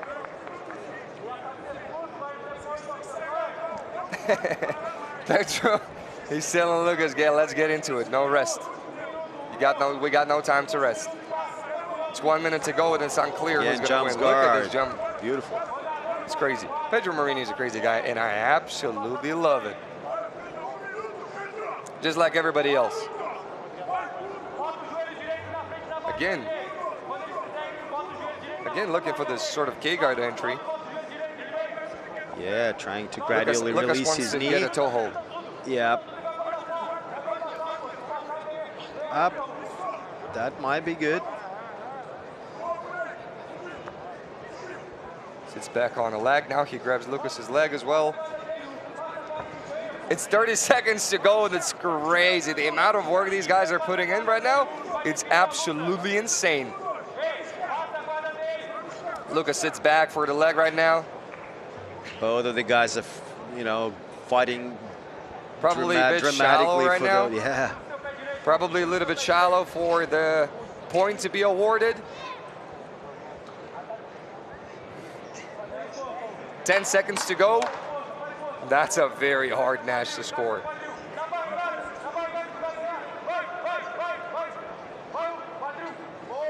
An unbelievably hard match to score.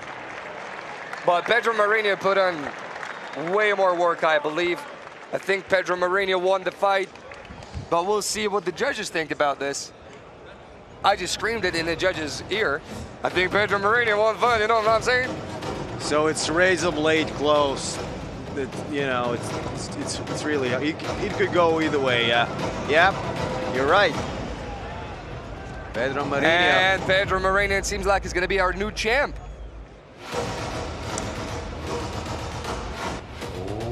Уважаемые дамы и господа, в этом поединке одержал победу Pedro Marinho!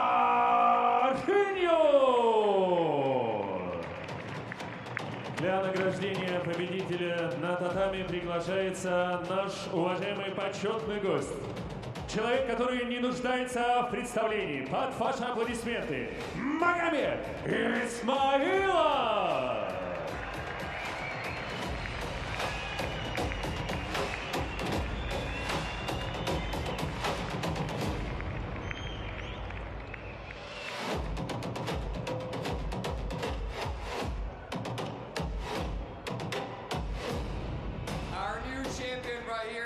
Pedro Marinho.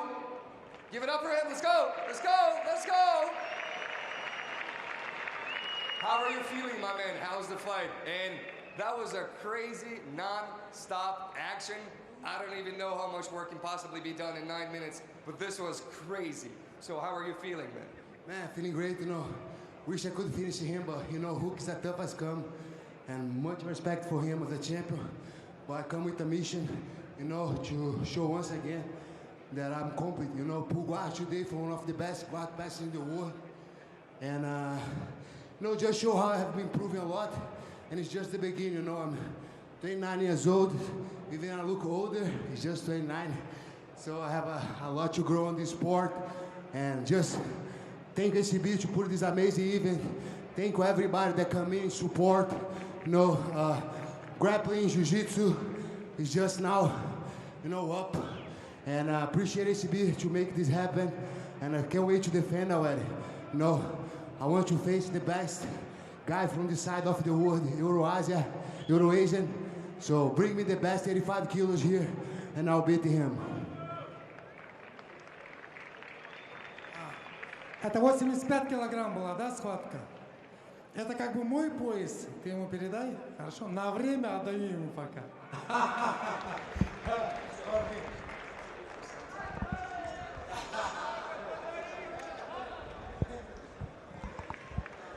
All right, give it up! Hey!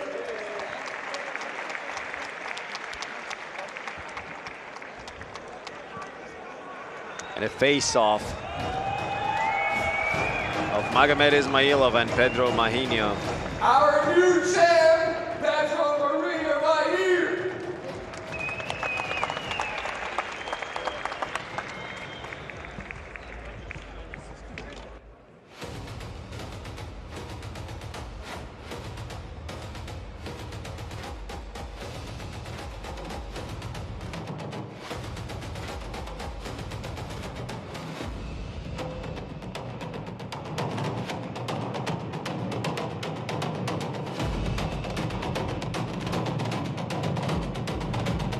Итак, уважаемые дамы и господа, наш турнир продолжает следующий поединок в категории Battle Jiu-Jitsu Суперматч 75 килограммов.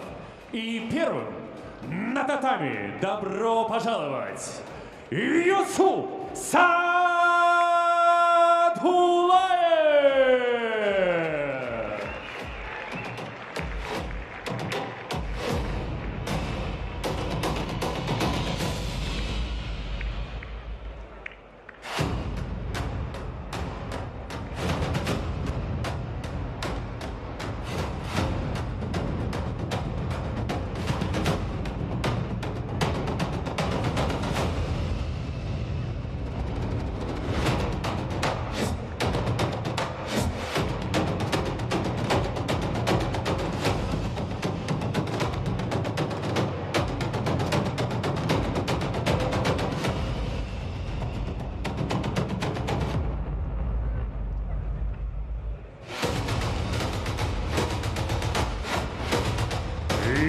Итак, а вот его соперник. Приветствуйте, Ломали Эскиев!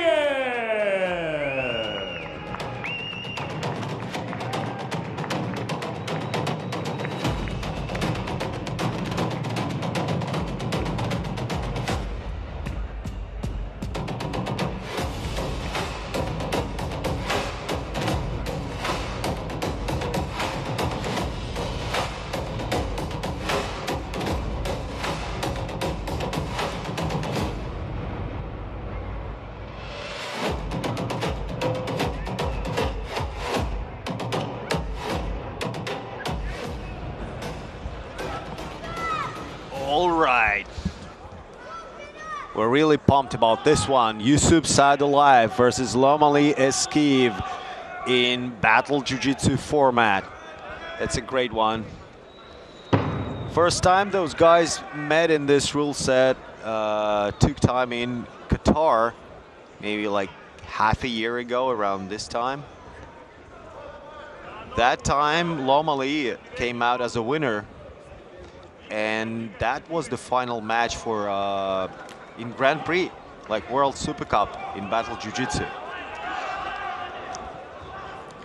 Both of them had the third match of the night, and their endurance and gas tank turned out to be the decisive factor in this match. Now, Yusup Saidulaev is so much motivated to take that victory from his opponent. So they have an unfinished business, and let's see who comes out as a winner this time.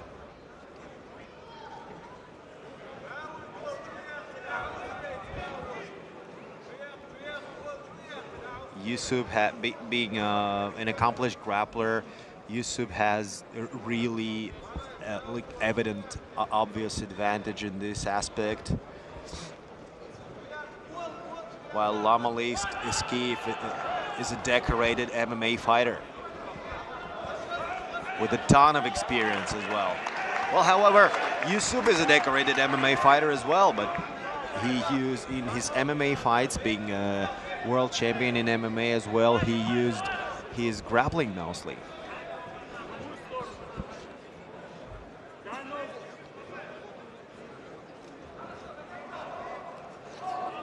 Single leg attempt stopped by Lomali Eskiv. Nice inside leg kick.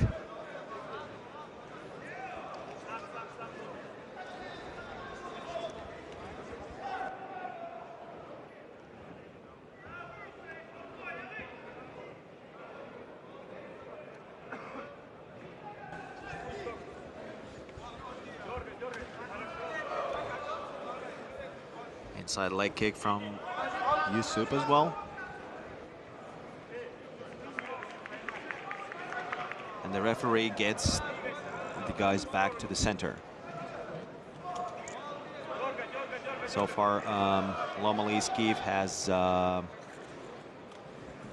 pressure, controlling the space of the mat.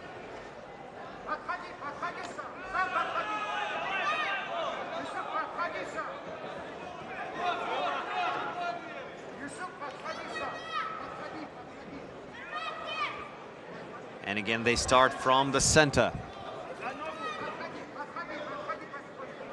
Body punches raining down from Lomali's Kiev. Yusuf answers with a liver kick, being a lefty. Single leg attempt, again stopped by Lomali.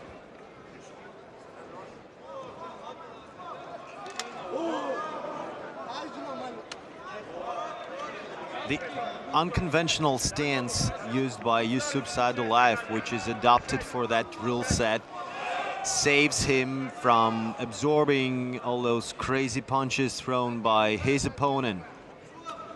Again, inside leg kick. Oh, a couple of punches that were really hard on Yusuf's body. All those punches may reflect on the final result, because Yusuf, being a true legend of grappling and MMA, but he's not the youngest one in this card, and all those punches may reflect on the result for sure, influence his performance, because the gas tank may be a truly decisive factor. Wow! Nice takedown attempt by Yusuf Saidulaev. And he finishes up on his back. Lomali lets him stand up.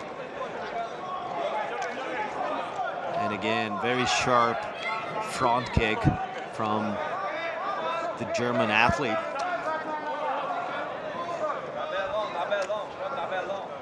Lomali is punishing the legs of Yusuf right now.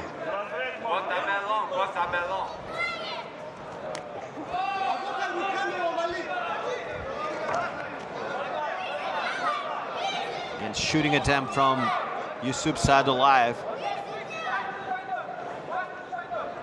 which is failed. Lomali now has some control, head and arm control here. Let's see if he decides to grab the neck or stand up.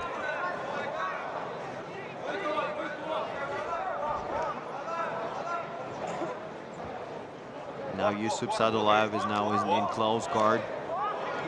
Nice headbutts to the solar plexus by Lomali.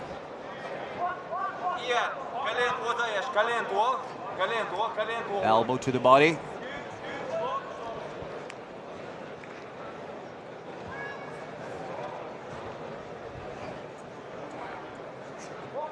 Yusuf is trying to find some angle for an attack from his back, understanding that he's not leading this fight on the scorecards, so he has to do something drastic.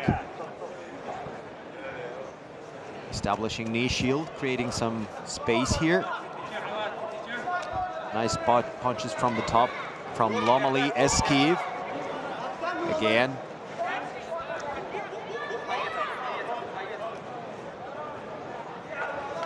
That's the specifics of this discipline, battle jiu-jitsu.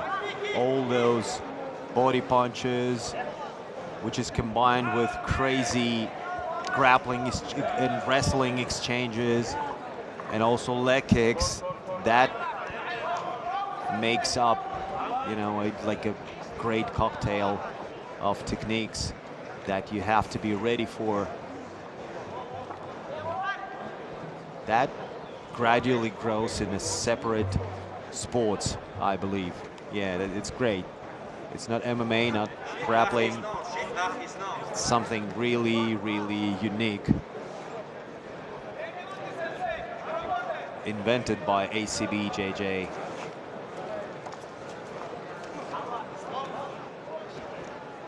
Again, the fighters are returned to the center of the mat. And we have 2 minutes to go in this clash up of MMA veterans. Back to the close guard. Nice elbow, short elbow to the body by Lomali Skiv.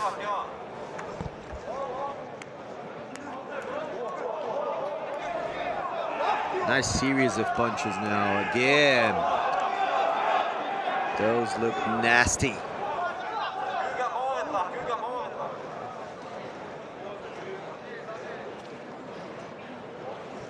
Again, Yusuf trying to use that knee shield for creating some space, trying to do that tripod sweep. Yeah, accidental up kick performed by Yusuf. And again, they get back to the close guard position. Yusuf now opens up his guard, trying to heel kick Ilham Ali's thighs. Yusuf understands that he has to take some risks. Only a finish can save the result of this fight.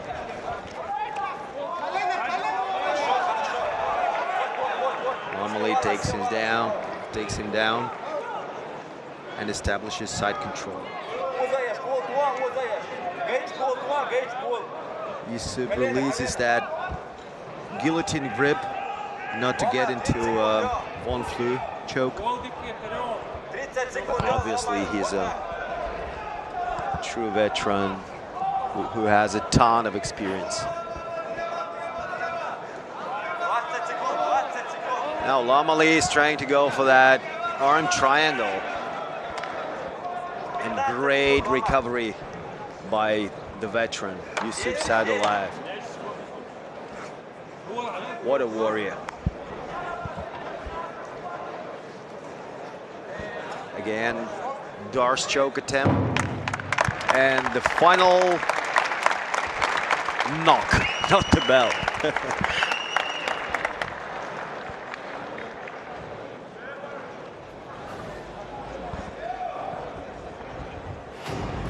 The judges are going to render their decision, which is quite obvious. Ilham Ali Eskiv repeats his success once again, becoming the winner in this great clash-up of MMA and grappling legends.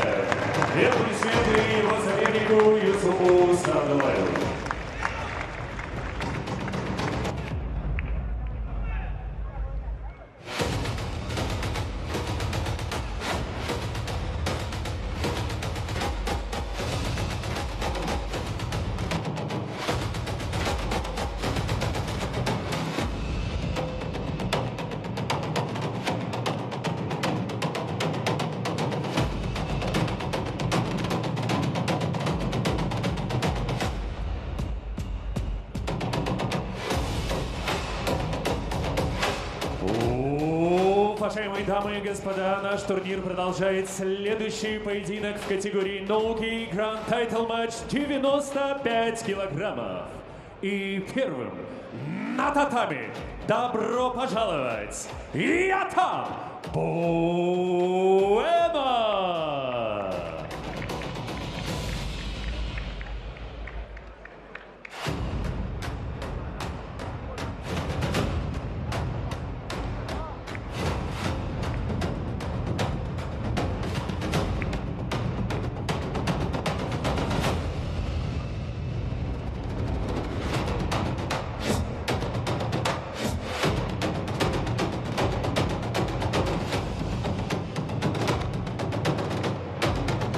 Итак, дамы и господа, встречайте его соперник. Вот он, Руслан Абдулаев.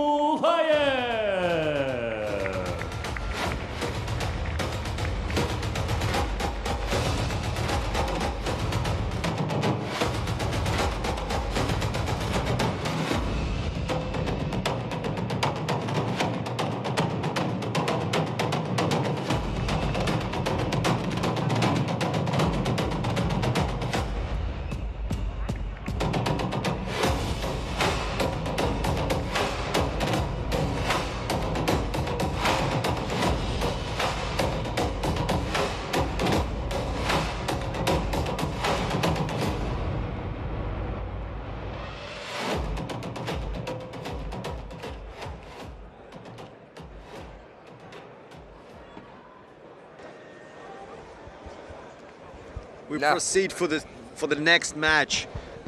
Grand title match in the heavyweight division between Yatan Bueno and Ruslan Abdullayev. The absolute giants. Oh my god, this is probably the first time I see anybody matching the size of Ruslan Abdullayev. This is crazy how big these guys are. Ruslan Abdullayev, amazing from the stand-up, what he likes to do. Take down, pass the guard, control. Doesn't even go for submissions that much. But I want to remind to everybody else that Ruslan Abdullayev has one-sidedly defeated Kaynan Duarte. If you don't know who Kaynan Duarte is, then you're probably not watching the stream. And for everyone who's watching the stream, probably know Kaynan Duarte is a 4-time ADCC champion, basically just an absolute legend. There we go, Yatan goes for the takedown and he takes Ruslan Abdullayev down. Successful with it, yeah. What a reverse. He goes for the guillotine. If he taps out Yatan Bueno. Oh no, oh no, he okay. Releases his head. I need to calm down now. This is crazy. Bro, what have we just seen? Somebody taking down Ruslan Abdullayev and Ruslan Abdullayev going for a guillotine. Have you seen anything like that from him? This is crazy. This is absolutely insane.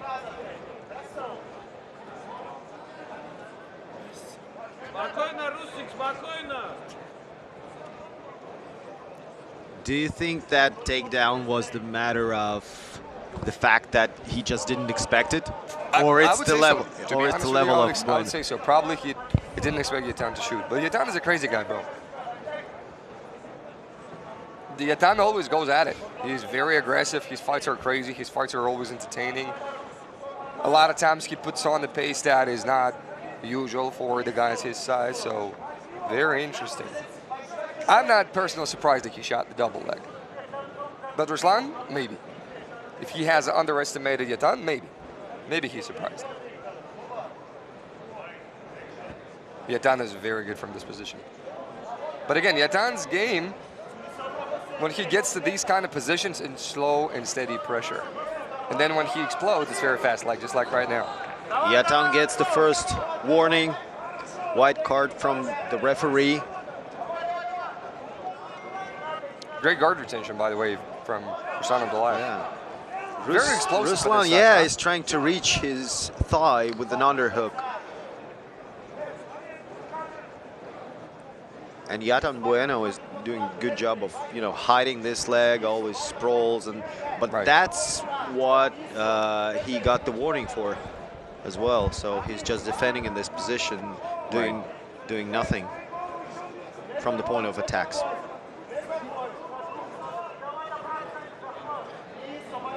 Yatan is standing heavy from the top, very heavy hips. Ruslan is having that, underhook on the far arm. Right.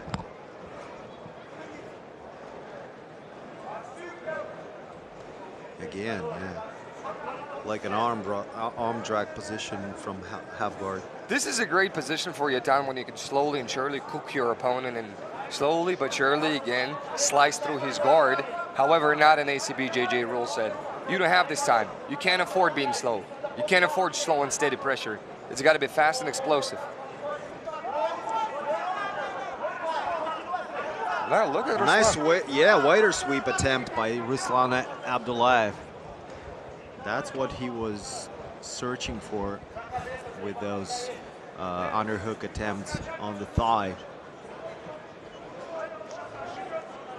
The house right now is packed. The arena is absolutely full with people right now. And we are witnessing the battle of giants. Yatan Bueno against Ruslan Abdullayev.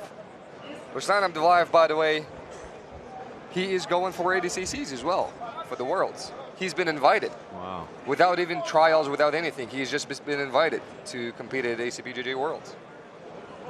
I'm sorry. Yeah, you got this. You see what I'm saying? Yeah, right.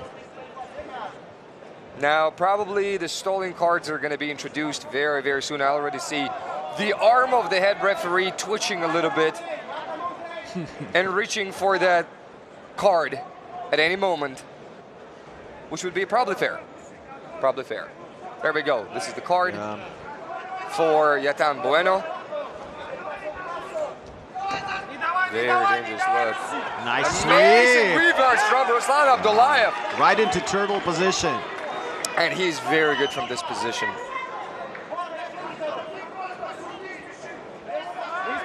You'll probably see some. Look at Nice. this! Nice technique by Yatan Bueno, but beautiful counter by Ruslan Abdullayev. This was pretty cool. I've never seen that before. What was that? Oh, that's like they use it in MMA pretty frequently. You know, like trying to turn, like establish an underhook, overhook, and the knee shield That was beautiful. on the thigh. That was crazy. Yeah, that's a great one.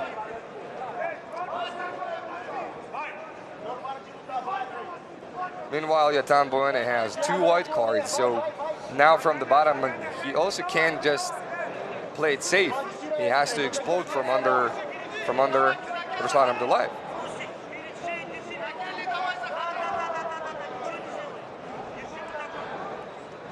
Ruslan Abdullayev, at the moment, is probably one of the worst people to have on top of you.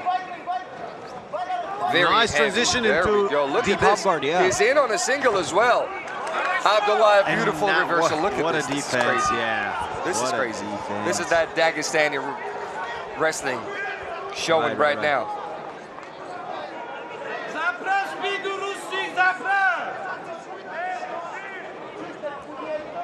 So far, Ruslan is establishing that pressure on the back of his opponents. Forward pressure, constant.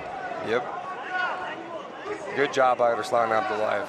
Oh my goodness. Yatan Bueno got underhooks, butterfly hooks. Let's see if he can lift up someone like Ruslan Abdullayev. This is going to be very interesting to see. With that kind of pressure, I think Ruslan would make for a really great MMA fighter as well. Yeah, 100%. Yeah, imagine if he could strike from here, the way he controls people.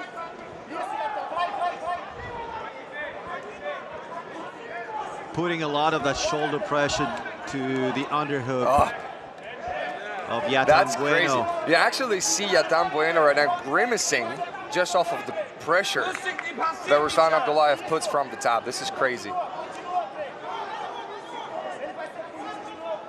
Again, almost slips his foot out. Nice knee There count we pass, go. And again, right. threatening the back take. Forces Yatan to turtle. Staying heavy on him. Gets one hook in. He's being a little bit patient about this. I bet you don't want to be Yatan Bueno right now in this For sure. situation. No, man. Look, you get the second hook in. Good job by Readjust. Yatan. Oh, Puts wow. him right Nice back scramble. down. Look at this, and they're up back in the same position. This is crazy. Man, Ruslan Abdullayev is surprising again a lot of people today, I think. Even world-class defense doesn't help It's here. crazy. It's so crazy. Yatan Bueno is doing his absolute best, but we see that he's a little bit exhausted. This is probably literally the first time Yatan Bueno is facing someone who's stronger than him physically. Yatan has to fight the grips here. you know. Yeah, as long as Abdullayev has this grip, Yeah, he you're has not to going fight the anywhere. lock first. Yeah, You're not going anywhere. But, you know, he's exhausted right now. Now going again for the Yeah, back take. He's exhausted. If he chokes him out right now, if you chokes him, that's going to blow up in the internet. Look at this. Does a great job, Yatan. Just experience, just very technical experience. Amazing job by Yatan Bueno. Now they're back on their feet.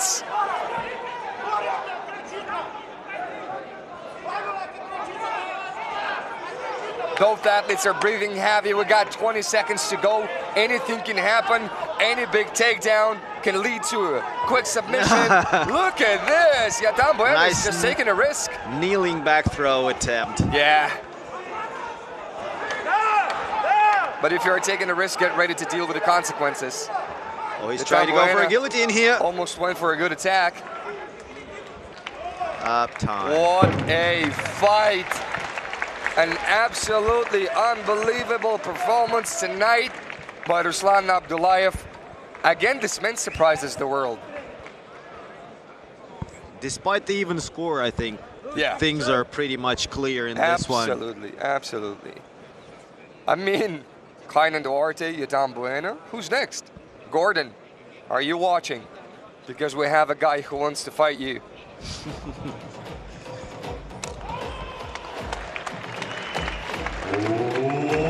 Уважаемые дамы и господа, в этом поединке единогласным решением судей одержал победу Руслан Абдулбасир.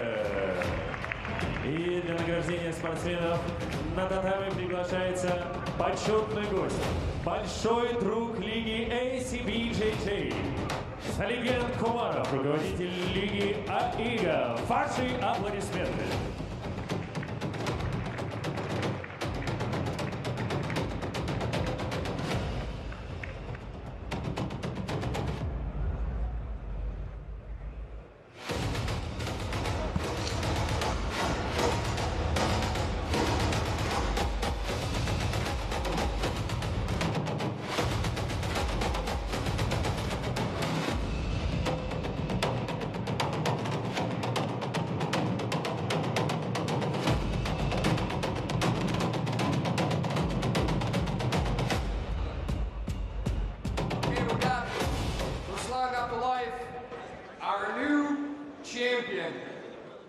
How are you feeling right now? What do you want to say? Как себя чувствуешь, наш новый чемпион? Что хочешь сказать? Всем ассаламу алейкум, приветствую всех, Москва. Hi everyone, Moscow. На самом деле, эти 2 месяца были для меня очень тяжелыми, потому что ровно 2 месяца назад я заболел коронавирусом. И 2 months ago, вроде бы, когда I got мне ill казалось, что я выздоровел, у with меня оказался coronavirus. синдром. И целый месяц And this preparation was really tough for me. но невзирая на это, я вышел сегодня и показал здесь красивую борьбу. And despite the obstacles, I went out there on this podium and performed. I would like to thank the organization. А видео вы лучше. Спасибо.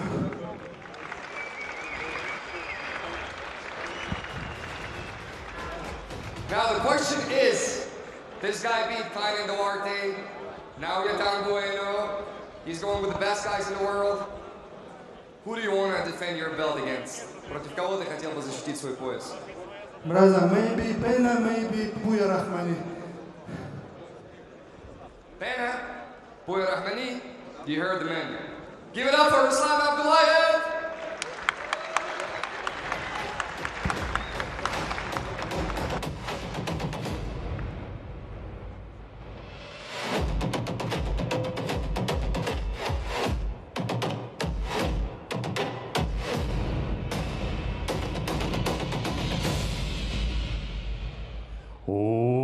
Уважаемые дамы и господа, наш турнир продолжается. Представляю следующую схватку в категории Battle Jiu-Jitsu Суперматч 85 килограммов. И первым на татами добро пожаловать Куат Камита!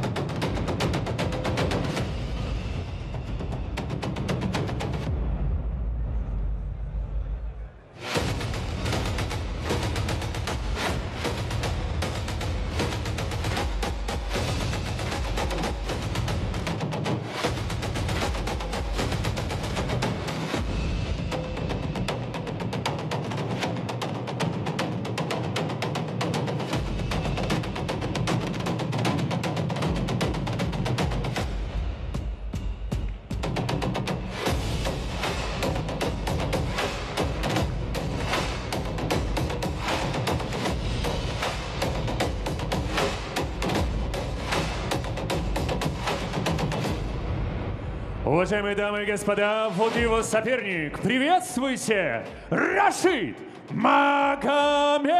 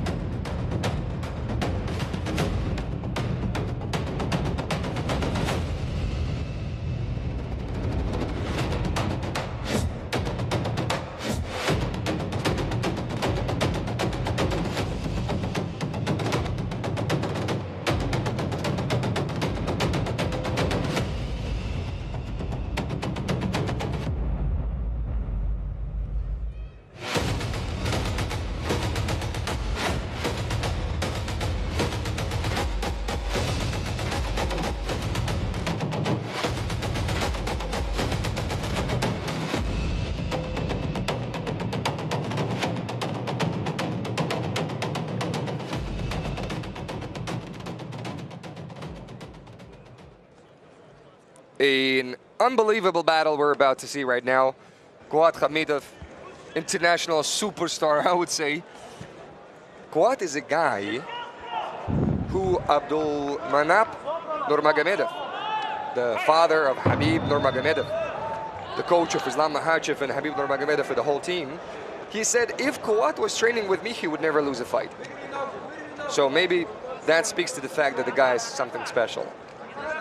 Rashid Magomedov is a true legend of mixed martial arts. One of the first few guys to be signed with the UFC in the history of the sport in Russia. Yeah, 100%. Even Arman was saying that I used to watch Rashid Magomedov's fights and not miss any fight. One of the pioneers of the sport, and he was one of the first to compete in M1 selection. Yep, 100%. Yeah. So. And Kuat said a funny thing. I actually like Rashid. Rashid says he likes me, but he still wants to knock me out with a spinning kick to the body. You? He said it. Oh. Yeah, he said it. Kuat said, even though Rashid likes me and I like Rashid, but Rashid is a mad guy. He still wants to knock me out with a kick to the body. Now Kuat looks very good from the top, actually, putting a lot of pressure with this knee on the hip, which eliminates a lot of movement that Rashid could potentially generate.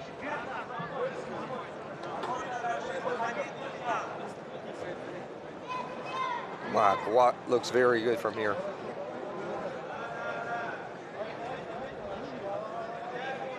Rashid gets one hook in and establishes full guard. Rashid is a very nice guy, very humble. Yeah, super nice guy. Great manners, you know, and a true role model for modern MMA and jiu-jitsu competitors. 100%.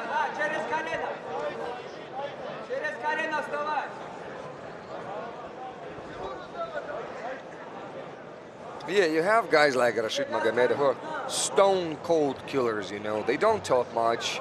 They're not promoting themselves. They just want to fight. And this is Rashid Magomedov. And people respect these kind of fighters a lot. Kuat steps over his leg, proceeding to the half guard.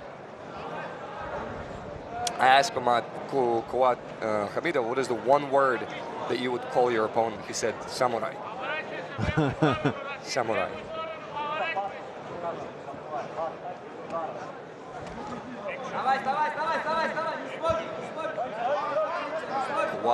Yeah, good job by Rashid Magomedov, getting back to his feet. Sharp front kick, again takedown attempt by Kuat Akhmadov. With nice defense. Look at this defense, that was amazing. Wow, what a dexterity. Rashid saw it coming, immediately prepared the reversal. Absolutely amazing. Right. Hamid just is very persistent with that single leg. Grabs a good Doesn't lock on his thigh. Right. To prevent the takedown. Now Rashid gets him in sort of a cradle. Rubber guard. The rubber guard, interesting. What flexibility shown by Rashid Magomedov. Yeah. Despite his age, that's phenomenal flexibility. Amazing fight so far. Kuat Akhmadov said that every fight is a promotion for my next fight. So I want to put on the show. So everyone wants to see it again. And Kuat looks much bigger, way bigger than Rashid. Yeah, he looks huge. He looks huge, actually. And I think Rashid fought in lightweight division, whether Kuat fights in welterweight, I think, in MMA. Nice. Oh, almost landed an uppercut to his face. Again, single leg by Kuat Akhmadov. Going for the body lock. Nice defense by Rashid with those overhooks and creating the angle. Nice knee to the body. Nice. One for the inside trip. Wow. Nice job. Good job by Rashid right now. No, trying to keep that overhook to prevent him going for the back. Again, body lock, double underhooks by Quad Hamidov. Quad is breathing very heavy right now. Great defense shown by Rashid. They're gonna get cards, yeah. Yellow card to Quad, yellow card to Rashid. Gotta be more active. It's a grueling fight, though. It's a grueling fight. It's hard. It's a grind for both of these guys. But however, yeah, the judges are not waiting for a long time. A lot of wrestling in this one. Yeah.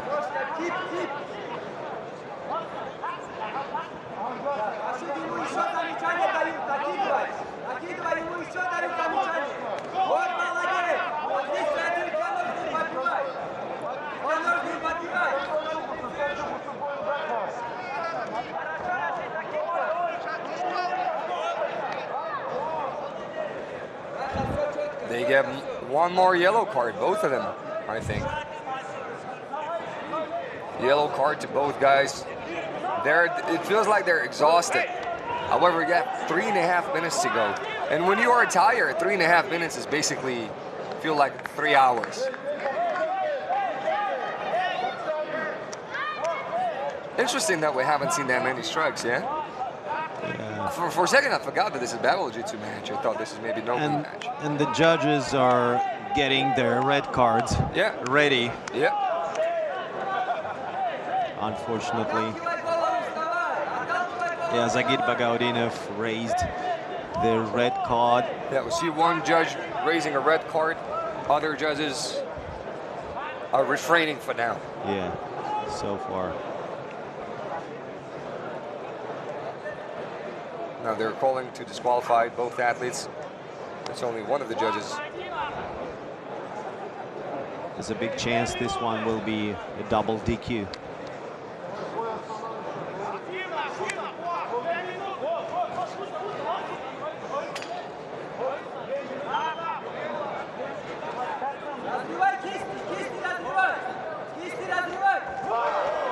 Nice action by Rashid right now. Gets into Kimura. Got the Kimura grip right now, but the position is off. He fought hand fighting here. Switching for a double. Beautiful nice job. Nice switch here from the back to the double. Shoulder crunch and then probably potential threat of an armbar, but he loses the hand, slips out. 145. With that kind of ground and pound, he's gonna get a red card. Yeah, absolute best. Like, yo, keep this red card away from us, please. Headbutting. But it's very close to, they're still very close to be disqualified. It's a great position right now for Kawad. He can take the back. Take mount. Trying to go for an arm triangle. Rashid gives up his back in order to prevent that attempt. No, secures the back. Yeah. There's a back control for Kawad. Rashid creating a nice angle here to escape. But still, both of them got to be active from here. Kawad is threading that arm through. Now Rashid breaks away. Both of the fighters are so exhausted right now.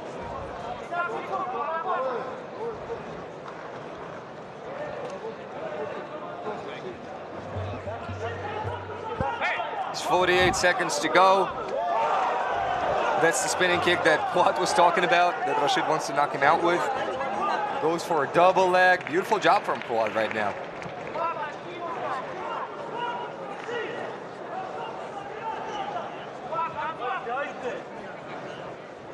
We're one submission attempt away from having a clear winner.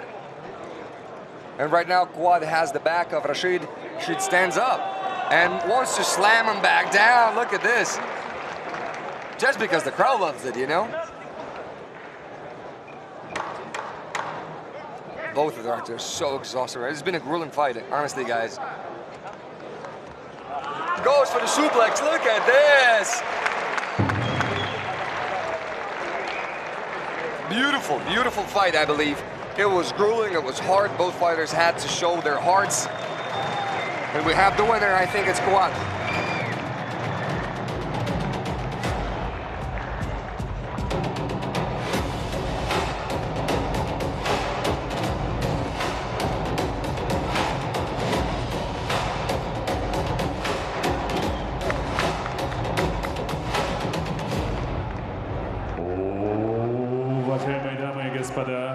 В этом поединке раздельным решением судей одержал победу Kuat Kamita!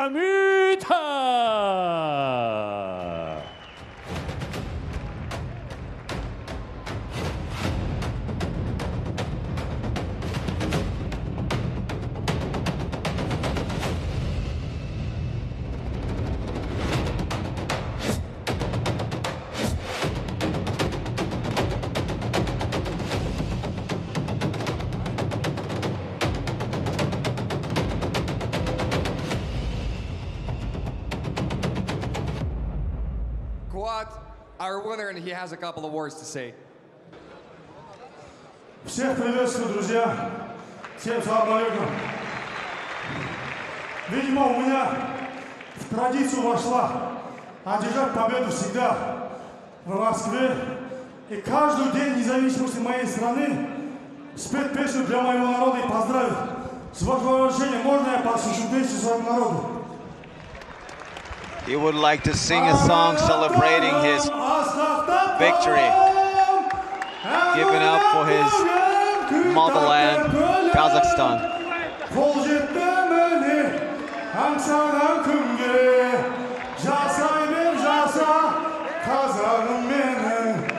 Тәуелсіздік құтты болсын, ағайындар.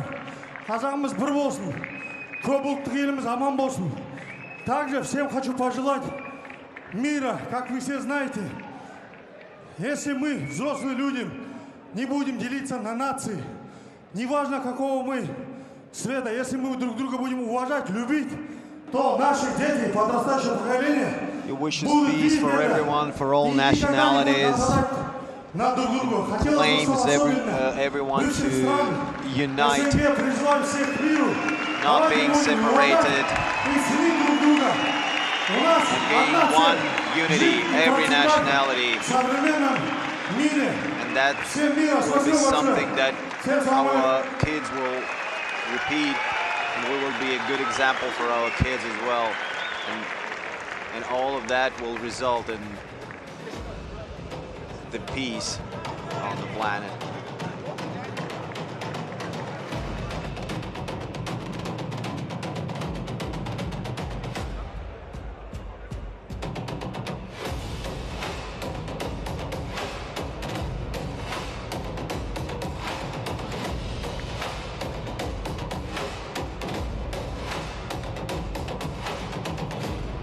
Итак, уважаемые дамы и господа, мы переходим к финальным поединкам нашего турнира Acbjj 20, город Москва!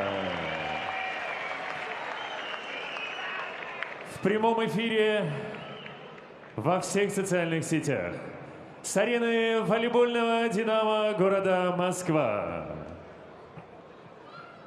Поединок категории «Науки Суперматч» 95 килограммов.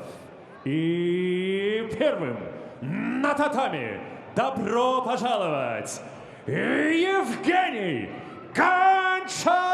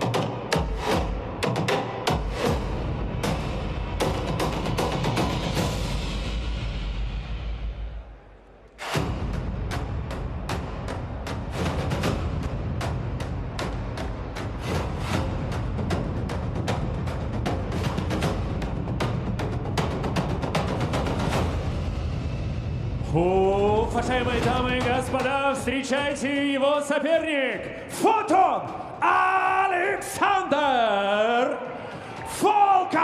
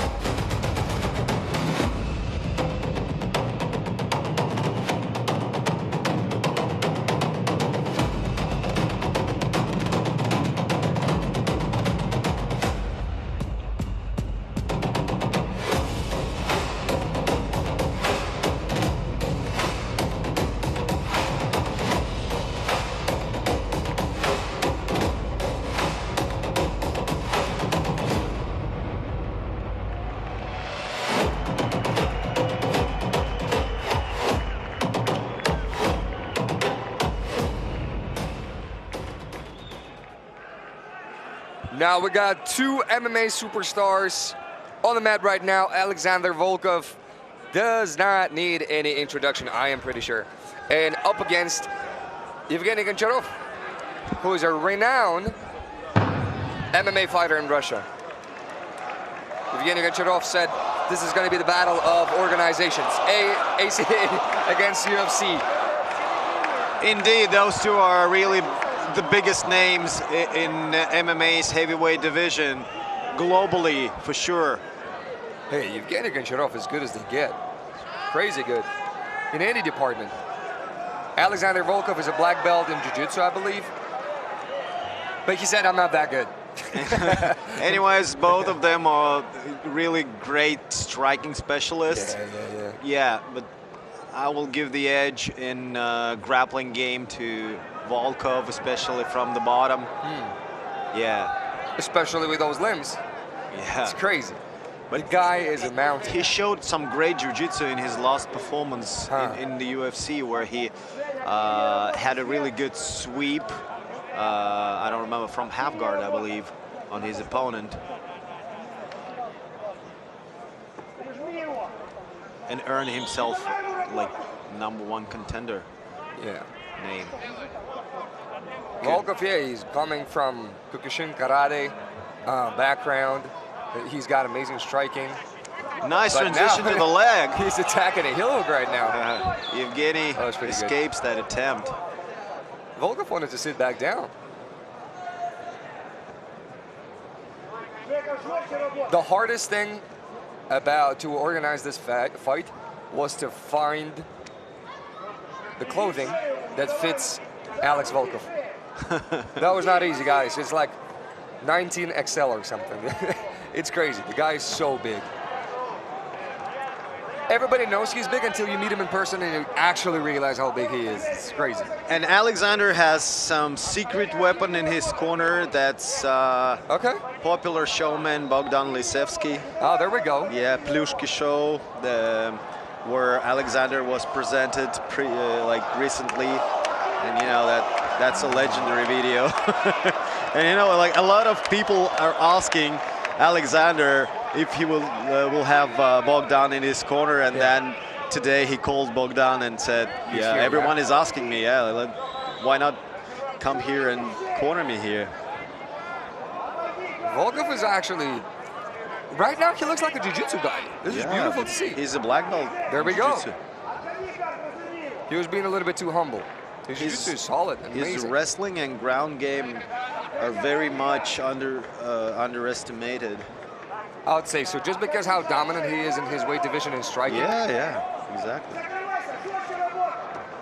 And Yevgeny Goncharov is heavy from the top, but he's not, you know, he's not an accomplished grappler.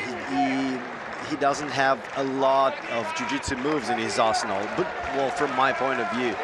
He's got the Kimura grip right now. And that's why he's stuck in that half guard. In MMA, that would be a dominant position because he can rain down with punches on Alexander Volkov. Here, not so much. Look how strong Volkov is. Yeah. There we go. Yevgeny breaks away.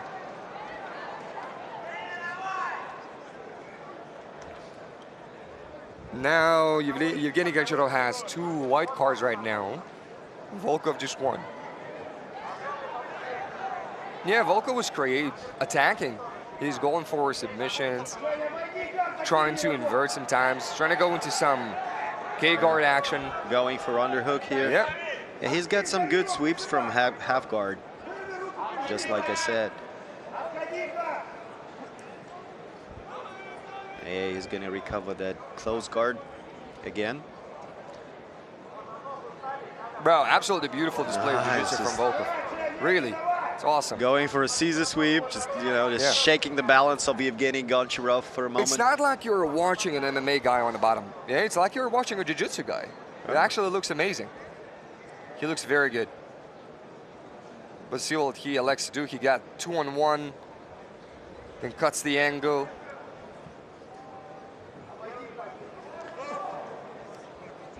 Now they're going to be stand up. So I kept an eye on Alexander Volkov for a long time, and I remember his old interviews when he competed in Bellator in his early years, and he said that he fell in love with jiu-jitsu and he likes that aspect. He evolves in jiu-jitsu aspect. So he's a real black belt, and that he got his black belt for a reason, for sure. Yeah. And it's shown today. Look, he's pulling guard. How often do you see it from the guys like Volkov? Nice, trying to tripod sweep. Now Volkov is complaining to the judge that this guy's avoiding fighting, which I understand. I understand this from Volkov, because he is very active from the bottom, always looking for submissions. It seems like because how passive Yevgeny is, Alexander got those 2 white cards. I would say passive, maybe defensive. Defensive. Got to get the Kimura attempt again. That's a good attempt now. Look at this. Nice, it seems nice. tight. It's behind the back. Tight. He's going for it. Alexander is doing his absolute best right now to get this Kimura. We see Yevgeny grimacing. He's in pain right now. Yeah, Alexander has to physically, to distribute some more weight on the right side. Yeah, he loses it, slips out. Side control, but he gets the point for the submission attempt. Legit. Now we'll see Alexander from the top. This is very interesting. Volkov is probably a nightmare to have on the top. He wants that Kimura again, you can see. Yeah. Pinning the arm down, stepping over. He likes those Kimuras. Yep. You can see it. But especially with the length of his arms, this is probably one of the best submissions he could possibly go for. And it seems like he just elected to go into the half guard because he controls him better from here. Just to find that moment to go for that Kimura. He may go very well for a knee bar from here as well. There we go, steps into the mount. Beautiful chop from Volkov. Whoa. Everyone knew Volkov was world class in every aspect of martial arts, but I think today he's surprising a lot of people still.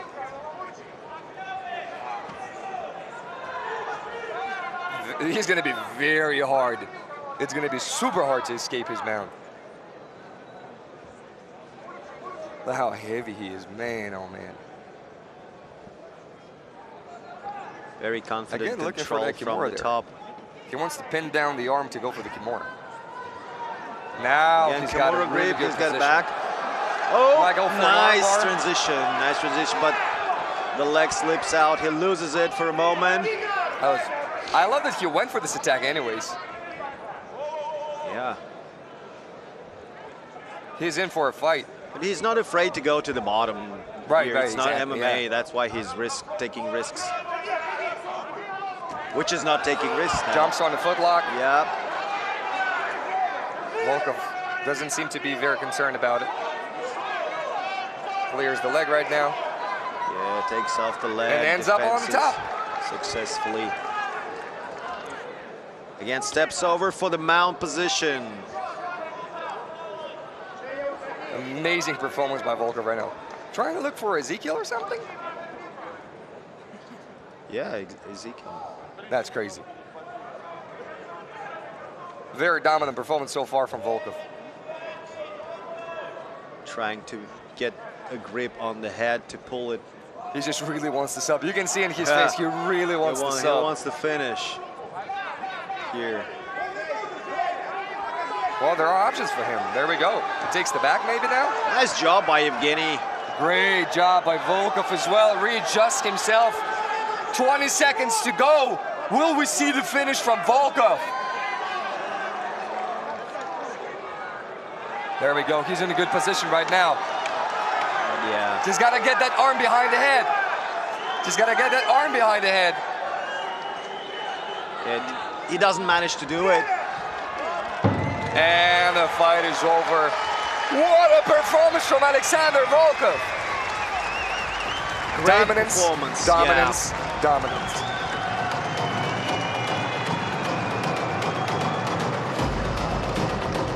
I think...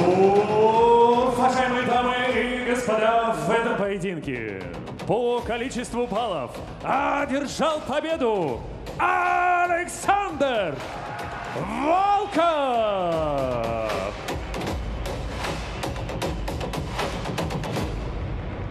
Alexander Volkov is your winner for tonight. И пару слов публике, которая так сильно любит и поддерживает вас.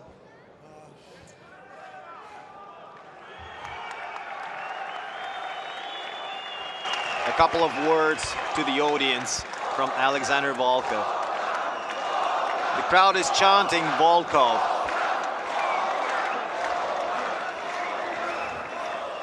Спасибо большое за ваше приветствие. Thanks a lot Мне было очень тепло for treating me so well. слышать вашу поддержку, как вы за меня болеете. Давайте дадим, Thank you for your пожалуйста, support. уважение моему сопернику Евгению Гончарову. Please give it up for my opponent. Show some respect for Evgeny Goncharov. Присутствуют мои родители. Они сидят. You can see my parents here. That's my father. Спасибо, это мой дебют профессиональный как джитсера. Надеюсь, That's my увидите меня professional снова. debut as a Спасибо за jiu-jitsu поддержку. player. Хороших оставшихся поединков. Thank you for the support, and I wish you to see great fights further on tonight.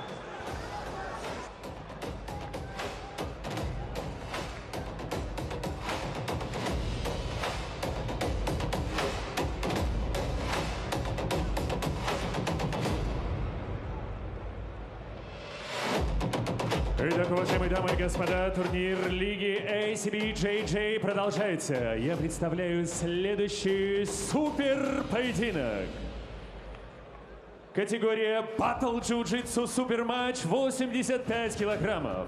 И первым на татами добро пожаловать Юсуф Раиса!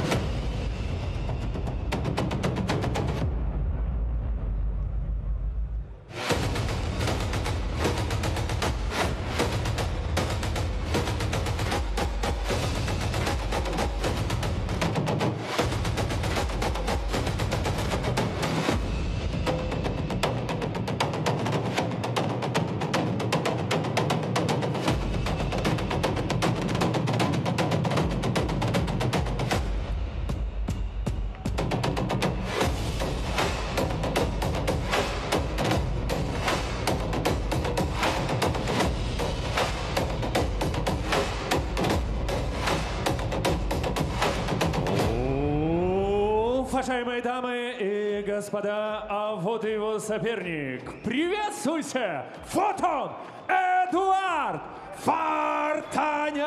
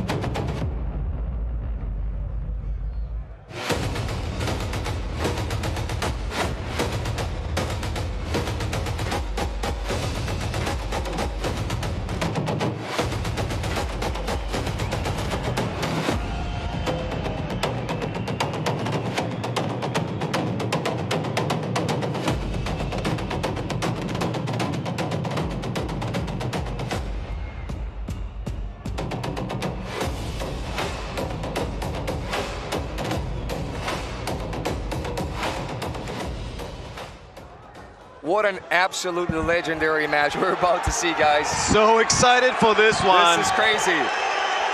Tell the backstory for those people who don't know what happened, why this bout is so important right now for both of these guys. They had a MMA fight back in 2022, I believe, like, I think 3 years ago, yeah, where Eduard came out as a winner due to the cut. Yeah, Yusuf had a really bad cut around right. his eye. But here, they will not have elbows to the head. Look at them. Yeah. What I like about these guys, well, I consider them to be the example of like fighters' IQ. You know, I think those two are really intellectual ones. And thanks to the fighters like them, the sport of battle jiu-jitsu can evolve, and they can bring their own, you know, tricks there, their own tactics. You know, those guys are very, very smart. It's deafening here, man. People are so excited to see this match, guys. These are absolute top of the food chain fighters here in Russia. If you ask me, both Eduard Vartanyan and Yusuf Raisov are absolutely good enough to be a UFC champion. Oh yeah, I agree. Yusuf Raisov playing from the bottom. Wrestling back to his feet. These guys are going crazy. Eduard has great takedown defense, great balance. Man, the crowd, all the phones are out. The crowd is deafening here, man.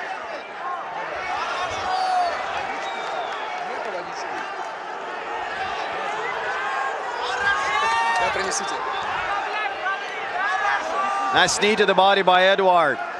This fight is crazy. Both guys are fired up, smiling. They're just absolutely loving this right now. It's impossible to commentate, man. People are screaming like crazy in this arena right now. Oh my goodness. Nice uppercut to the body and knee to the body. This is a slugfest, guys. Those two are going crazy tonight. Absolutely insane, man. Yeah, so determined, so motivated. We have 7 minutes to go. Nice spinning back kick to the body. Very well defended by Eduard. Again, front kick. Sharp front kick to the body by Yusuf. Again, knee. They just never stop going, man. This is so crazy right now. Those guys are going toe-to-toe with each other. Exchanging those striking combinations. Already punishing the body. Are so red and beat up. These guys are going absolutely nuts. This is one of the beautiful things about this rule set. Oh yeah. You can go absolutely crazy. You don't have to be so cautious about getting knocked out in the head, you know? So you can go just absolutely bananas as they do right now. Yeah, you're right, you're right. You can take risks so much more frequently than in MMA. Absolutely insane. I can't believe we have 6 minutes to go. Yusuf is raining down punches to the body. It's crazy how active he is. Yeah. Eduard slowed down a little bit. And it takes so much energy. It's so much energy consuming, absorbing all those things to the body. Yusuf is so composed right now. Oi. Up. Just grazed his cheek a little bit, grazed his jaw a little bit. It got to the neck, actually. Eduard seems to, you know, he's a very smart fighter, and he seems to be switching into energy-saving mode. Look at this. Yeah. These guys are crazy. He may explode at any minute. Nice spinning attack. Because they still have 5 minutes remaining in this fight. Spinning back kick from both of them, and double leg successful. Got the double leg right now. Man, the crowd here are absolutely loving it. Yusuf Raisov has the underhook. He goes for a deep half or something. Deep half, yeah. Will he attack the leg? This is interesting. Goes for the weight nice sweep. But yeah, he didn't manage to score it. Stay on the top. head strikes to the solar plexus from Eduard Vartanian. Yusuf is staying very active from the bottom, trying to insert that knee in between them. Yusuf is create playing some beautiful space jiu-jitsu right now from the bottom. Eduard is staying active as well with those headbutts. Maybe drop an elbow to the solar plex as well. Complaining to the judge about something, but we're continuing. Hammer fist to the body from Eduard. Eduard just keeps pressuring into Yusuf Raisov right now. Yusuf so far seems to be a fresher fighter. Again goes for the leg attack. Yeah, again he's going for a waiter sweep. There we go, very interesting. And he can go for the back from here. Wow, nice wrestling up to the feet. Does he have enough energy for it? From the top. We'll see if Yusuf manages to create something from here. Nice. Great counter right now. So active. And they're now. back to their feet. That's both the word. Exhausted. Ready to go. Class athleticism. It's crazy. The crowd is going nuts right now in this arena. A lot of mutual respect shown by the fighters. What an amazing fight, But guys. they have no mercy towards each other in the match. Takedown. It's interesting to see how big are these takedowns for the judges. Right now, Yusuf Raisov has one yellow card, by the way. White card. I think it's not so much about the takedowns, but about the damage. Yeah. Some, hard punches, heavy punches from the top that Eduard is able to throw down on Raisov from the guard. This match is so crazy.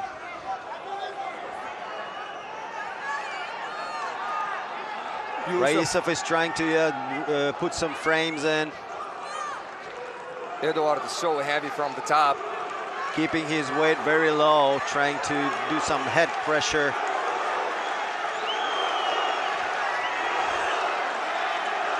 Every time Yusuf establishes knee shield, Eduard grabs his leg to prevent him from creating space.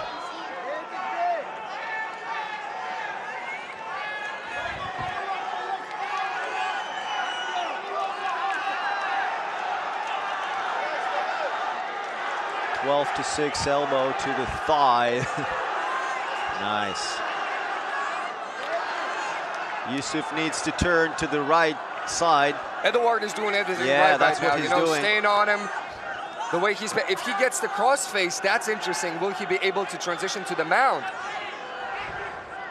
That's something special about MMA fighters. They have great balance. They're very hard to be shaken off, or their balance is really, really solid.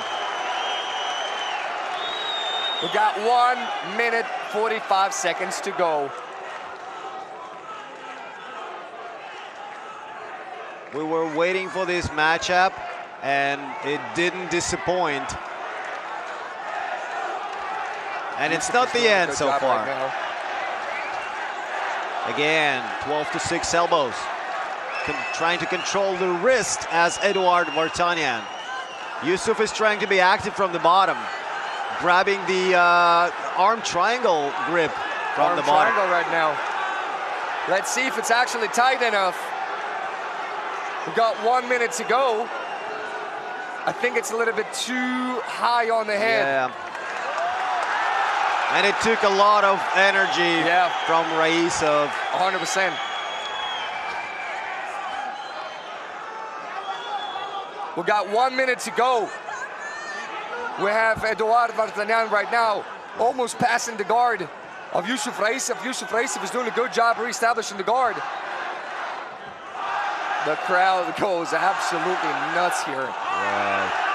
What I like about this matchup is that Eduard was very smart building that tactics. He was gradually increasing that pace, up, and then,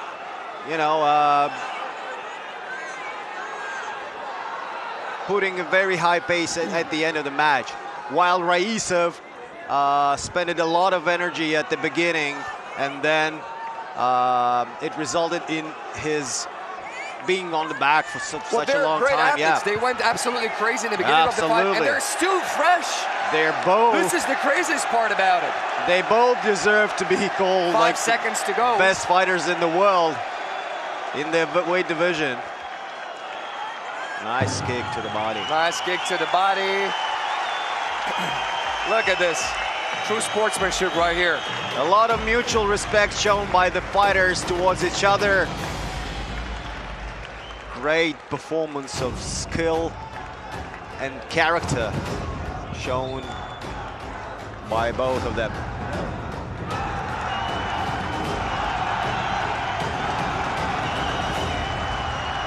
At the very beginning of the fight, Yusuf has had a slight edge in striking, being more precise, but then Edward started to dictate the pace, and I think he got the victory. Let's see how judges will render their decision. Yes, unanimous decision. Эдуард. В этом поединке единогласным решением судей одержал победу Эдуард Вартанян.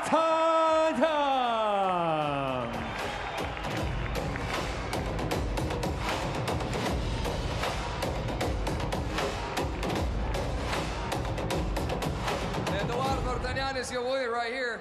A couple of words to everyone who's been supporting you. Пару слов всем, кто тебя сегодня поддерживал. I need to speak English, Russian, Armenian. Добрый вечер, Москва! Good evening, Moscow. Баров Половин. He speaks Armenian Спасибо в now. первую очередь моему сопернику Юсуфу Раисову. First of all, thanks to Yusuf Raisov. You know our history. Будет в копилку внесено. Спасибо, что пришли сюда. Спасибо организаторам ACB Jiu-Jitsu. Thank you for coming here. Thank you to the organizers of Acbjj for setting up all those matches that are spectacular to watch.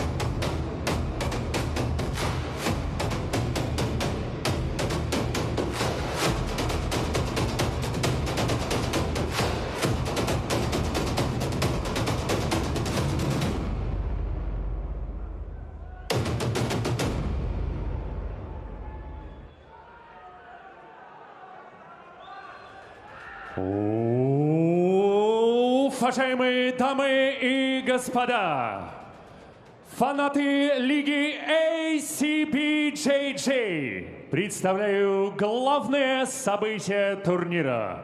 Москва, вы готовы?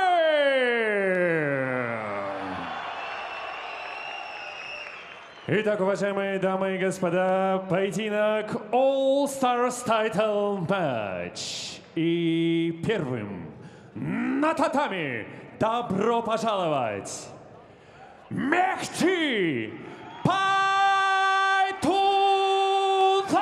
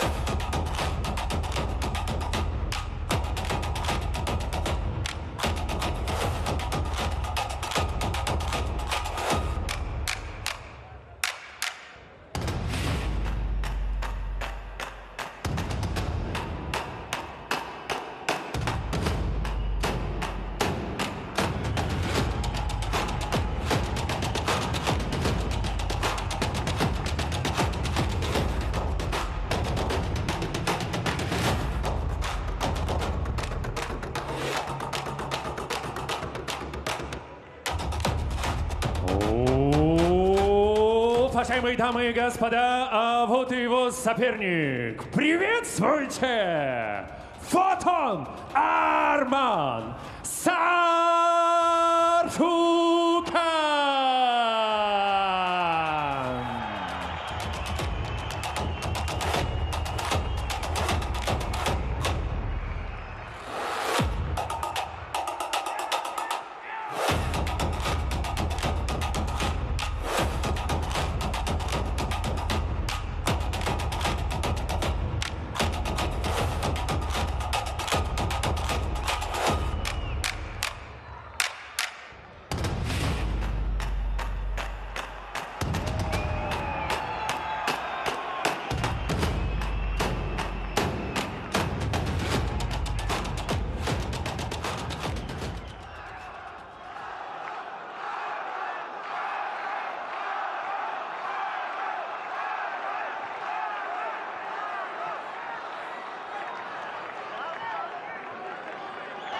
All right, we kick off the main event of the evening, featuring Arman Tsarukyan. I got goosebumps for this one. Yeah. I don't even know.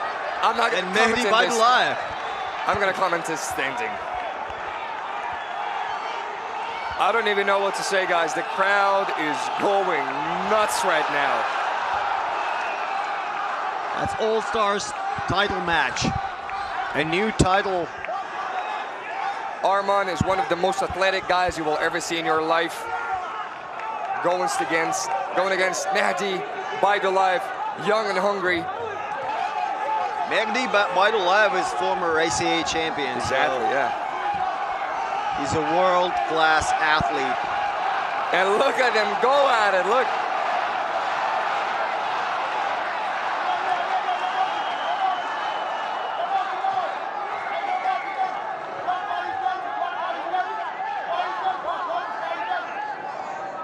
We've expected this from Arman.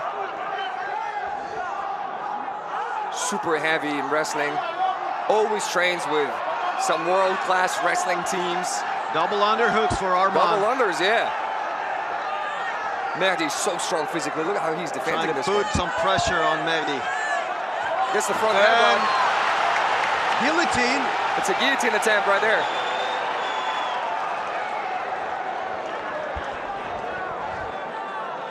They fall out from the podium. Hopefully Arman is okay.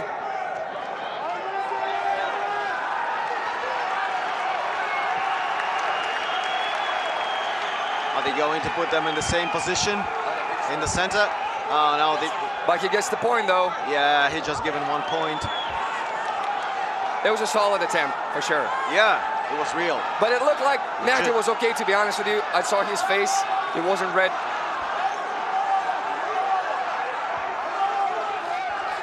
Again, underhook from the left side by Arman, trying to insert the second. It's crazy how active they are, man. isn't it? Yeah. Again, Mehdi is doing a good job of defending those underhooks and keeping that distance. Arman is unbelievably heavy with those collar ties. Solid freestyle wrestling background for Arman Tsarukyan, and grappling background as well. Right. Oh, he went for the knee. They mixed up the rules. They mixed up the rules, I think. It's a grappling match, and well, Arman need him in the stomach right now. Yeah, because of the emotions, probably he mixed up the rule set. I think that was the reason. It's crazy here, man. I don't think it was an intentional move for Arman. Mehdi is not intimidated by Arman Tsarukyan today. Arman Tsarukyan is fired up and ready to go. The crowd is going absolutely nuts here.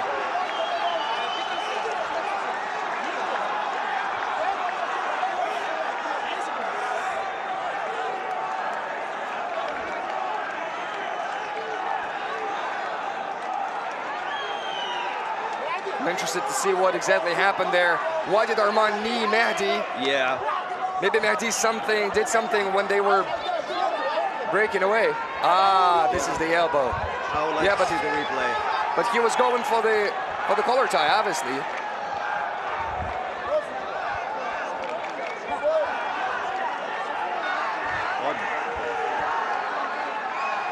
Is it a double DQ? No, for sure not. For sure not.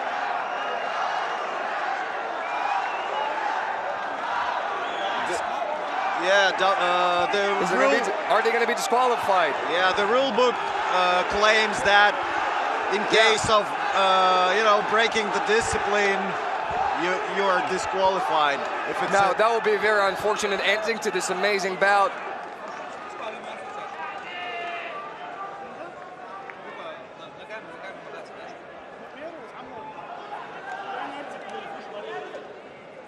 Will we see the continuation of this bout, or will they be disqualified? They broke the rules for sure.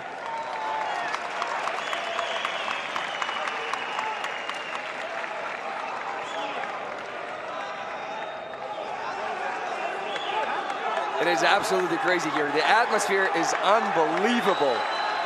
We got a full arena, and everyone wants to see this fight continue. Mehdi wants to keep going, Arman wants to keep going. We'll see the continuation of this one, hopefully. I really hope they're not gonna be disqualified because, man, a lot of people are not gonna sleep tonight. And the crowd is gonna go absolutely crazy. For sure it will disappoint a lot of fans, but the rules are the rules. I agree. Rules are the rules and you have to obey them. The rules are the rules, 100%.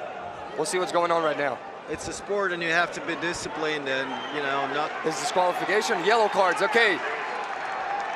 Oh, they changed their decision? Both of them are getting... Arman got a yellow card. Okay, they keep going. That's interesting. It is so crazy in this arena right now. Nice snap down by Arman. Both of them are going like crazy. The atmosphere is crazy here now. It's insane. I got goosebumps, bro. I can't breathe right now. People are so emotional now. Arman does a beautiful job. Gets the head and arm. Yeah. I'm sorry, headlock. Yeah, he's still on top, controlling. Who can jump for the guillotine. He pushes Mehdi. Attacks the back. Gets two hooks in. Yes, gets the back. Underhooks and two hooks in.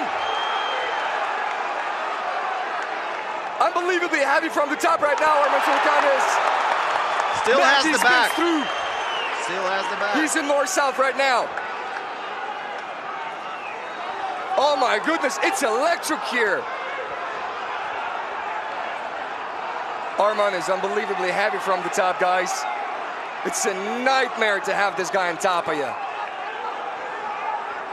Mehdi is staying composed, making sure to control the wrist so he doesn't attack with the doors or a guillotine. And those two compete in different weight divisions. And yeah, Arman is bigger for sure. Now it's clearly seen. Yeah, you can tell.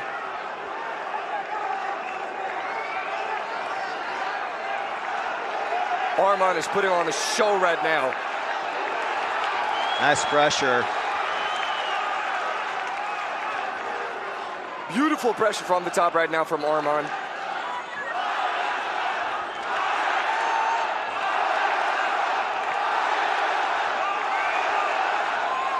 It's hard to comment for this fight, guys. It's deafening here.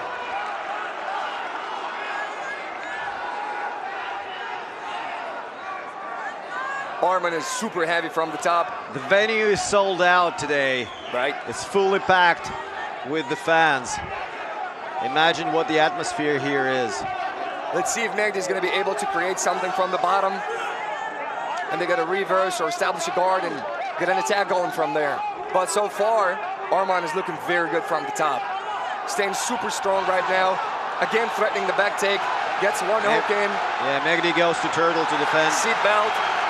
The bottom hook is in. So the control is pretty solid here.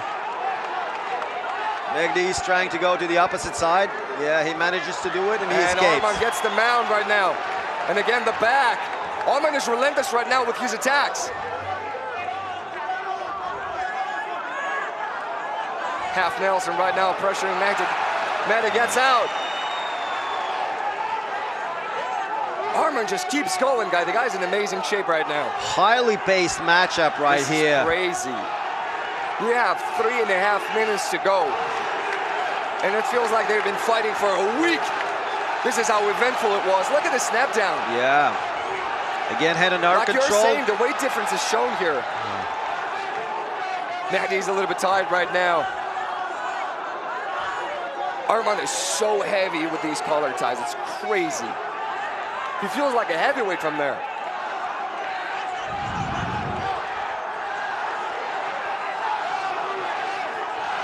Beautiful. Nice. Absolutely beautiful technique from Arman Tsarukyan right now. What a beautiful entry into Absolutely double leg. Gorgeous right now. Take down. Now Arman secures that position, keeping his weight low. But he needs to be active from here. Mehdi needs to find an answer. He gets one white card right now. Yeah. Arman has rear body lock on Mehdi. Now lets it go. Sitting up, sitting with his shin on... Arman is looking for a back take. On his leg. Yeah. Having a seat belt on.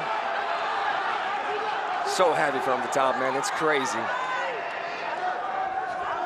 Arman is trying to distribute his weight forward. Mehdi is looking for like a Kimura grip or something, which is in this position probably not going to help. He needs a reversal. He really needs Is he going for a banana split here? Nope. No. Gets the reversal again. So physically strong Arman Tsarukyan is. Now he's in full side control. Again. And look how he's never on his knees. He's always up on his toes, which puts all of his weight on Mehdi Baydulayev. Right. Gets again one hook in. The arm goes across the face. And I like how he puts a lot of pressure forward. Almost gets both hooks in. Distributing the Mehdi pressure surviving, gets on Mehdi's arms. arms. Half guard back. Mehdi needs something big right now. He needs something huge in order to win this one, because so far Arman just been putting it on him right now. Very heavy shoulder pressure right now, maybe transitioning to the mount. The leg is almost out, and he's in the mount right now. Again, Mehdi has to turn his back. Yeah, and he gives up his back again. Look how Arman is controlling this arm. Yeah, he neutralizes the base. Staying on the back. Now, both hooks in. Has a figure 4 on the body. And we got 40 seconds to go. Will Arman Tsarukyan submit Mehdi Baydulayev? They're going to be brought back to center. The crowd is chanting Arman. The crowd is going crazy.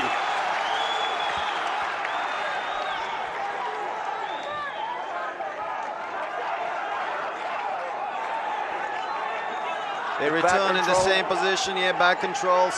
Seat belt is on. Seat belt's on. He's got 30 seconds to find the sub. He's got his Mehdi's forearm. He's on the chin with his choke. And now he put his forearm on the back of his head. It's legit. He's close, So close. tight. Yep. He gets the tap. Arman Tsarukyan submits Mehdi. Oh man. In this fight. But what a fight. What a competitive matchup. Beautiful performance from Mehdi. That's something you expect to see from Arman. Those guys. Just absolutely brings the fight tonight. But what a performance brought by Mehdi Baydulayev. Gets the sub last second. This is crazy. Congratulations to Arman. He's the new grand title holder. All-Stars title, sorry.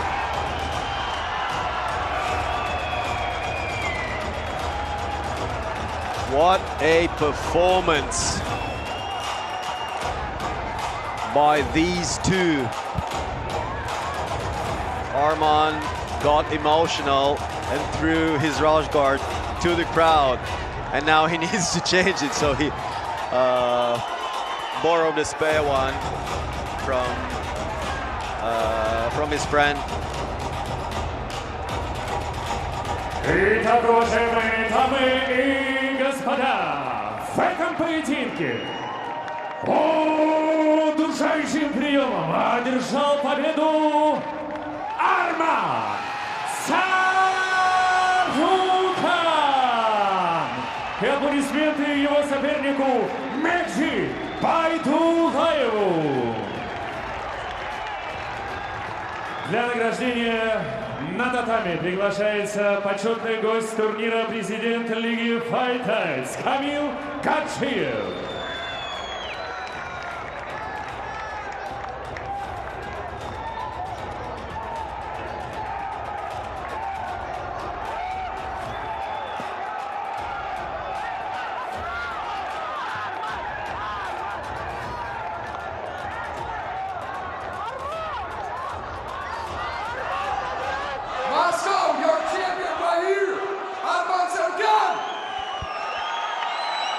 Acbjj is putting the belt on Arman's waist. All-star champ right here.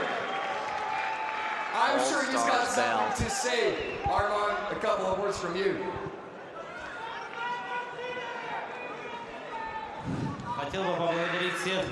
I would like to thank everyone who came here to watch me perform. And thank the organization. I'm very happy to fight here. And thanks to Mgdi who came out on short notice.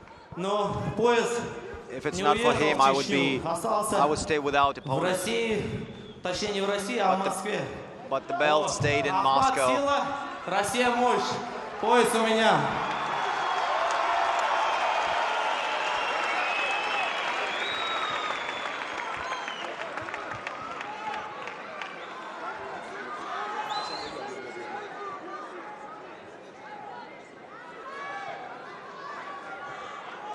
Аплодисменты Мгди Баглаву!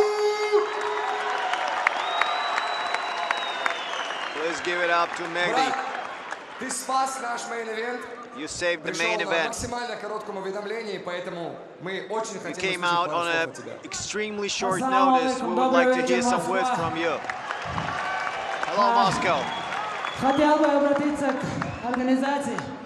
First of all, I would thank the organization and I would like to address them. Give me just 1 month. I respect Arman a lot. He deserved the victory. He choked me. Please give me 1 month of preparation. And I'll show a much better performance. I'm ready to fight anyone. If the league wants it, I would do a rematch. Also, we have Quad here. I can go in the next match. I can go with him. I choose ACA champion, but if I have a different opponent which is lower in the rankings in ACA, I would like to face him as well. Ты же страхуешь какой-то бой. В январе? В январе у тебя бой? Давай в феврале. When do you have your fight? In January? Yes. February, are you ready for February? Ты давал уже слово, что пояс уедет в Чечню, остался здесь в Москве. Я слова не давал. Я написать, иншаллах, уедет поезд. Я иншаллах написал бой. Тебя я еще раз поздравляю, тебе претензий нету. Просто спустись, побрать.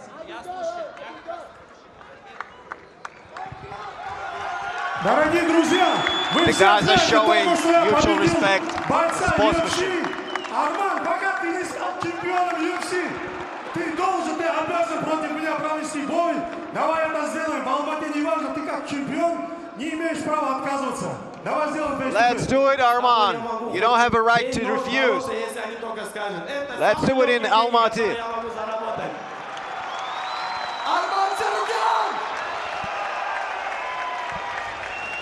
And the face-off by those two.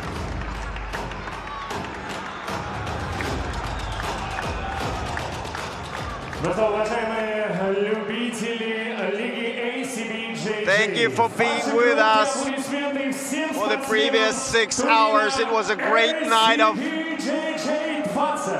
fights, great night of jiu-jitsu and battle jiu-jitsu. So many emotions presented to the audience. Thank you for being with us. Thank you very much. See you next time, guys. It was Amin and my Kirill brother Kirill are here. Thank you for being with us. Bye.